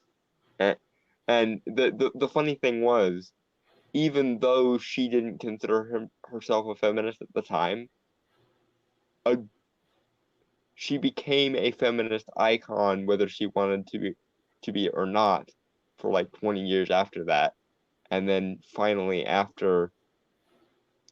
um, finally after realizing that she had had a quote unquote positive impact, air quotes, on the feminist movement, in her own opinion, she decided to identify as one.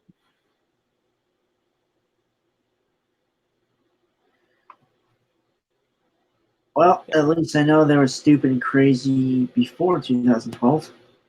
Yes. Also, interesting fact about that Scum Manifesto she wrote. The Scum Manifesto,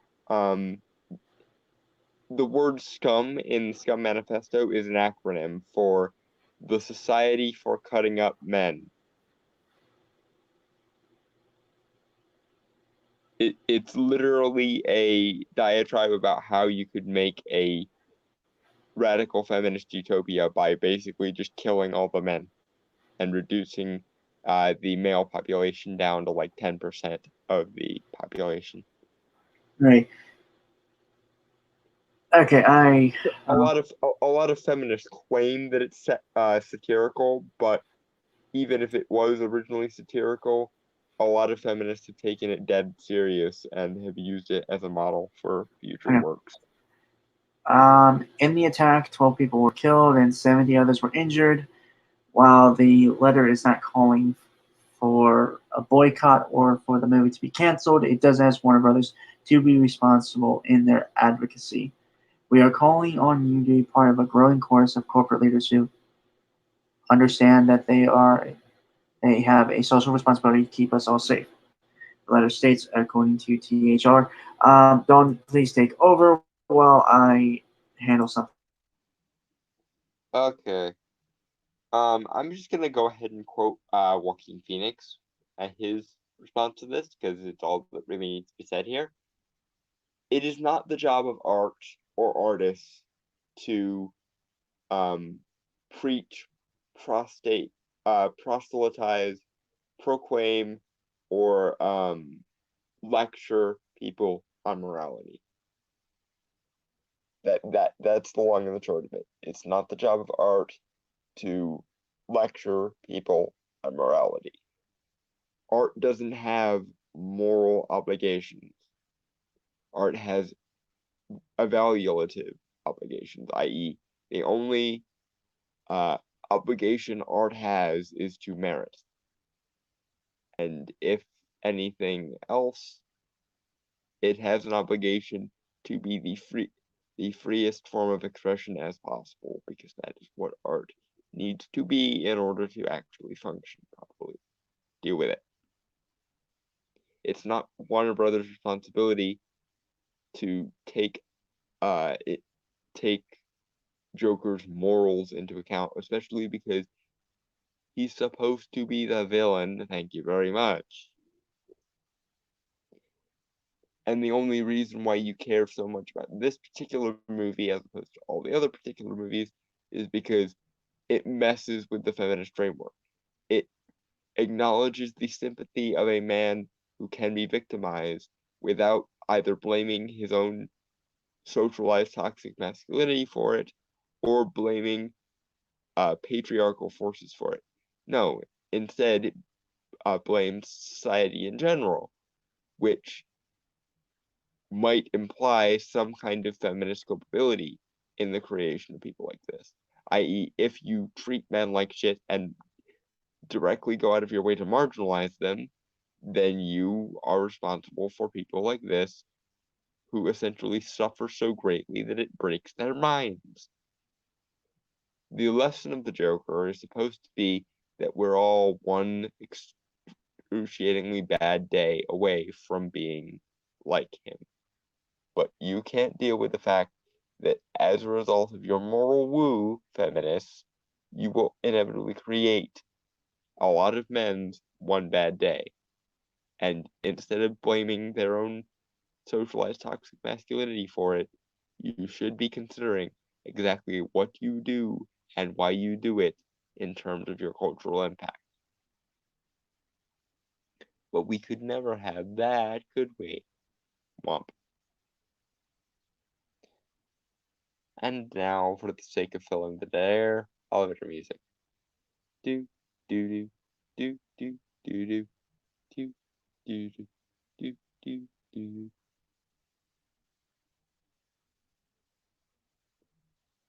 And waiting for Brainstormer to return. Waiting, waiting, waiting, waiting, waiting, waiting, waiting, waiting.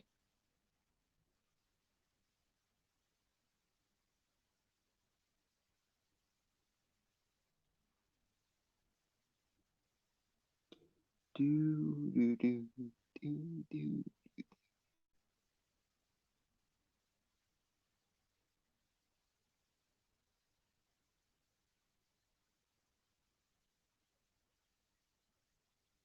Usually he's back by now.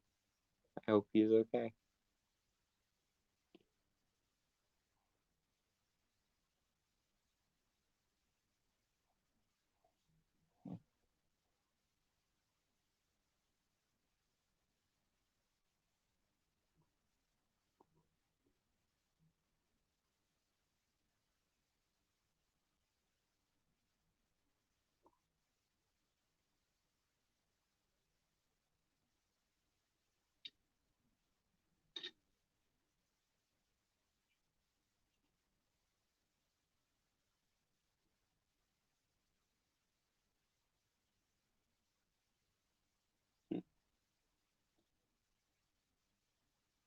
Sorry, my cat just did a very cute thing.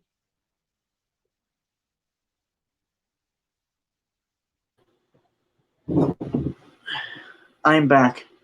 Huzzah. Yeah, sorry, I had to take care of my dog. And by take care, I mean, like, legitimately just take care of my dog. Yeah.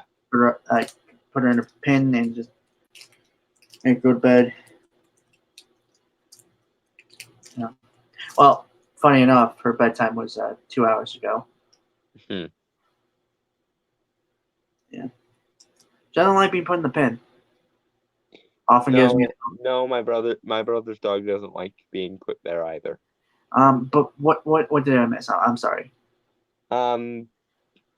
Just me pointing out that A, it's not the job of media or companies to preach morality, and B, the only reason why they give a shit about this particular movie causing violence, if indeed they actually believe that, is because this opposes the feminist framework. And rather than blaming the man's own quote unquote toxic masculinity for the bad things he does, or blaming some inherent character flaw he has, it puts the blame at the feet of society, thereby making what he does at least pragmatically logical and making us want to sympathize with him. And you can't portray men as victims, because if even the most privileged people are victims, that would ruin the feminist framework. Right, and yeah, I just assumed don't kind of explain all the points there, and I read it. I read it fast enough, and I kind of forgot it while I was busy taking care of my dog. And I am eating these mini versions of Reese's Fast Break, which are basically like the Reese's, but not like shaped like Reese's. You know, I think I just thought of a topic for us to discuss about October and Halloween. Candy?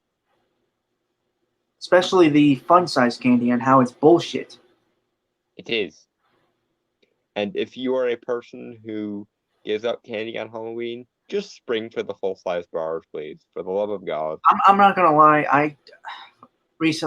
Last few years or so, we have been doing that. We not the full size. We've been doing the fun size because it was kind of cheaper and we didn't have time to actually go out and buy a bunch of king size. But I said to my family, and I'm gonna probably say to them when about it over the week and month before Halloween, is that we are buying a bunch of king size / regular size candy. It's a part of the customary ritual of the holiday. Just embrace it for what it is, honestly. But no, no one likes the fun size. It's and it's false advertising to say it's fun sized. Yeah. The only fun in there is the fun that's in the funeral of the guy that came up with that cockamamie concept. Bite-sized might be more accurate. Yeah. Usually, like, one of those fun size bars lasts one, maybe two, maybe if you have an extremely small mouth like I do, 3 bites. It's usually 2 bites for me. Yeah. All right, but again, that's a topic for another time. I'm relatively petite in my proportions, so that's probably why it's usually 3 for me. But no, well, it also doesn't help that I kind of live in a place where there aren't a lot of kids that come for trick or treating where I'm at.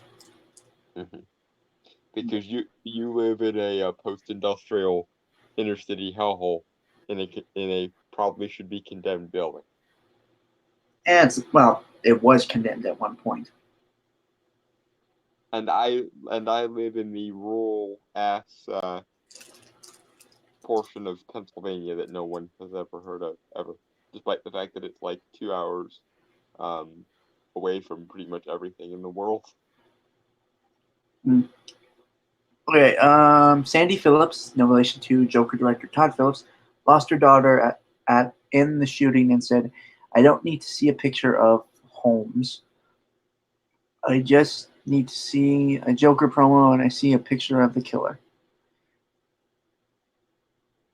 And Sweetheart, I apologize for your loss, and we all feel very bad for you, but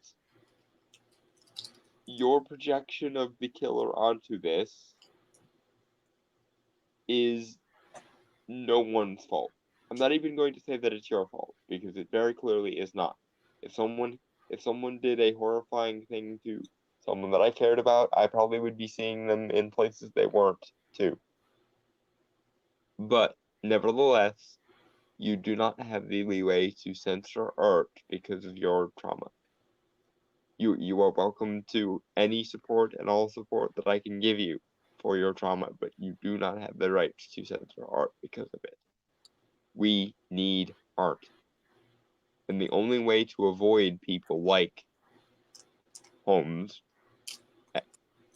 the killer in the theater shooting case, is by revealing what leads people like that to these kind of situations in the first place, so we know what signs to look out for. You know, everyone is so hung up on the fact that this portrays a quote unquote madman in a pragmatically logical and sympathetic way. But what if instead of whining that we have to now empathize with someone who does terrible things, what if we empathized with them before they did those terrible things? Wouldn't work in 100% of cases, because some people are just fucked in the head because of chemical imbalances and shit. But a lot of people do bad things because they have lost faith in humanity, and they've lost faith in their lives, and they've lost faith in the world because the world has unceremoniously shit on them repeatedly.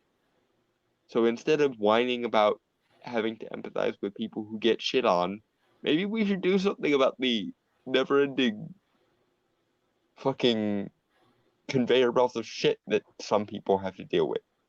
Maybe if we want guys who feel less shit on, we shouldn't be asking them to police their emotions. We should be asking society to police the conveyor belts of shit. Because if fewer men got shit on in the first place, a lot of them would probably not give in to the nihilistic despair that leads them into doing these violent things in the first place. Again, hashtag not all, blah blah, but some. Certainly the people that are being portrayed in the Joker probably wouldn't.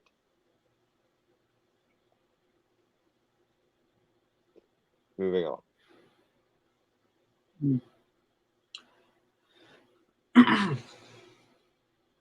In an interview, Sandy Williamson that says that Joker, which depicts the titular character as an isolated and mentally ill anti-hero, is like a slap in the face. She adds that she's concerned that about audiences connecting with and emulating the character in this cultural climate where mass shootings have become commonplace. You know, they've only become commonplace because, well, I honestly don't know, because we've become kind of numb to it at this point. That it's kind of expected. Yeah, okay. Again, novel idea. Now, I understand that I'm a feminist heretic because I willingly identify as both an anti-feminist and a men's rights advocate. But instead of whining that people might feel empathy for a man that gets shit on because they have been men that have gotten shit on, maybe we shouldn't shit on men in the first place, or people in the first place. Maybe if we want fewer people who are willing to give in to nihilism and embrace a chaotic, unstable view of the world because their lives have been shitty, maybe we should contrive things to where their lives won't be quite as shitty. Just saying, like, we could actually address the problem itself and not the symptoms of the problem. Rather than whine at men who feel like they've gotten the raw end of the stick, maybe we should ensure that nobody gets the raw end of the stick. Just saying.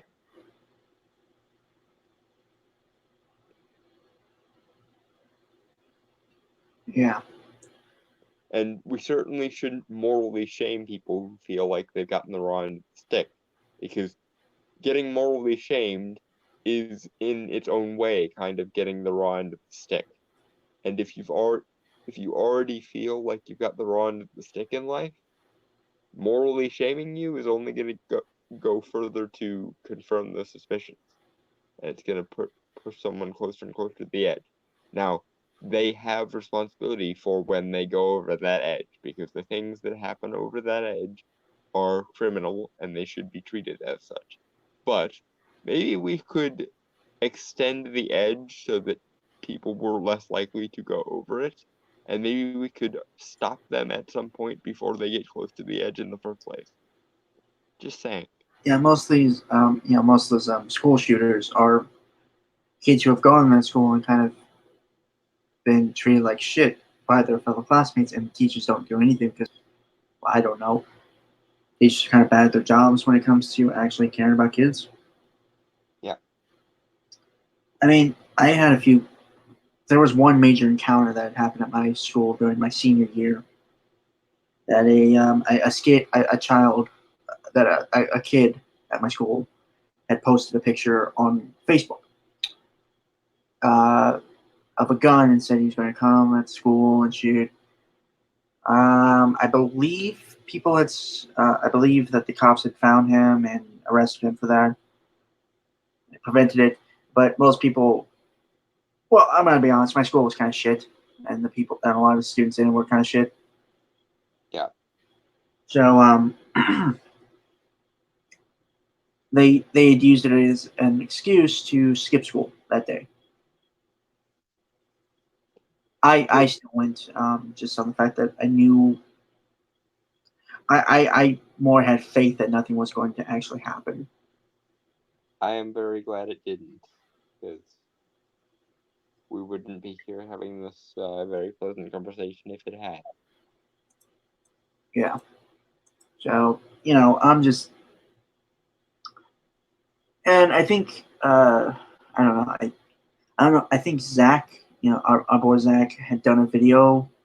Well, it talked about it. I think it was like with the Thundercats Roar video, something like that. Yeah. And again, like he had talked about, like uh, they the school shooters, they don't have people to look up to kind of, the emotions you feel and stuff as a teenager, the confusing shit and all, and like the emotional angst and feel like you can't talk to anyone. Because more often than not, you can't, because no one really tries to make the effort to understand or get to talk to you about that kind of shit. In other words, it's perfectly justified to feel like the world hates you if the vast majority of the world that you come into contact with does appear to actively hate you. Yeah, and don't get me wrong, Their actions as a result of this are totally within their own power to, like, because depressed people and suicidal people and people who even embrace nihilism are still capable of not doing terrible, shitty things as a result of these beliefs. That being said, it probably would behoove the rest of us to not completely write off certain people. Just saying. Yeah, I'm not saying that. I'm just saying, like, the shit happens because no one knows how to. There are easy ways to prevent this shit, and I just think people are kind of stupid, are stupid enough They to don't not. try because people are stupid, cynical, callous bastards who are more interested in their own self-interest than in actually helping someone in need. Because, and here's the thing, usually the people that do this kind of shit are outcasts. Why are they outcasts? For the same reason everyone else is an outcast, usually. Namely, they're weird, they're creepy, they don't think in the way that most other people think. They think outside of the box too much. They transgress some kind of Dude, moral norm, etc. you know what's funny about that? The kid, Mhm. the kid I was talking about was a soccer player, like on the soccer team. Was a jock. It's sad that I have less sympathy for him now, but I mean, I still have sympathy just on the I, fact that. I mean, obviously he had more complicated shit going Uh, on in his life, dude, but uh, Don, also keep in mind, like I said, effectively there were also nerds that were on sports teams where I'm at. That's really. You had a very strange childhood. I wouldn't have it any other way. This is true. I also wouldn't have any of my strangeness amended. I mean, there are things in my life I wish either could have been prevented or changed, but you know, If I could go back, I would do it better. yeah, I think. I think. But the thing is that you grow from the mistakes. Yes, you do. But Right. That's enough. That's enough looking into the personal abyss. Yep. Look away from the abyss and moving on. Okay. My worry is that one person who may be out there and who knows if it is just one who is on the edge, who is wanting to be a mass shooter, may be encouraged by this movie, and that's terrifying. She says, "No, no, no, no, no. If someone does that because of the Joker, one is a complete and colossal idiot, and two, there's no one that's going to ever. Only people you think would ever try to emulate that or try to like act out something like that are maybe like stupid kids, and I don't think anyone's thinking about taking a kid to a movie like this. And more to the point, even the people who are likely to emulate this, if there are any, are already so tremendously broken that if it's not the Joker, it will be something else.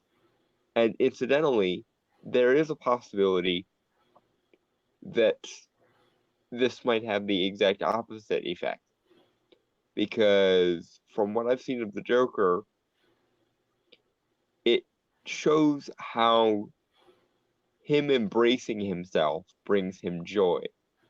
It just so happens that the person he is embracing, because he is who he is, happens to be a deranged psychopath.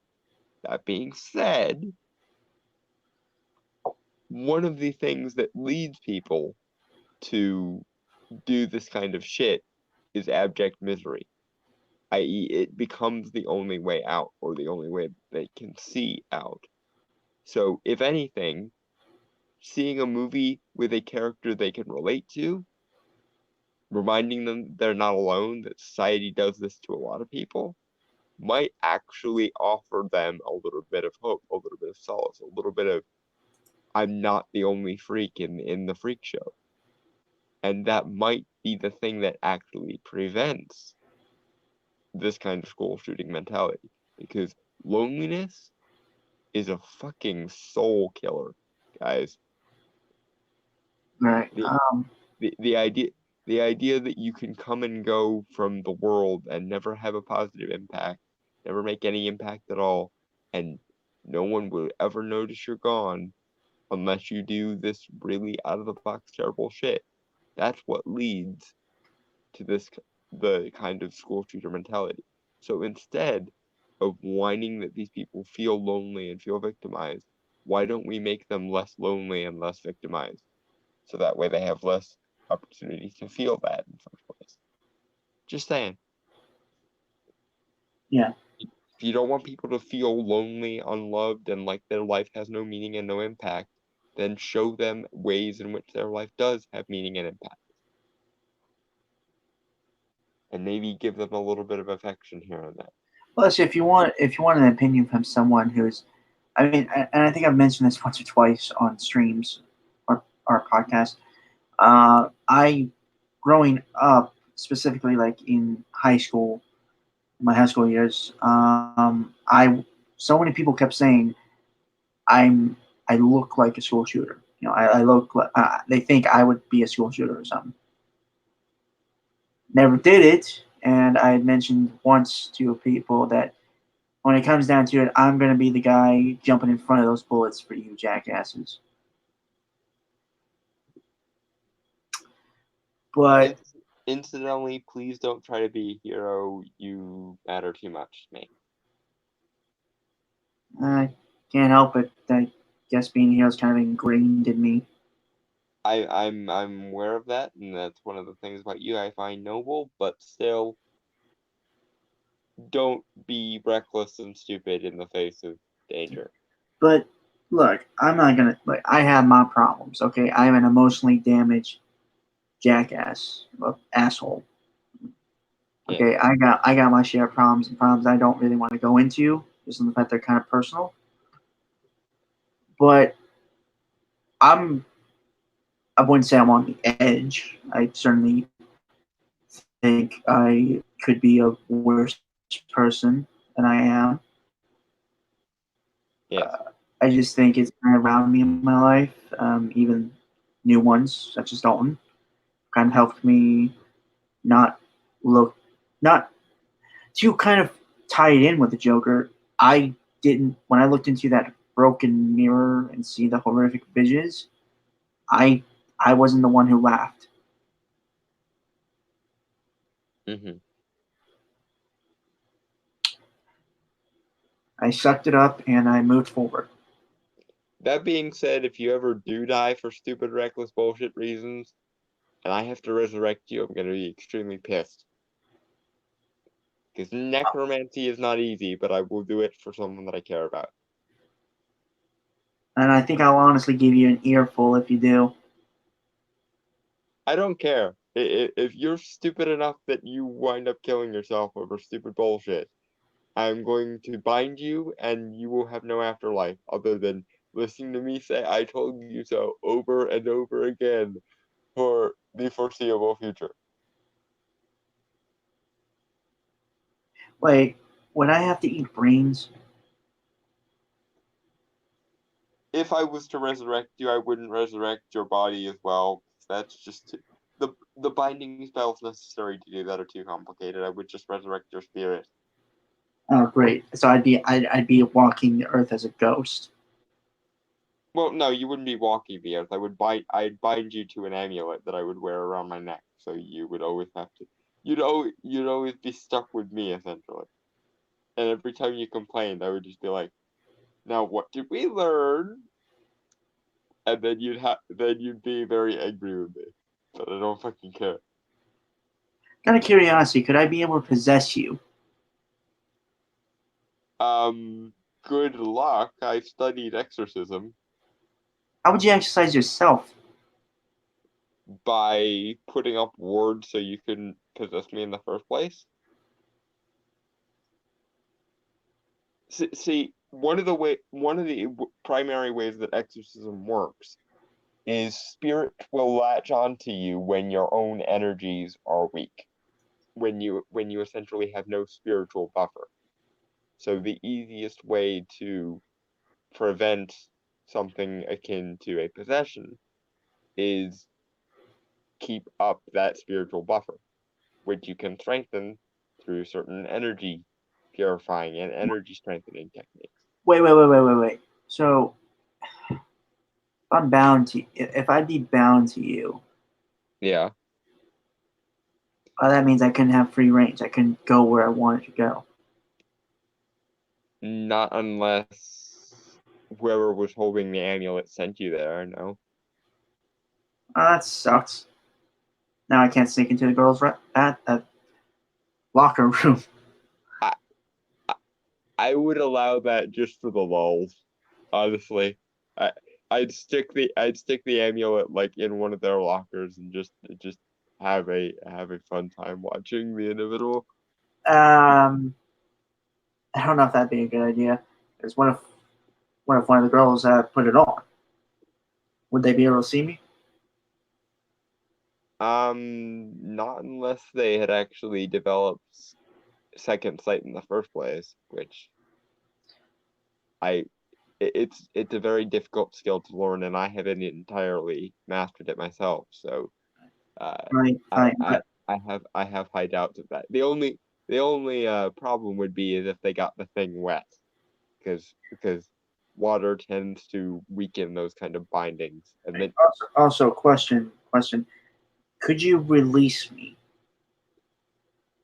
potentially it would there'd be some kind of banishing ritual involved, and then all I'd have to do would be to destroy the amulet somehow. But the whole point of the binding spell would be to punish you for being a stupid idiot and getting yourself killed in the first place. So, and also keeping you around so that I still have you around. Because let me put it to you this way: I am disabled. That cuts a certain amount of lifespan off my life. There is no earthly reason why I should not die before 90% of my friends. So if any of you do die before me, you are getting resurrected, and I am saying I told you so until I either die or you get so bored with me that you try to off yourself again in spirit form, which will be fucking hilarious. Well, I would, at that time, I probably would maybe call you a villain. For resurrecting my friend who was stupid enough to get himself killed. For keeping me away from those I love. And the afterlife. Now who said I would do a thing like that? You don't think I would use this hypothetical amulet in some kind of seance ritual so you could say goodbye to everybody first? I'd still be away from them though.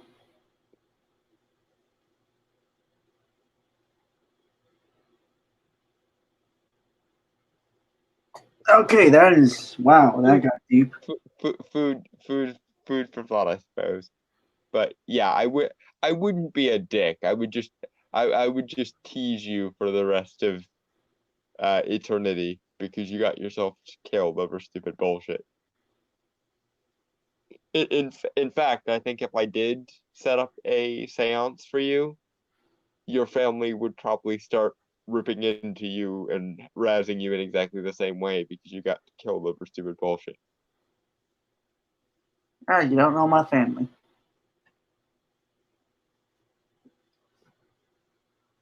I guess it depends on how stupidly you get killed then. Yeah, I suppose that's true. Okay, wow, that got deep and kind of emotional. Yay.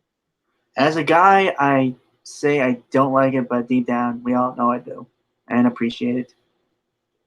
And it's mutually appreciated whenever you do shit like that for me as well. So that being said, let's move on. We have Mary Sue Stupid to get through. So yeah, wow. Whew. I think we needed that. we did. Yeah. Okay. Warner Brothers spokesperson says that the studio has not yet received the letter. We cannot comment on a letter we have not seen. The rep stated. Joaquin Phoenix was asked by Telegraph film critic if the movie could perversely end up inspiring exactly the kind of people it's about, with potential tragic results. And Phoenix was startled by the question. Yeah, by the question and walked out of the interview. He did later answer the question in another. Oh, for fuck's sake! You doubled. Learn to edit, people. You're paid for this job. Please do it. Right. Okay. Saying, I don't think it's the responsibility of a filmmaker to teach the audience morality or the difference between right and wrong.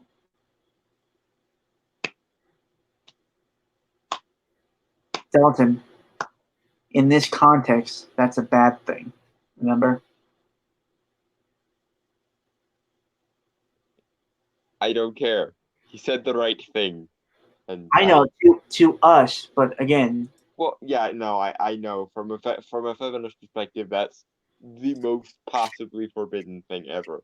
But god damn it, that's a beautiful sentiment, and I would never consider getting a tattoo, but if I ever get one, it's gonna be that. I've thought about getting tattoos. One, okay, so I thought about getting them when I was kind of like, quote unquote, edgy teenager, like in my early teenage years, when I was like just starting high school. Mm-hmm. So, one was getting angel wings on my back.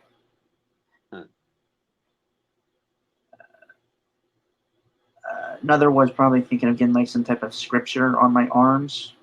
I'd have to look at some scriptures to decide which one. Oh no, I was thinking maybe get a tattoo when I was if I ever joined the military or something. I remember a couple of times thinking about getting an occult sigil like tattooed onto me, like an Ankh or a Wedge Eye or something. Yeah, The but the pro the problem is, number one, the structure of the skin changes over time and it sags and whatnot and deforms. So any symbol that I did that with would probably not last. well, And maybe if you got a symbol on your hand or something. right. And number two, there's no one symbol that I could think of that I would want permanently etched into my skin.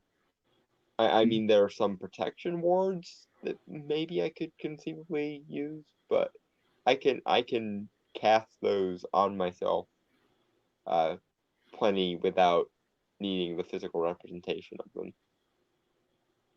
And if ever I do find an entity that's strong enough to penetrate all my wards and I need something etched into my skin, uh, then I'm gonna have bigger fucking problems than tattoos. So yeah.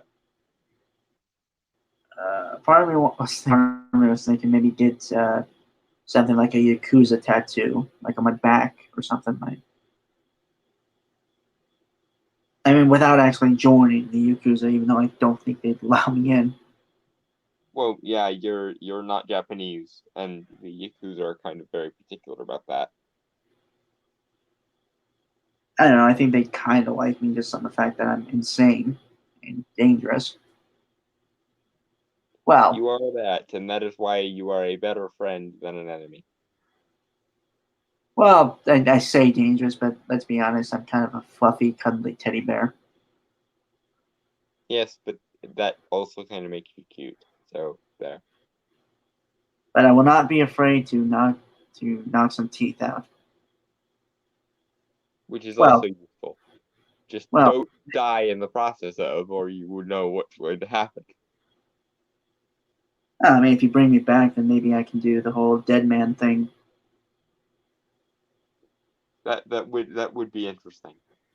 Watching you have to do the dead man thing. Yeah. God, so many sidebars. So so many about death and resurrection today. I don't know what it is. It's Sunday. Well, it was Sunday. Yeah. Okay. Overall, I'm going to wait to see Joker decide for myself if it treads into crafting empathy for Arthur/Joker, and I think that to a degree, Phoenix is right. We shouldn't look to films for teaching morality.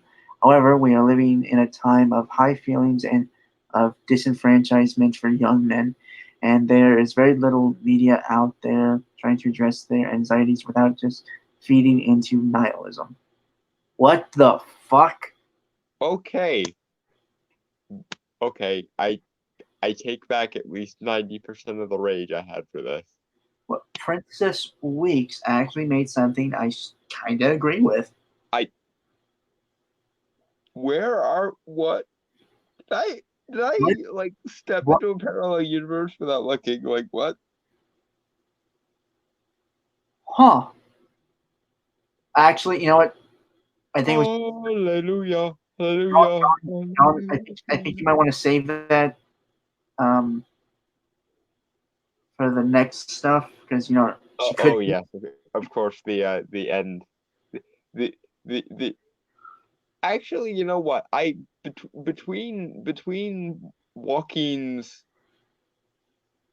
why would you know no, and then the it's not the job of artists to dictate morality thing, and then the thing we're doing shortly after, not to mention this thing where Princess Week said an intelligent thing.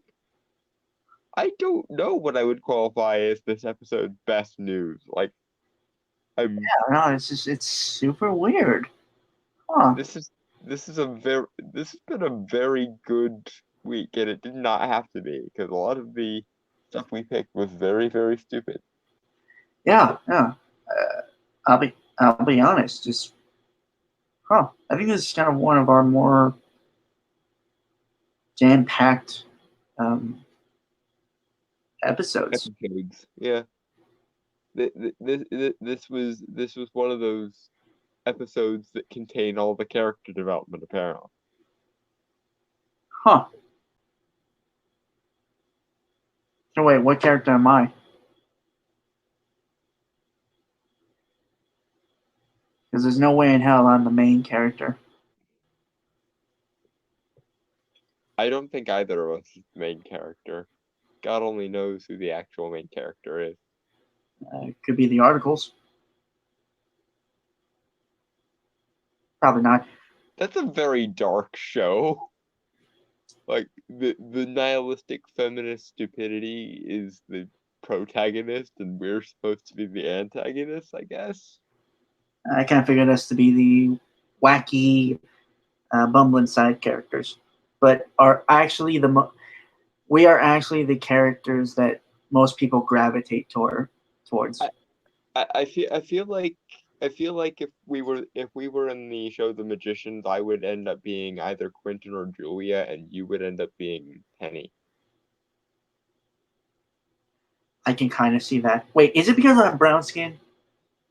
No, it's because you're more the tough guy archetype. Okay, I just relative to our friend group anyway. I just wanted to make that joke. Okay. I was gonna say I didn't think you were serious, but just in case, no. No, folks, I don't. No. It was because of all the people I know, you and Mystery are the two guys that I would want on my side in a fight, like a bar brawl type scenario. I may not know karate, but I know crazy. And Mystery actually does know like 3 different kinds of martial arts, apparently. That's actually pretty cool. Well, no, I have this thing like if I'm ever in a bar fight or something, I'm going to smash bottles over my head and scream like crazy, show I'm insane like that. So you're going with the when you find yourself in a prison, just go up to the biggest, toughest guy and smash a chair over his head method.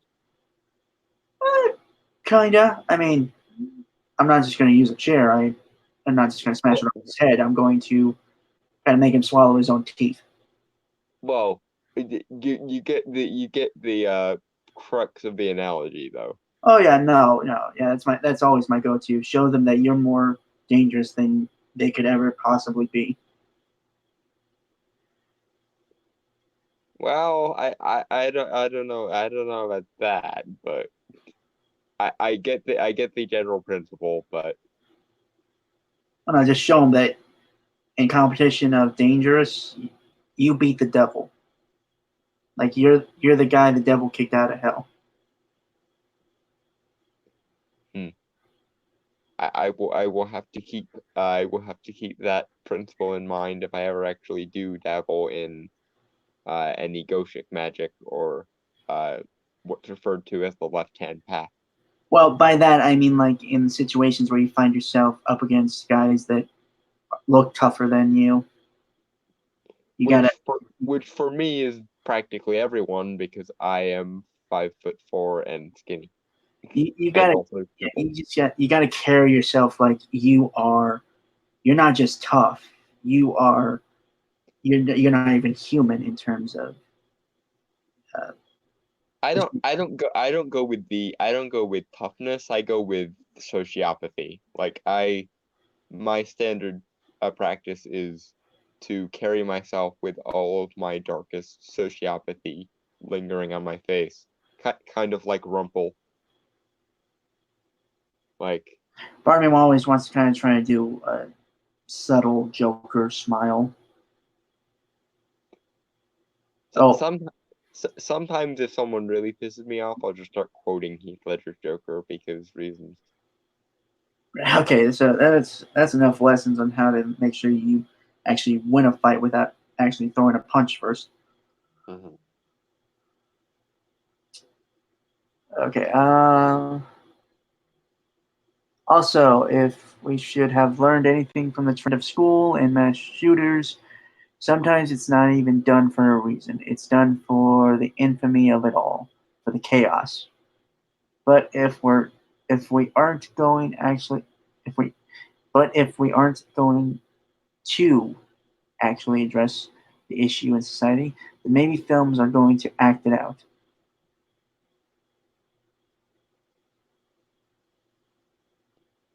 Okay, that's not. I don't think that's an unreasonable position. Hmm. Okay. And again, I'm because what she's saying is if we're not going to actually talk about the problem, let's at least have films that talk about the problem.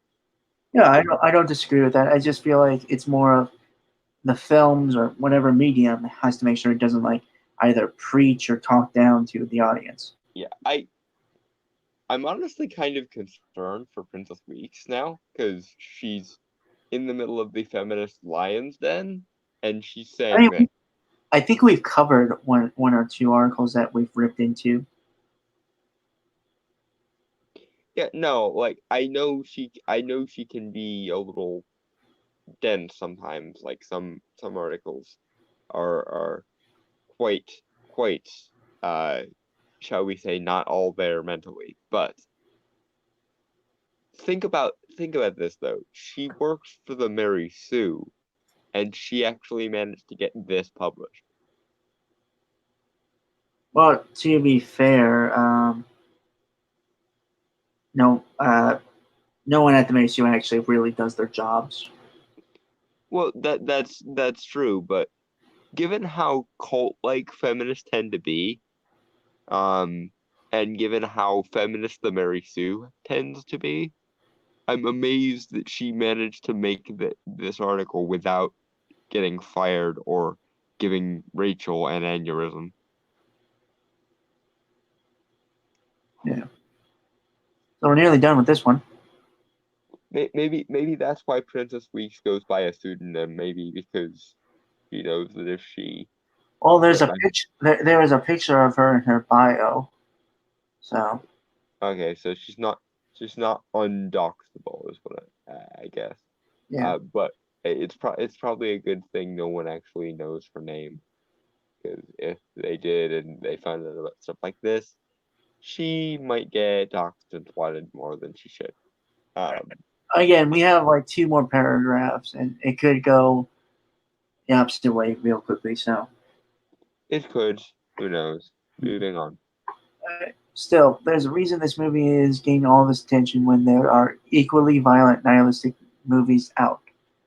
No one is crafting a million think pieces about the latest Rambo and what could be from that, or even uh, films that are hyper violent but portray the bad guys as inhuman and therefore not worthy of empathy.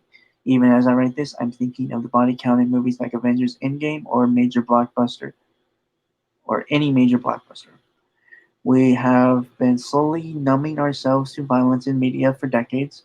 So the difference between Joker and RoboCop isn't just decade; it's cultural mentality that are struggling to deal with.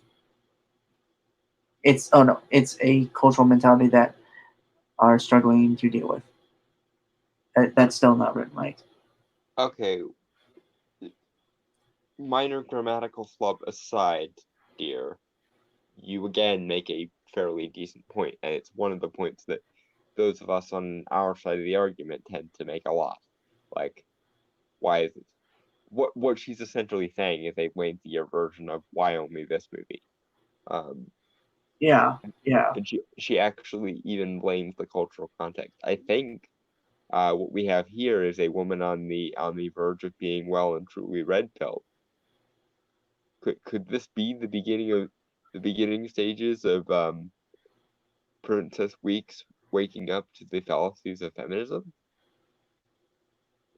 Stay tuned for more on the next episode of Podcast of the Storm, maybe. well, All by these questions and more probably won't be answered in the foreseeable future. Please fuck off. well, we still could do articles from the issue about Halloween because I'm sure they'll make some. Yeah. But yeah, okay. this shouldn't be put on Joker's doorstep, but sadly, it is the perfect avatar for a lot of fear and anxiety. Let's see if it earns that status. We'll all get to read more think pieces about the Joker after its October 4th release. Huh. That's the end of the article. Okay, clapping, because that just, it is not every day, folks. It is not every day you see a completely rational argument being made in the Mary Sue. But today was that day. For whatever reason. I feel like we should mark our calendars and celebrate it with, like, parades and shit. Yeah, it's kind of weird. It's really weird, honestly. I love it. Please make more of these, but, like, damn. Yeah, I mean, what was the last Princess Weeks article? Was it the morally complex character one, or was it? No, that's Kate Gardner. That's Kate Gardner. I can't remember the last article of the Mary Sue from Princess Week that we had covered. It's been a while. I know that. It has been. I don't remember it being excessively reasonable though. So this might be a one-off for her, but at least she's saying it. And again, for a writer of the Mary Sue who's very much inculcated in the feminist propaganda, like this is basically her almost quoting this would be like Anita Sarkeesian quoting Karen Strawn, basically. Holy shit. No, it's just, again, it's weird, you know? It's weird in the kind of fascinating I can't look away and I want more sense. Yeah. Like, please, princess, just make more of this. Your brain appears to have kicked on, and it's the most beautiful you've ever been, dear. Trust me. Sorry, folks. I think I'm starting to get tired, which is funny because I woke up around 2 today. Yeah, I had. Well, yeah, if you went to bed at 9, then 10, 11, 12, 1, 2. You only got 5 hours of sleep. Oh, right. Keep in mind, folks. So I woke up at 2 p.m. today. Well, 2:13 p.m. I was up all night because I couldn't sleep. I was tossing and turning and shit. I couldn't sleep. So I stayed up around until 9 a.m.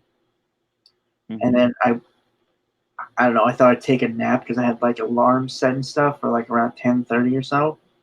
Yeah. Next thing I know, I'm waking up. I'm looking at the clock, and it is 2:13.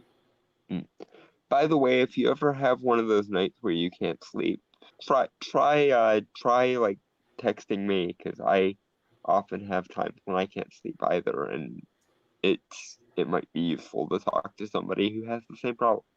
That's what I'm saying. Yeah, I really got to work on a sleep schedule. Me too, but I've tried every conceivable thing and nothing appears to be working. So things that have worked for me are, well, during the day, sometimes, and this was actually a while back, I used to go on long walks around my city, and for a few hours, so I like get some of that energy out. Yeah. Other times it was like milk or like warm milk. I'd heat up some like warm chocolate milk. I even tried counting sheep at one point. It almost works, but not really. Anyway, let's get into the final bit of good news. Star Wars shocker: Marvel's Kevin Feige developing a new movie for Disney, exclusive. By The Hollywood Reporter, by Kim Masters. This was published 5 days ago. Lucasfilm's Kathleen Kennedy is pursuing a new era in Star Wars storytelling, and knowing what a diehard fan Kevin is, it made sense for these two extraordinary producers to work on a Star Wars film together. Walt Disney Studios co-chairman Alan Horn tells The Hollywood Reporter. In other words, we're vetting Kevin to replace Kathleen, but we don't want to admit to it. Right. All right, hold on. I'm sorry. I need to clean my glasses here. That's right, folks. I wear glasses. Are they big, like, hipster frame glasses, or are they small little wire frame ones? I mean, they're not exact. They're bulky. They're kind of thick, but they're not like those stupid ass big, like the glasses that make you look like your eyes are like bigger than they are. Mm. I've had these glasses for years now. I should probably get to an optometrist sometime in the near future to see if I need to better my vision. I mean, these glasses, they're working fine and stuff. It's just it's been years since I got my eyes checked, so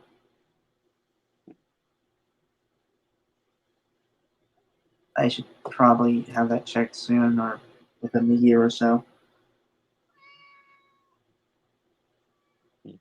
It definitely looks like it.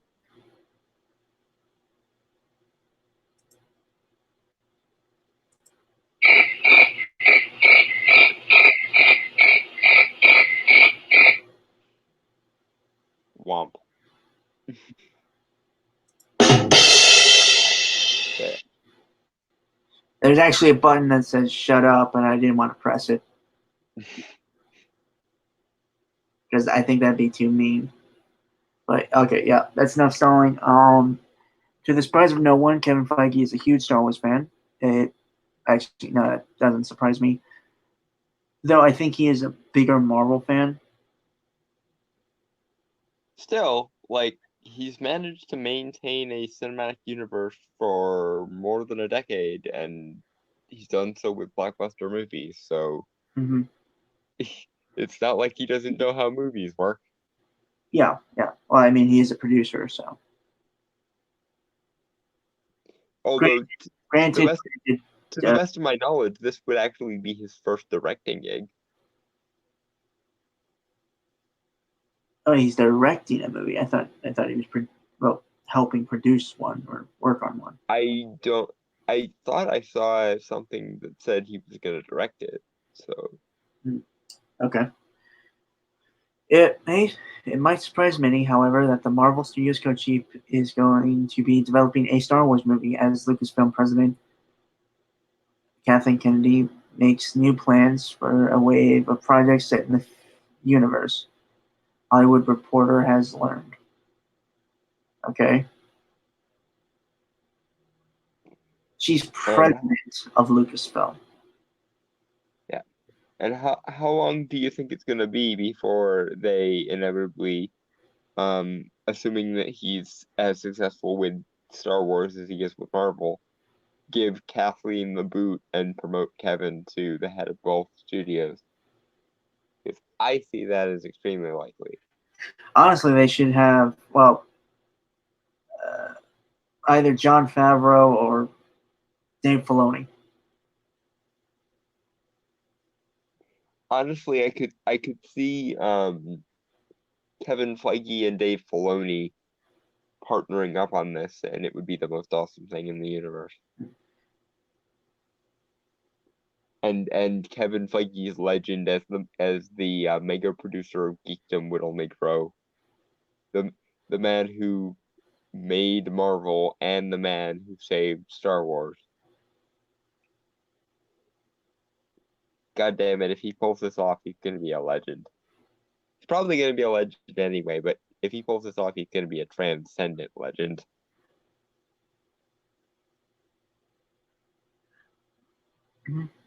Okay. Yeah, I mean, like, I'm on the fence about it with this. I just because you said it's like to your knowledge, and I do trust your knowledge is that it's his first directing credit. I think I might be wrong, and if I'm wrong, then may I be struck by Sith lightning. But I will look it up.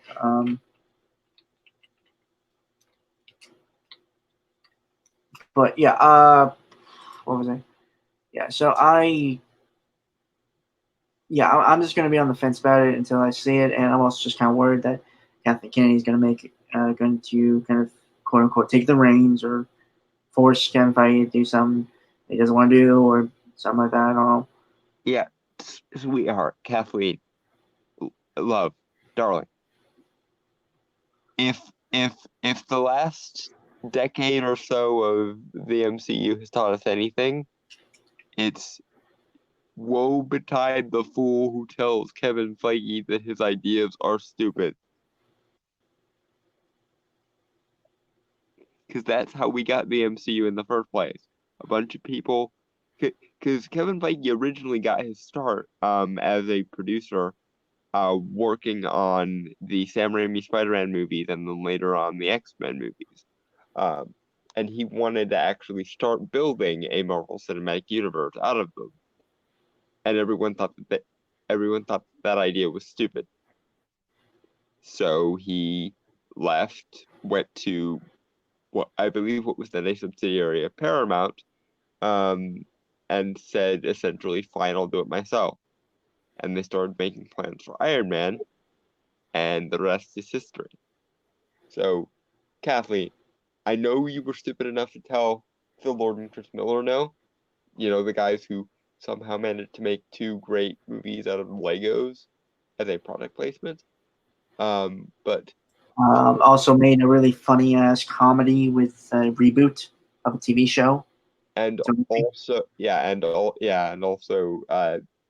21 and 22 Jump Street. Yeah, that's what I'm talking about. I know, but being that as it may, Oh, Kathleen. Spider-Verse too. Yes, and Spider-Verse. Being that as it may, Kathleen, do not, for whatever reason, tell Kevin Feige no. If he says jump, you say how high. If he says I need a budget, then you say here's a blank check, write what you need. Well, for the record, they are part of Disney. Yeah.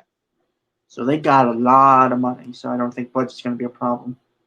Well, no, but I could see her trying to limit him creatively because she doesn't want to spend that much money on him. Well, also I think another thing is that I think having kind of a quote unquote tighter budget as compared to other movies that have come from the Disney, Lucasfilm, or Marvel Studios.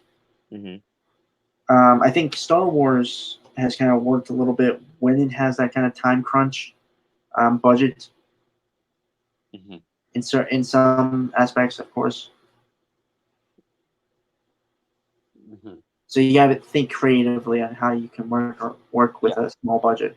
But point being, for the love of God, woman, don't be stupid enough to be the one motherfucker in Disney to tell Kevin Feige no post Infinity War. Seriously. Yeah. Okay, so he well, for one thing, he has produced a lot of Marvel movies. And he's the one responsible for the actual fitting together of the MCU. Well, actually, not just the MCU. Also, I said Marvel movies. So he's also TV shows. Yeah. So he was the executive producer on the Amazing Spider-Man. Yep. Spider-Man 2, Spider-Man 3, Daredevil, Elektra, X-Men, Spider-Man as well. Oh, he's uncredited as an executive producer. Yeah, he's been trying to make the MCU for a very long time, and when everyone told him to fuck off, he said, "Fuck you, I'll do it myself," and the rest is history. Right. I want to see the face of the people that were stupid enough to call that a stupid idea way back when. Yeah, that can be fun. That would be funny, actually. He's also been labeled in miscellaneous crew and production manager. Oh, executive in charge of production. for a video game and the original Spider-Man movie. So, yeah, no, he is. It doesn't say anything about a Star Wars movie, not being a director or anything. So, to give you an idea of how hard Kevin Feige pushed for the MCU to be a thing, there's actually a deleted scene in Spider-Man 2. You can find it on the DVD still, where they're discussing names for Dr. Octopus. Doctor Strange, yeah, I know what you're talking about. It was in the 2.1 edition of Spider-Man 2. Yep. It's taken. I want to know what that version of Strange looks like, but I know it wouldn't be as up to par because neither is that Spider-Man. So, boy. I'm gonna send you some videos about the Spider-Man movies.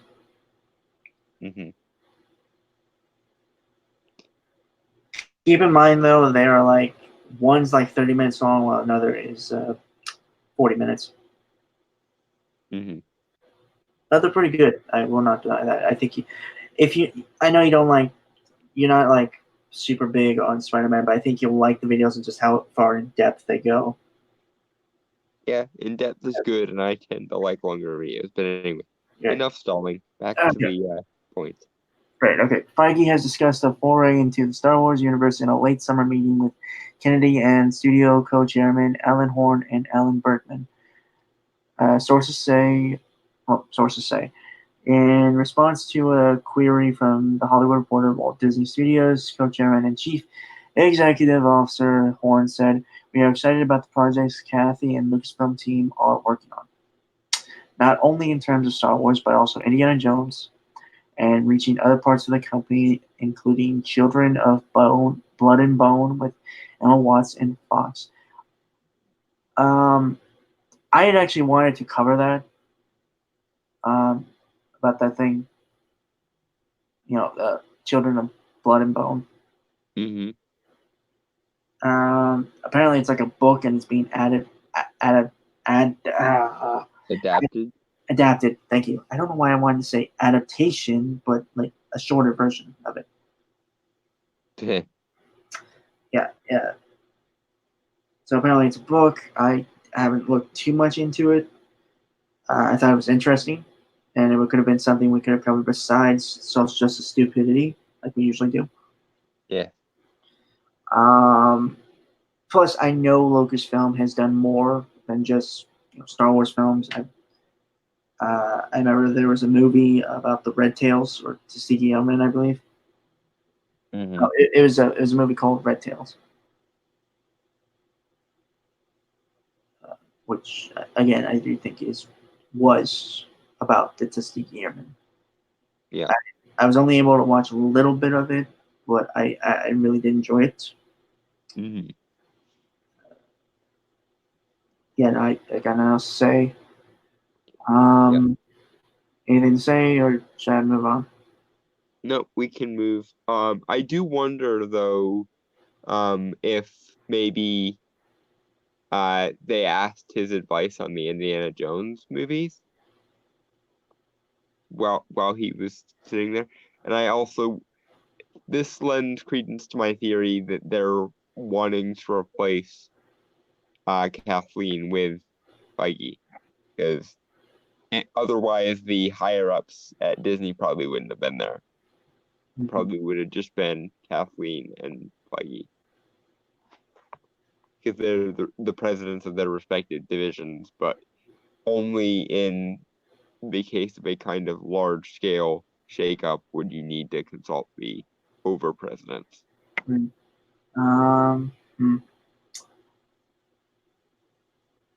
With the close of the Skywalker saga, which is going to die before it even gets there, Kathy is pushing a new era in Star Wars storytelling, and knowing what a diehard fan Kevin is, it made sense for these two extraordinary producers, one extraordinary producer and a producer, to work on a Star Wars film together.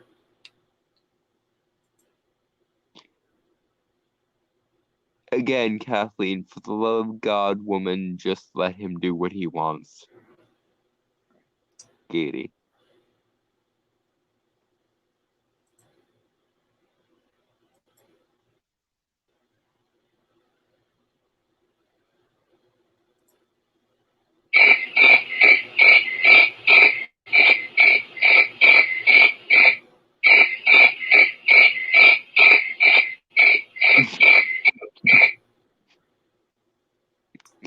Are you good?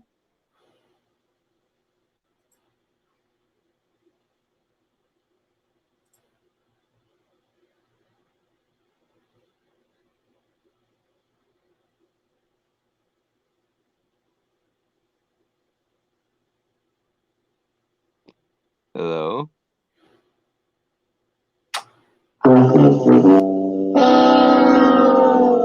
There. Okay. Yeah, Are you buns are acting a little weird. I don't know what's up. okay? Are you good?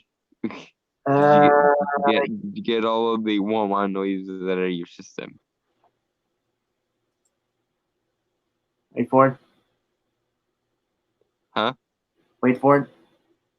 Okay.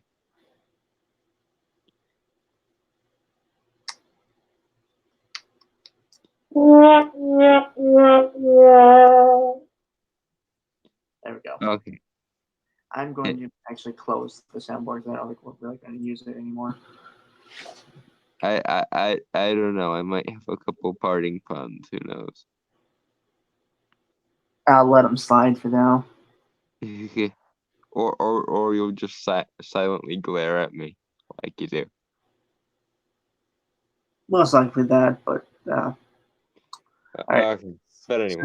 Yeah, some see this move as a prelude to a larger role for Feige within Lucasfilm, while others say it merely reflects the Marvel executives' passion for the franchise. Honestly, I'll say the latter. I'm not really convinced it's the former. I don't know. I think I'm hoping for the former. Well, I'm going to be honest. Like I said before, I don't really give a shit about Marvel at this point, so. Mm-hmm. I guess that kind of includes Feige. I mean, I have respect for him. It's just, I think he's let some of the movies kind of go to waste. Again, I think if anything, the problem is he's getting a little bit too complacent, which is one of the reasons why I want Joker to do absolute gangbusters. Because Yeah. if Joker can become like, say, the highest Warner Brothers movie, which it wouldn't actually need to go that far. It'd just have to go a couple million above Aquaman to beat Harry Potter. And Deathly Hallows Part 2, I think. To become DC's highest, or to become Warner Brothers' highest grossing movie. If it does that, then Marvel will have to kind of pay attention to it, and that will hopefully get Marvel to essentially jumpstart their heart again. Okay. I thought it was October 1st. I was going to put out a tweet, but it's tomorrow, so gotta wait for the tweet, folks. Sorry. Yep. Waiting for tomorrow. Well, yeah, no. Tomorrow, I love you. Tomorrow, Right. always a day. I'm good. I'm good. I'm good. A top Disney source says Kennedy remains in charge with no plans for any changes. One knowledgeable source says Feige has told a major actor that there's a specific role he would like that person to play if and when he makes the movie. So we know it's a guy, apparently. However, with Star Wars: The Rise of Skywalker set to hit theaters December 20th, maybe should I mark that down on my calendar? Days to the inevitable torture that will be 2 hours or so of Rise of Skywalker. That depends. Is anyone obliged to care anymore? Well, I gotta go see it because I said because I said we do a review of it. So This is true. We do have to see it for the sake of our audience and the shit we go through for you people. I swear to God.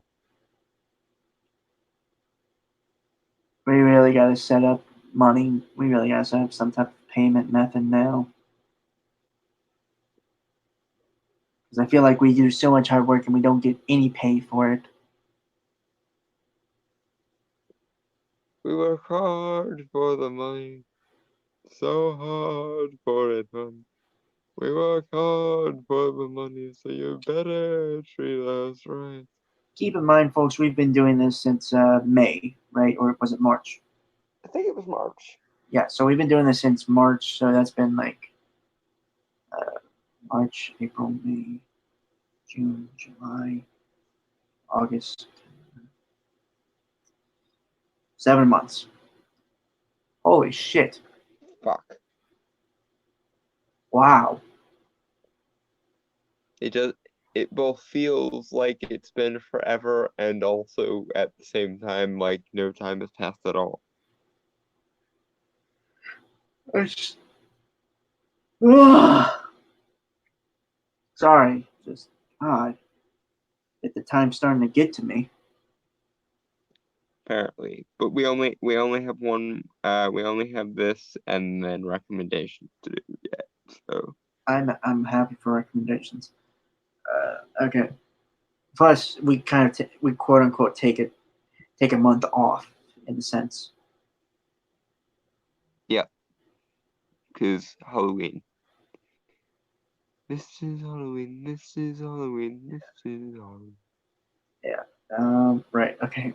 However, wait. No, did I read that? Oh, no, I already read that. Okay. Oh, Jesus Christ! It is understandable that Disney would like to keep as much of the future of the franchise under wraps as possible. Skywalker, otherwise known as Episode 9. Wait, no. Yeah, Episode 9. Wait. Yeah, okay. Oh, God, I am so fucking tired. I can't keep straight. Force Awakens was episode 7. Last Jedi was episode 8. So, yeah, Episode 9. Yeah. Meant to be the final installment of the series that was first launched by George Lucas in 1977. It is also meant to win back fans after the last sequel trilogy entry. Doubt it. Star Wars Last Jedi divided audiences even though reviews were largely positive, and the film grossed $1.3 million worldwide. Fans didn't like it. Fans did not like it. And as far as finances go, The Force Awakens made $2.4 billion. So even taking into account the excitement for The Force Awakens bolstering the box office a little bit, that still means that The Last Jedi lost $1 billion relative to its predecessor, and even Rogue One managed to make over $1 billion. I like that movie. Yeah, Rogue One is easily the best of the Disney era movies. I mean, there are some issues with it. I won't deny that, but I think overall it is a good one. Yeah. I would go so far as to say the top 3 Star Wars movies are Empire Strikes Back, Rogue One, and Revenge of the Sith. Yeah.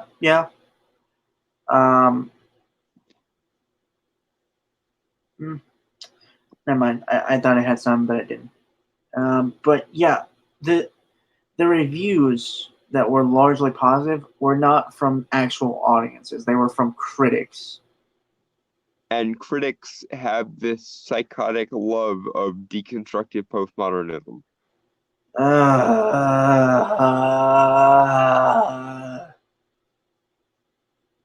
Are you okay? You need a moment? I'm good. I got Because usually that's me that makes that noise in response to deconstructive postmodernism. Yeah, it's been a long time since we did the thing, you know. And one drink, as you said, yeah, deconstructive postmodernism, yada yada. Yes. Yes. Actually, take 2 drinks. Yes, I used the philosophical words, so drink. Yeah. But yeah, for whatever reason, the artistic set have totally bought into the fucking ideological framing. Hence, they really enjoy things that the audience tends to hate. The same thing happened with the Godzilla movies. Critics savaged Kingdom of King of the Monsters, even though audiences really appeared to like it. And if anything, King of the Monsters didn't go far enough in the opposite direction that its predecessor did. I like the music, like the original score of it. It was really good. For King of the Monsters or King of for the Monsters. Yeah. I enjoyed the visuals and the I choreography. haven't seen the movie. I've only listened to the soundtrack, unfortunately. Oh, okay, so you have it. Ooh, dude, you're in for a treat. I think Godzilla King of the Monsters is probably the second best movie so far. Yeah. This year. Ironically, the funny part is that the guy who composed Bear McCreary composed Godzilla King of the Monsters soundtrack. He composed the PS4 God of War game. You know, where it was set in Viking times. So in other words, he went from gods to Godzilla. Yeah, but I used one of his themes of God of War in a fan edit of Justice League when I had that edit when I was working on that. Oh right, yeah, okay, yep. It was Steppenwolf's theme. It was the God of War overture. Right, okay, yep. Yeah. So yeah, that was yeah. So I was proud of that part because I went through entire constant changes of looking for themes for all the characters. Steppenwolf was the easiest one. Yeah. I think the hardest was one for Batman. I honestly would still like to see a new rendition of the Danny Elfman animated series theme. Yeah.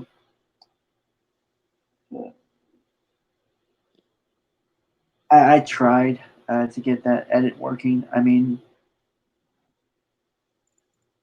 I don't know. Kind of sucked when I looked over it, so I scrapped all the clips I had made. Well, anyway, moving on. Right. I mean, that was months and months ago, so. Mm-hmm. Yeah. Okay. Under Feige's leadership, Marvel has had an extraordinary run of hits, including 4 of the top 10 movies ever released. I will not deny that is pretty good. But I would also chop that up to not just Feige's work, but also the work of the directors and writers and actors of those movies. Who Feige picked, for the most part. Yeah. Okay. I will. Okay. That's another. I will grant you that. Okay. This summer, Avengers Endgame grossed $2.9 billion and surpassed Avatar to become the top grosser of all time, not adjusted for inflation. Feige has a packed slate of Marvel movies and TV in the works, and he's expected to make a big role in developing the Marvel heroes like the X-Men Disney got in the Fox acquisition. Which I am looking forward to the X-Men finally being done correctly, hopefully. You know what? After we're done with October, we have to make a video on how we would make the X-Men, like for a soliloquy or something. We should make. Yeah, How- we should essentially do an if I wrote. Yeah, essentially, I've seen a lot of people do those kind of things. Yeah. I think we would actually have a lot more fun, not with the X-Men, but with the Fantastic Four. Yeah. So yeah, that again, we're making plans as we're also doing actual podcasts. So Yep. okay, but Kennedy has been president of Lucasfilm since 2012. She is one of the very few women in top executive jobs at Disney. Okay. She can't actually do the job though, so that's not really a very good accolade, it seems. Don't you know, Dalton? It doesn't really matter. She's a woman in a prestigious title at a big company. Oh, right. Yes, of course. I'm forgetting that any kind of criticism that I would give to anyone else in any other circumstance is haram when directed at a woman. Because woman, and more specifically, feminist woman, derp. But she was picked for the job by Lucas before he sold his company for $4 billion that year. In September 2018, she renewed a contract for 3 years. Well, to be fair, George is not known for his great decision making. Yeah. I mean, if you guys remember Empire Strikes Back, there is a weird scene that is giving context in Return of the Jedi.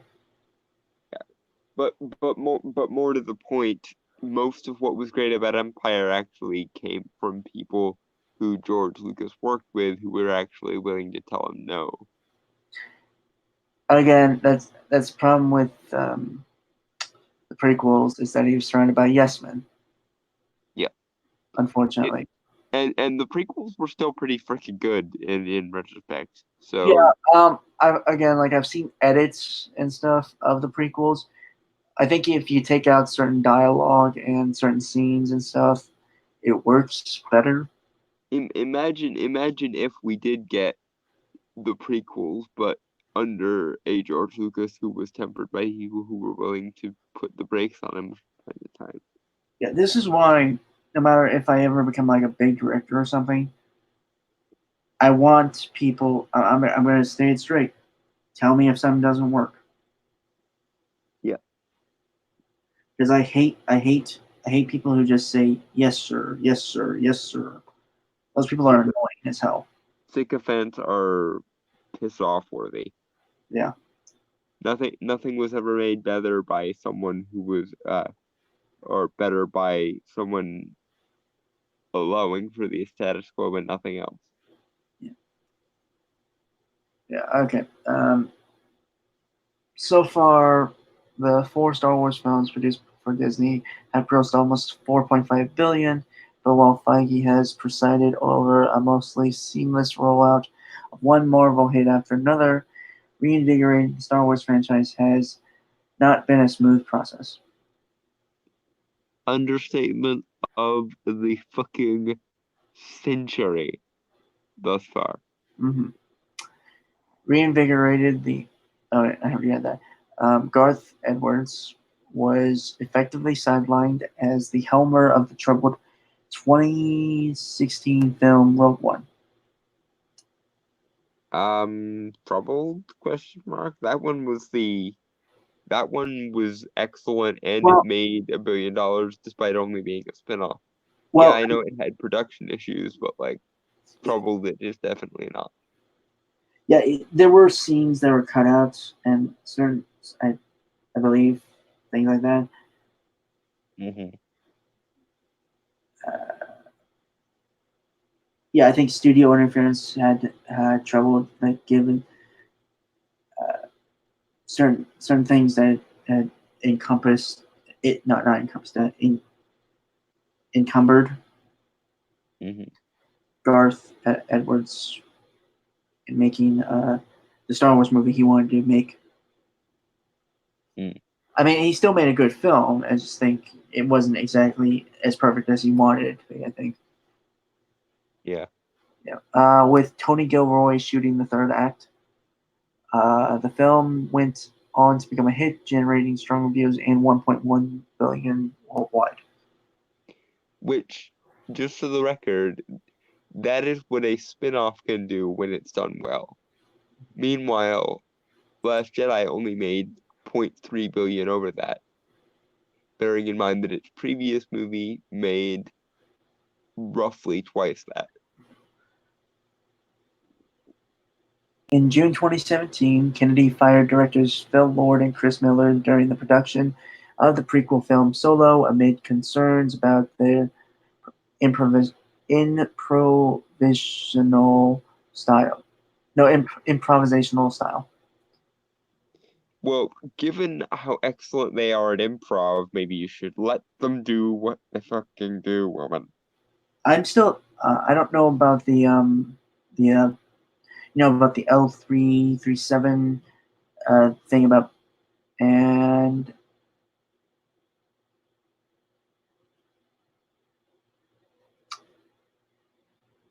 he is gone, and he is back. My phone glitched, sorry. Yeah. I'm not sure how if you remember the controversy about the L337 thing about being like a parody of Kathleen Kennedy. Yeah. I'm on the fence about it. I don't know if that's true or not. I kind of. Regardless, she's the one that encouraged that character be in the movie. Yeah. But yeah. Yeah, Phil Lord and Chris Miller are good at improvisational, but they're also good at doing like I think you and I had a discussion about this once a while back about a certain philosophy we had talked about, and someone had uh, meta modernism, I believe. Yeah. Yeah, is a proposed set of developments in philosophy, aesthetics, culture, which are emerging from a region of postmodernism. One definition characterizes metamodernism as mediations between aspects of both modernism and postmodernism. Mm-hmm. So, and I remember watching a video about it, and I will find that video and send it to you when I can. But it's basically, and they were talking about Phil Lord and Chris Miller on how basically you're playing a card game everyone knows how to play, but you're still playing it in a way that fascinates and intrigues people. Like they like watching. I believe the analogy was. Yeah. And yeah, they know that people are expecting something, and they play it straight, but they also give something else to it. If that makes any sense at all, because I don't. Yeah. I'm not even sure if it makes sense, and I said it. Some sense was made of that. Yeah. I'm just tired. Yeah, it's like. But no, you didn't say something that was unintelligible. It's just I'm tired. I'm. We're going on near 6 hours of this. But okay, whatever. Okay, I'm just gonna continue reading.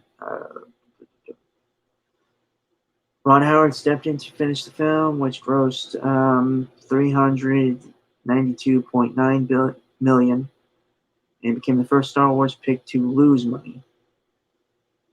Yeah, because it sucked. Horribly, and it followed a movie that sucked. I didn't. Well, I wasn't interested in it on the fact that two great directors that I respect and like immensely got fired. And as a result, now they've kind of basically refused to work for Disney ever again. So guess that means we're never gonna get a Phil Lord and Chris Miller directed MCU movie or anything, which is sad because they could have easily replaced the Russo brothers, I think. Mm-hmm. Can you imagine that? Can you imagine an Avengers movie done by Phil Lord and Chris Miller, bearing in mind what they did with Spider-Verse and what they did with the Lego movie and what they did with the Jump Street movies? You know, if Corrupt was here, I don't know. I feel like he'd make it a joke about him being just some type of joke that was very corrupt. I can't think of a joke, honestly. But dude, that would be so awesome.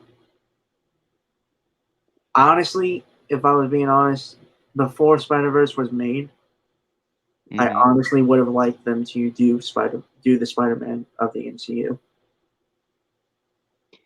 And post Spider-Verse, I assume you're not really dissuaded because of how awesome Spider-Verse was. Yeah, no, I'm still, I still want that. I just think they should.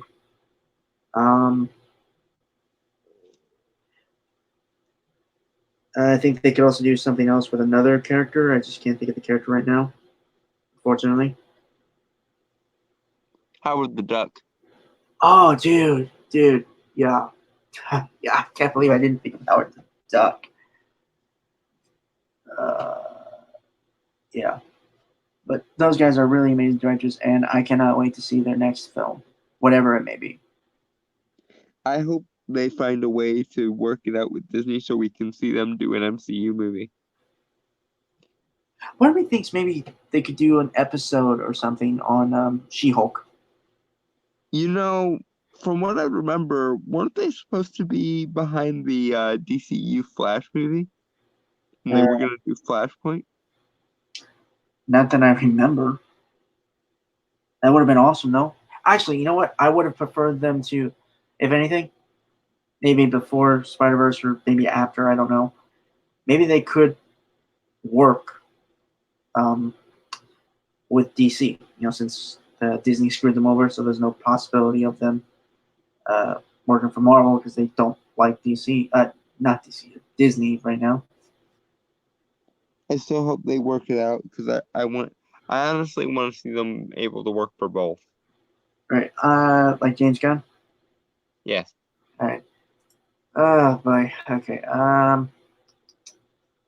Okay. In 2017, Jurassic World filmmaker Colin Trevorrow.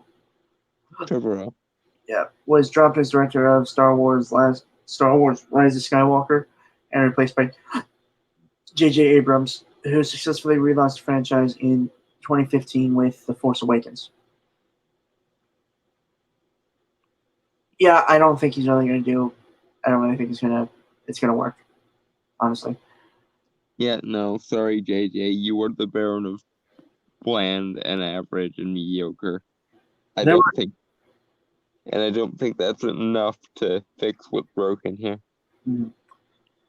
Disney chairman Bob Iger conceded in recent New York Times interview that the studio had made mistakes. I think that we might have put a little bit too much in the marketplace too fast, he said. That has virtually nothing to do with it. You managed to do 2 Marvel movies a year, sometimes 3, and it still works. Yeah, you know what? Phil Lord and Chris Miller, if they were making a She-Hulk movie, I really think they could do that right. Or assuming they were gonna do the assuming that they could do a Marvel movie, Phil Lord and Chris Miller on Deadpool. Yeah. On the MCU's Deadpool. I mean, I don't know. I mean, I could probably see it because, you know, knowing because they got their jump start in 21 Jump Street, 22 Jump Street. Mm-hmm. Their jump start, lol. You accidentally did it for me. No, I meant that. I intended that. Oh, well, okay. You still managed to do a me level pun. Well done, sir. Right. But I don't know. I feel like that'd be too easy and kind of maybe they might be treading old ground in sense of R-rated comedies. I mean, they could still probably do something different as compared to the other two Deadpool movies. Obviously, I'm just Phil Lord and Chris Miller, Fantastic Four.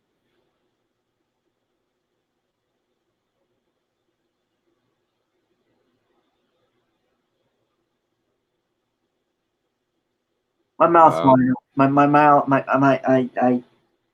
my brain just stopped of how awesome that would probably be.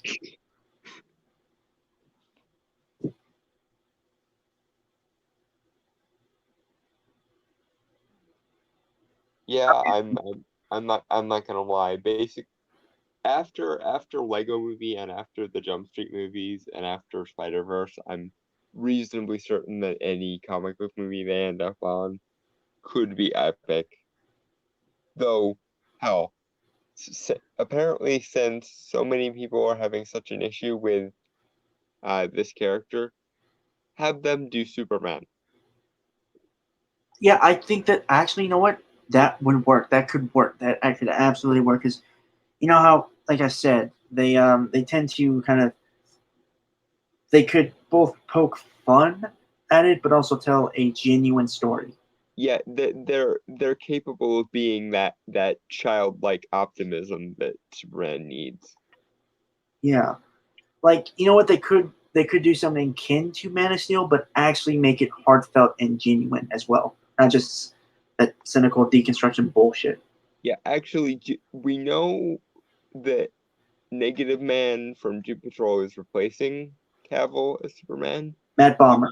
You're thinking of Matt Bomber. Yeah. Do we know who they're getting to direct it? I thought it was J.J. Abrams. J.J. Abrams is a Superman. Why? Just fuck. Why is J.J. Abrams the answer to Hollywood's everything? I don't. Because he always treads old ground and never does anything new or unique. So he's kind of a safe bet when directing movies. Sigh. Yeah, yeah. Incredible. But yeah, I agree. Honestly, I feel like they could do a kind of a Smallville kind of style story where it's like a kid. In my idea, if they were to do a Superman movie instead of having Matt Bomber play, well, maybe, but maybe like at the end of the movie, So they do a basically, Brightburn if it was actually a superhero rather than a supervillain. Yeah.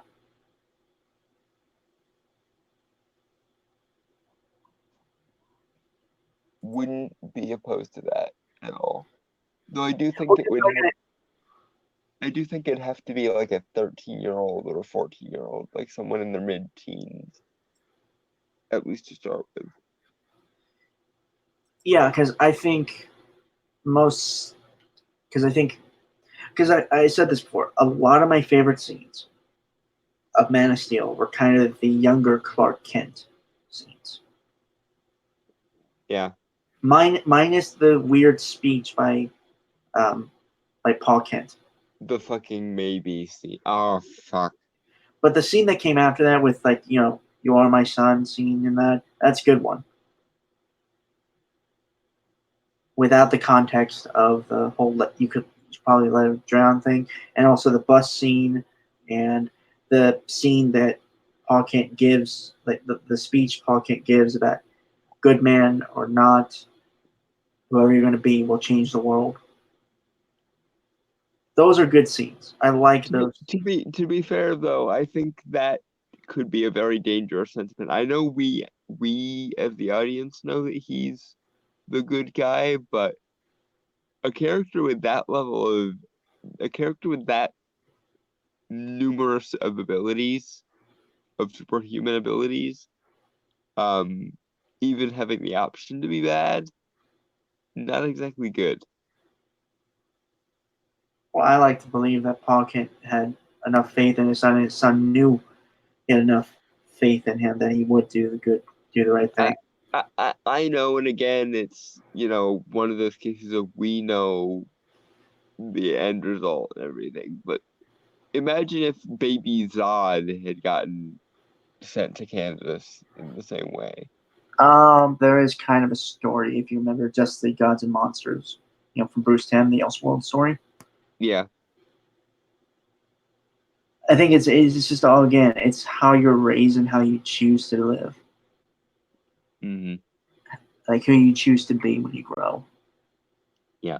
So you could have the blood of a murdering tyrant, but you could still be a great hero.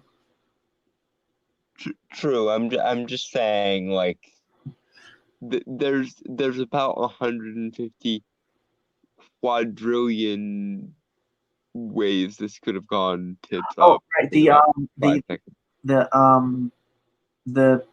pi- um, the picture, it's an island scene too, where Clark's first developing his powers and he's freaking out and stuff. The Mm-hmm. world's too big. The world's too big, Mom. That scene. That's a good scene. I like that scene a lot. I also like the scene where he's getting bullied, and despite the fact that he could do unspeakable things to everyone, he just sits there and takes it. Yeah. Well, yeah, that's the same thing I'm talking about, like the speech Paul Kent gives him. Mm-hmm. I think you could edit it around to get rid of the good man or bad character or good character or bad thing. Yeah, and also someone edit that movie so it's in chronological order, please. Yeah, that was another thing. I had a problem with it. It just seemed to jump around too much.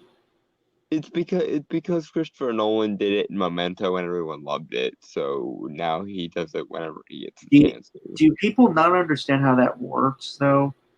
Because there was a way to tell the difference. I know, but it's just the showy non-sequential storytelling. Ooh.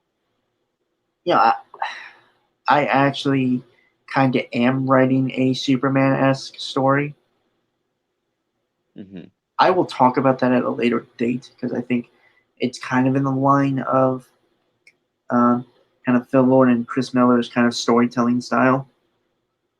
But right, we got more. We've got to clear this. So yeah. it's funny that probably the most unambiguously positive news is what's taking us so fucking long.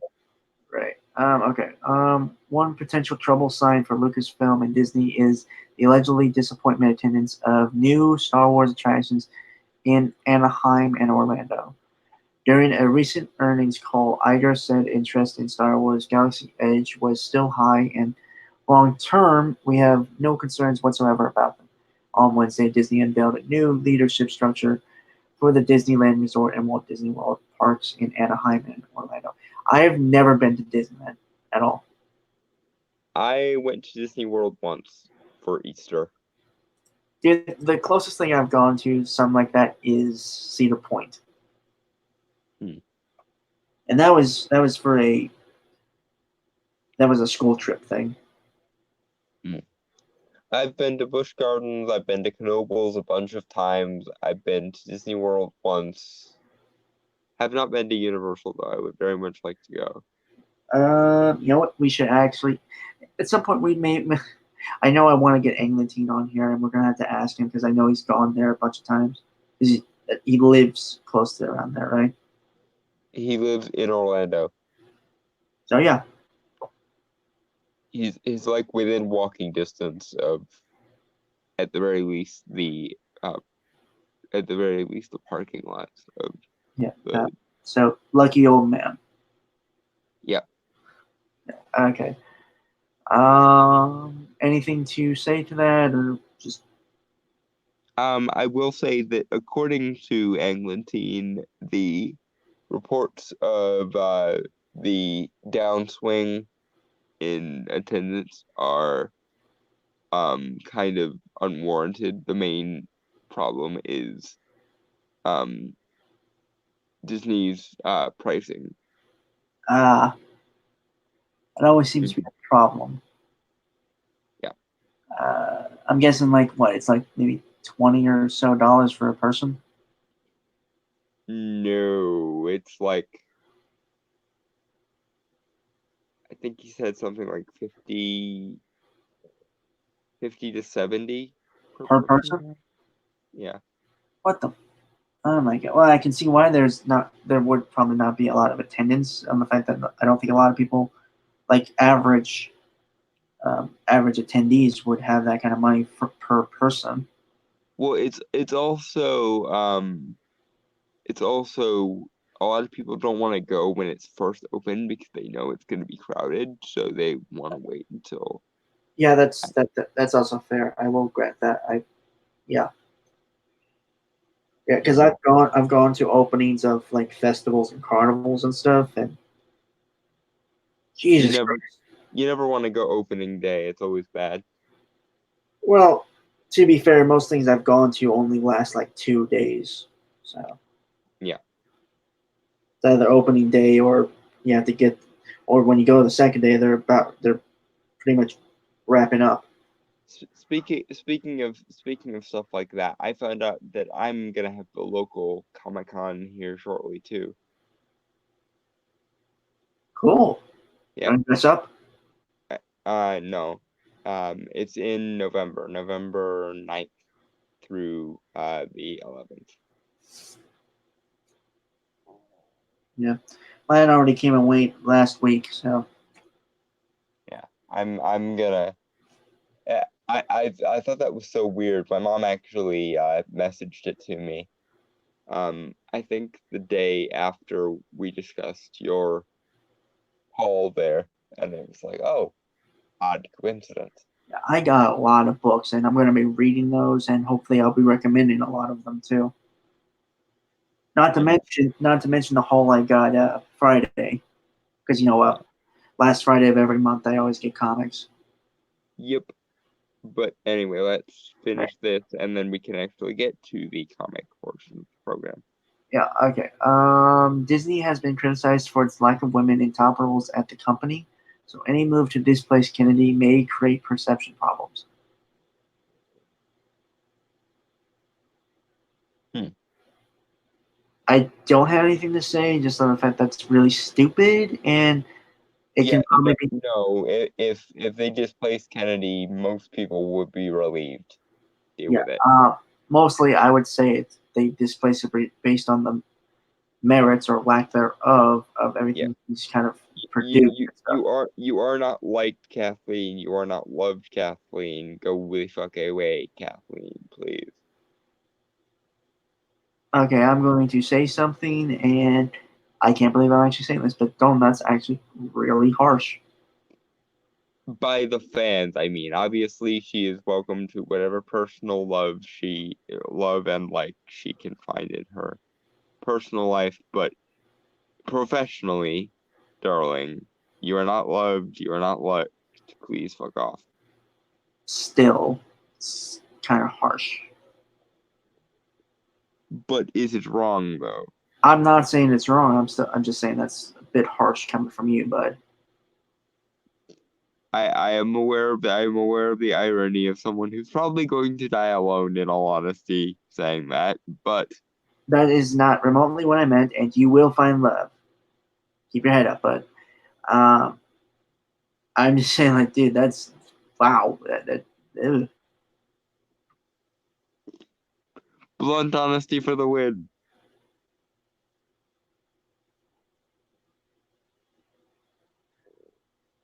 Again, I'm gonna say something, and it's kind of gonna be funny coming from me. You got problems, bud. A lot of problems. We both do, but it's why we work. So And, okay. Um, in his Times interview, Iger acknowledged that women and people of color were not well represented, but said, "I'll change that before I leave."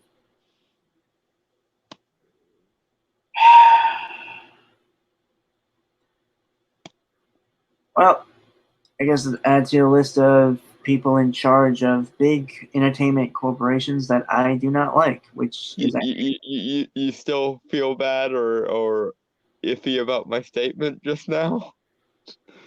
Cause I I don't.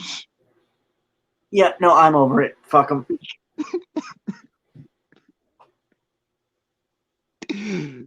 See that this is why. This is exactly why I do what I do. You guys think you're fighting a game that no one else can play. Yeah, no, just Jesus fuck. Why? Okay, fine. You know what? If they're people of color, but they have the merits to stand,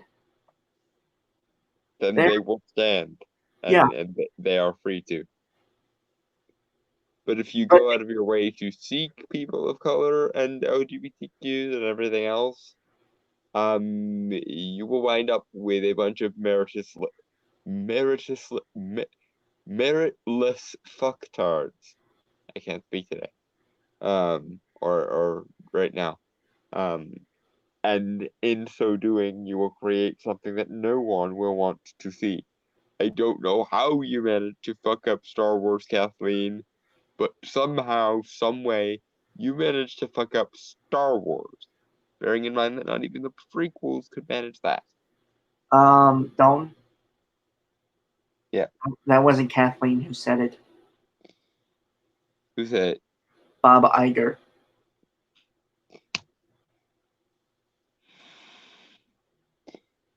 Bob. Bob. Why? Why? So basically everything we said that was a kind of directed at Kathleen, but now for Bob and Yep. Kathleen. So Yep. Just see. This is what I mean when I say that this is the religion of the upper class. Here you have Bob Iger, the president of Disney proper, unironically speaking the feminism. And he's not doing it for profit. He's not doing it for long-term gain. He's not doing it for any of that shit. All he's doing it for is because on some level he genuinely believes it and he has the power to make everything bend to his will. It honestly makes me wonder how much of the diversity pushing is Kevin Feige and how much of it is Bob Iger forcing it on Kevin Feige. I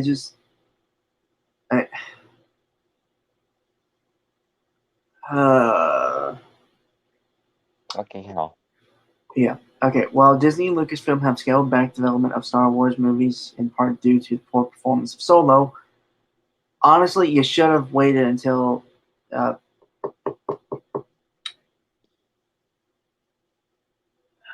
you should have waited until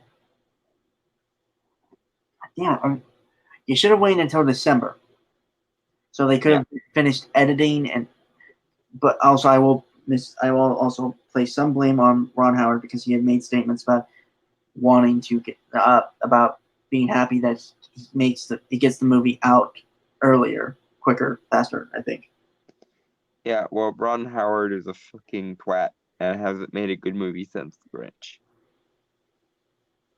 I've never really seen anything of Ron Howard's. Have you seen the Jim Carrey Grinch? Oh, Ron Howard. I like that movie actually. It's very funny, but I also think that's just mostly in part of Tim Curry. I mean, not Tim Curry. Jim Carrey. Somebody needs to put them both in a movie before one of them dies, because they could be amazing together, I think. Well, as long as Jim Carrey doesn't lose his mind, but I think that's kind of the appeal of him. Yeah, Tim Curry and Jim Carrey starring in honestly, an aging Sherlock Holmes movie would work. Who would well, Tim Curry would obviously play Sherlock Holmes. And then Jim Carrey could be Watson. I don't know. I feel like, you know what? Maybe he could play Moriarty. Ooh. Dang. It would be better than the Holmes and Watson movie. Than that. Intestinal cancer is better than the Holmes and Watson movie. I haven't seen the movie, but I've seen Cynical Reviews' review of it. Great YouTuber. Check him out. He's British. You like his accent. Holmes and Watson, just god damn it, why? Uh-huh. And when are we gonna get a third Robert Downey Jr. Sherlock Holmes movie, by the way? I heard it was in works. Yep. It's gonna be directed by Guy Ritchie, right? It is. Thank God. I just hope I hope it doesn't. I hope what happens. It doesn't happen with King Arthur. Is that there's too much style. Because usually what he does is he gets the style and substance and makes them blend together well. Yeah. But I think I think that won't happen with Sherlock Holmes because he obviously knows how to make a good Sherlock Holmes movie, even with weird shit in it, like the fucking occult secret society in the first Sherlock Holmes movie. Mm-hmm. Which I like. It just has absolutely nothing to do with Sherlock Holmes. You know, at some point, I think I'm going to have to do a video about Sherlock Holmes. Something. But by the way, did you watch the final season of Elementary? I've never seen Elementary. Dude, I think you'd like it. I mean, probably. I'm a big fan of Sherlock Holmes. I read a book that contains several stories of Sherlock Holmes. I have at least 3 books that are meant to be like collective works of Sherlock Holmes. Right. Okay. All right. Jesus Christ. We need to finish this. Yeah. Is still working on future movies. Both Last Jedi, Helmer, Rian Johnson, Game of Thrones showrunners D.B. Weiss and David Benioff are working on feature projects set in the Star Wars universe. Huh. Okay. Is that the end? No, I'm just kind of stopping there because I don't know how I feel about that. But I mean, I don't want Rian Johnson anymore, anywhere near any more Star Wars stuff. Can Rian Johnson just fuck off in disgrace for the foreseeable future? Can he just do that for me, please? See, the weird thing is, I was kind of excited when he was first announced. I had honestly never seen any of his work, but I had heard good things about him. Looper was fine. I haven't seen many other things he's done. Yeah. Wait, actually, didn't he do Book of Henry? I thought Book of Henry was good. Yeah. Or was that Colin Trevorrow that did that? I don't know. I think he's going to just be remembered as the guy who fucked up Star Wars.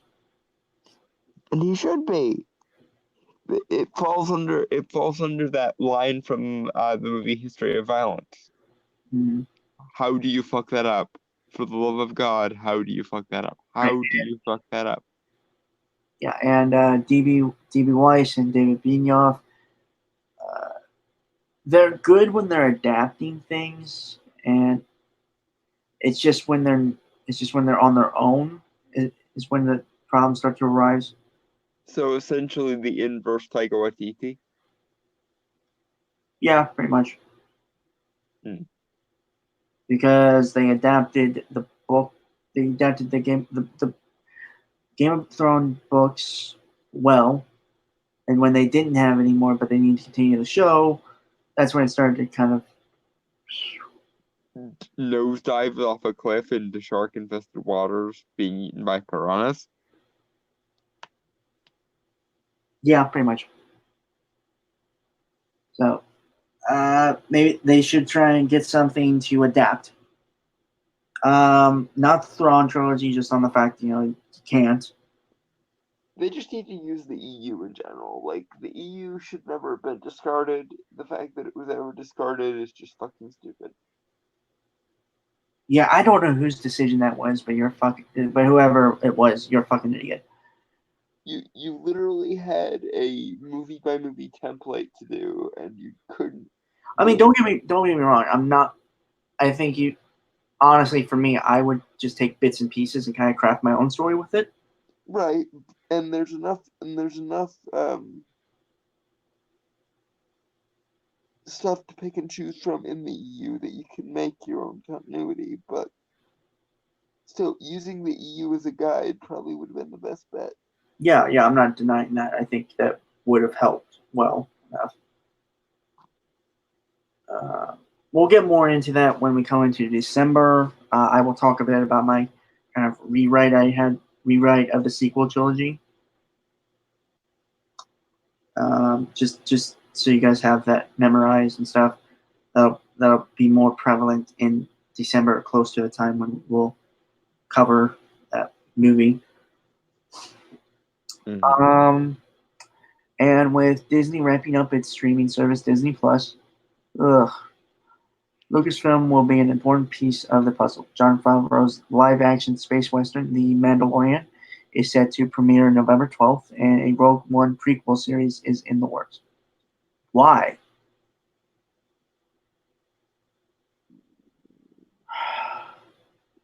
I'm fine with The Mandalorian, but a Rogue One prequel. The Rogue One's already a prequel. So what? You're getting a prequel for a prequel? That's cartoonishly stupid. Please. It's redundant, is what it is. That sounds like a joke people would make to satirize how Disney controls everything. Well, they're making a prequel to the prequel now. Herp. I think Borderlands did this funny thing where they had a pre-sequel, that term for a game. Mm-hmm. Yeah.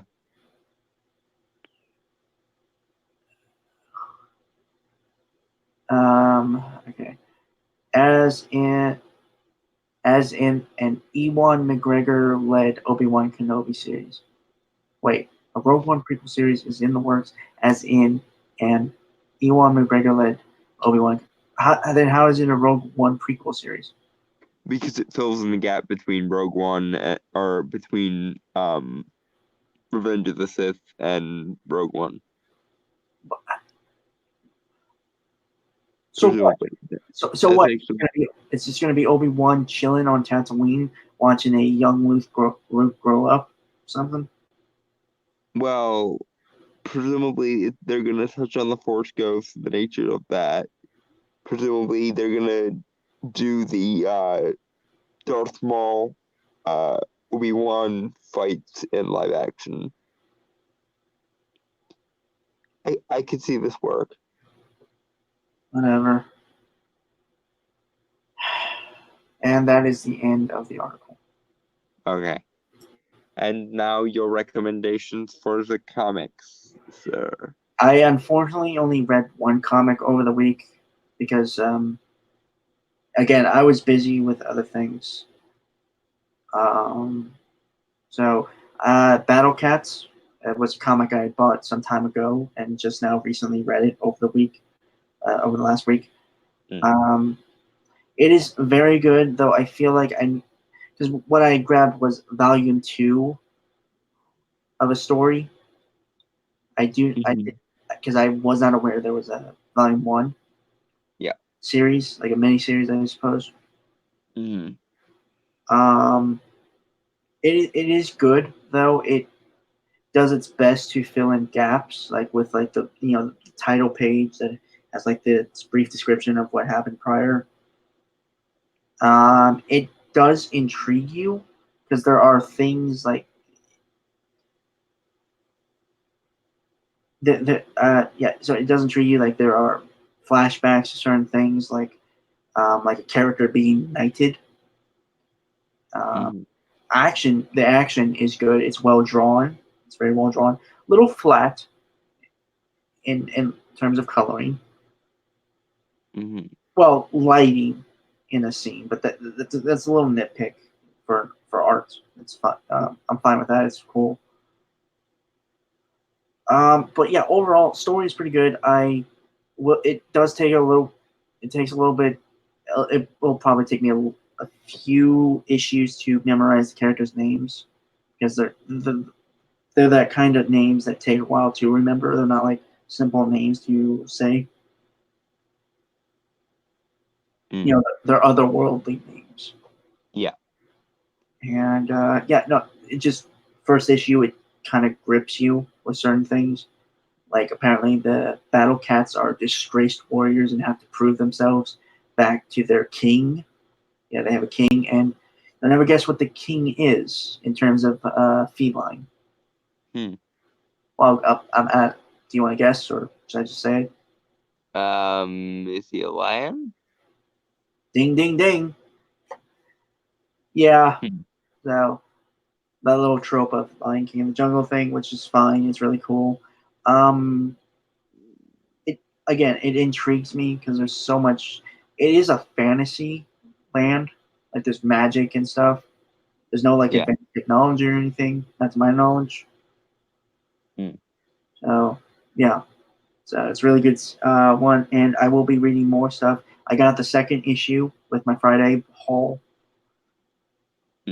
so I will be reading that as well as some of my Comic-Con stuff. So yeah, Battlecast was the only comic I had left, and it's the only thing I've read. So.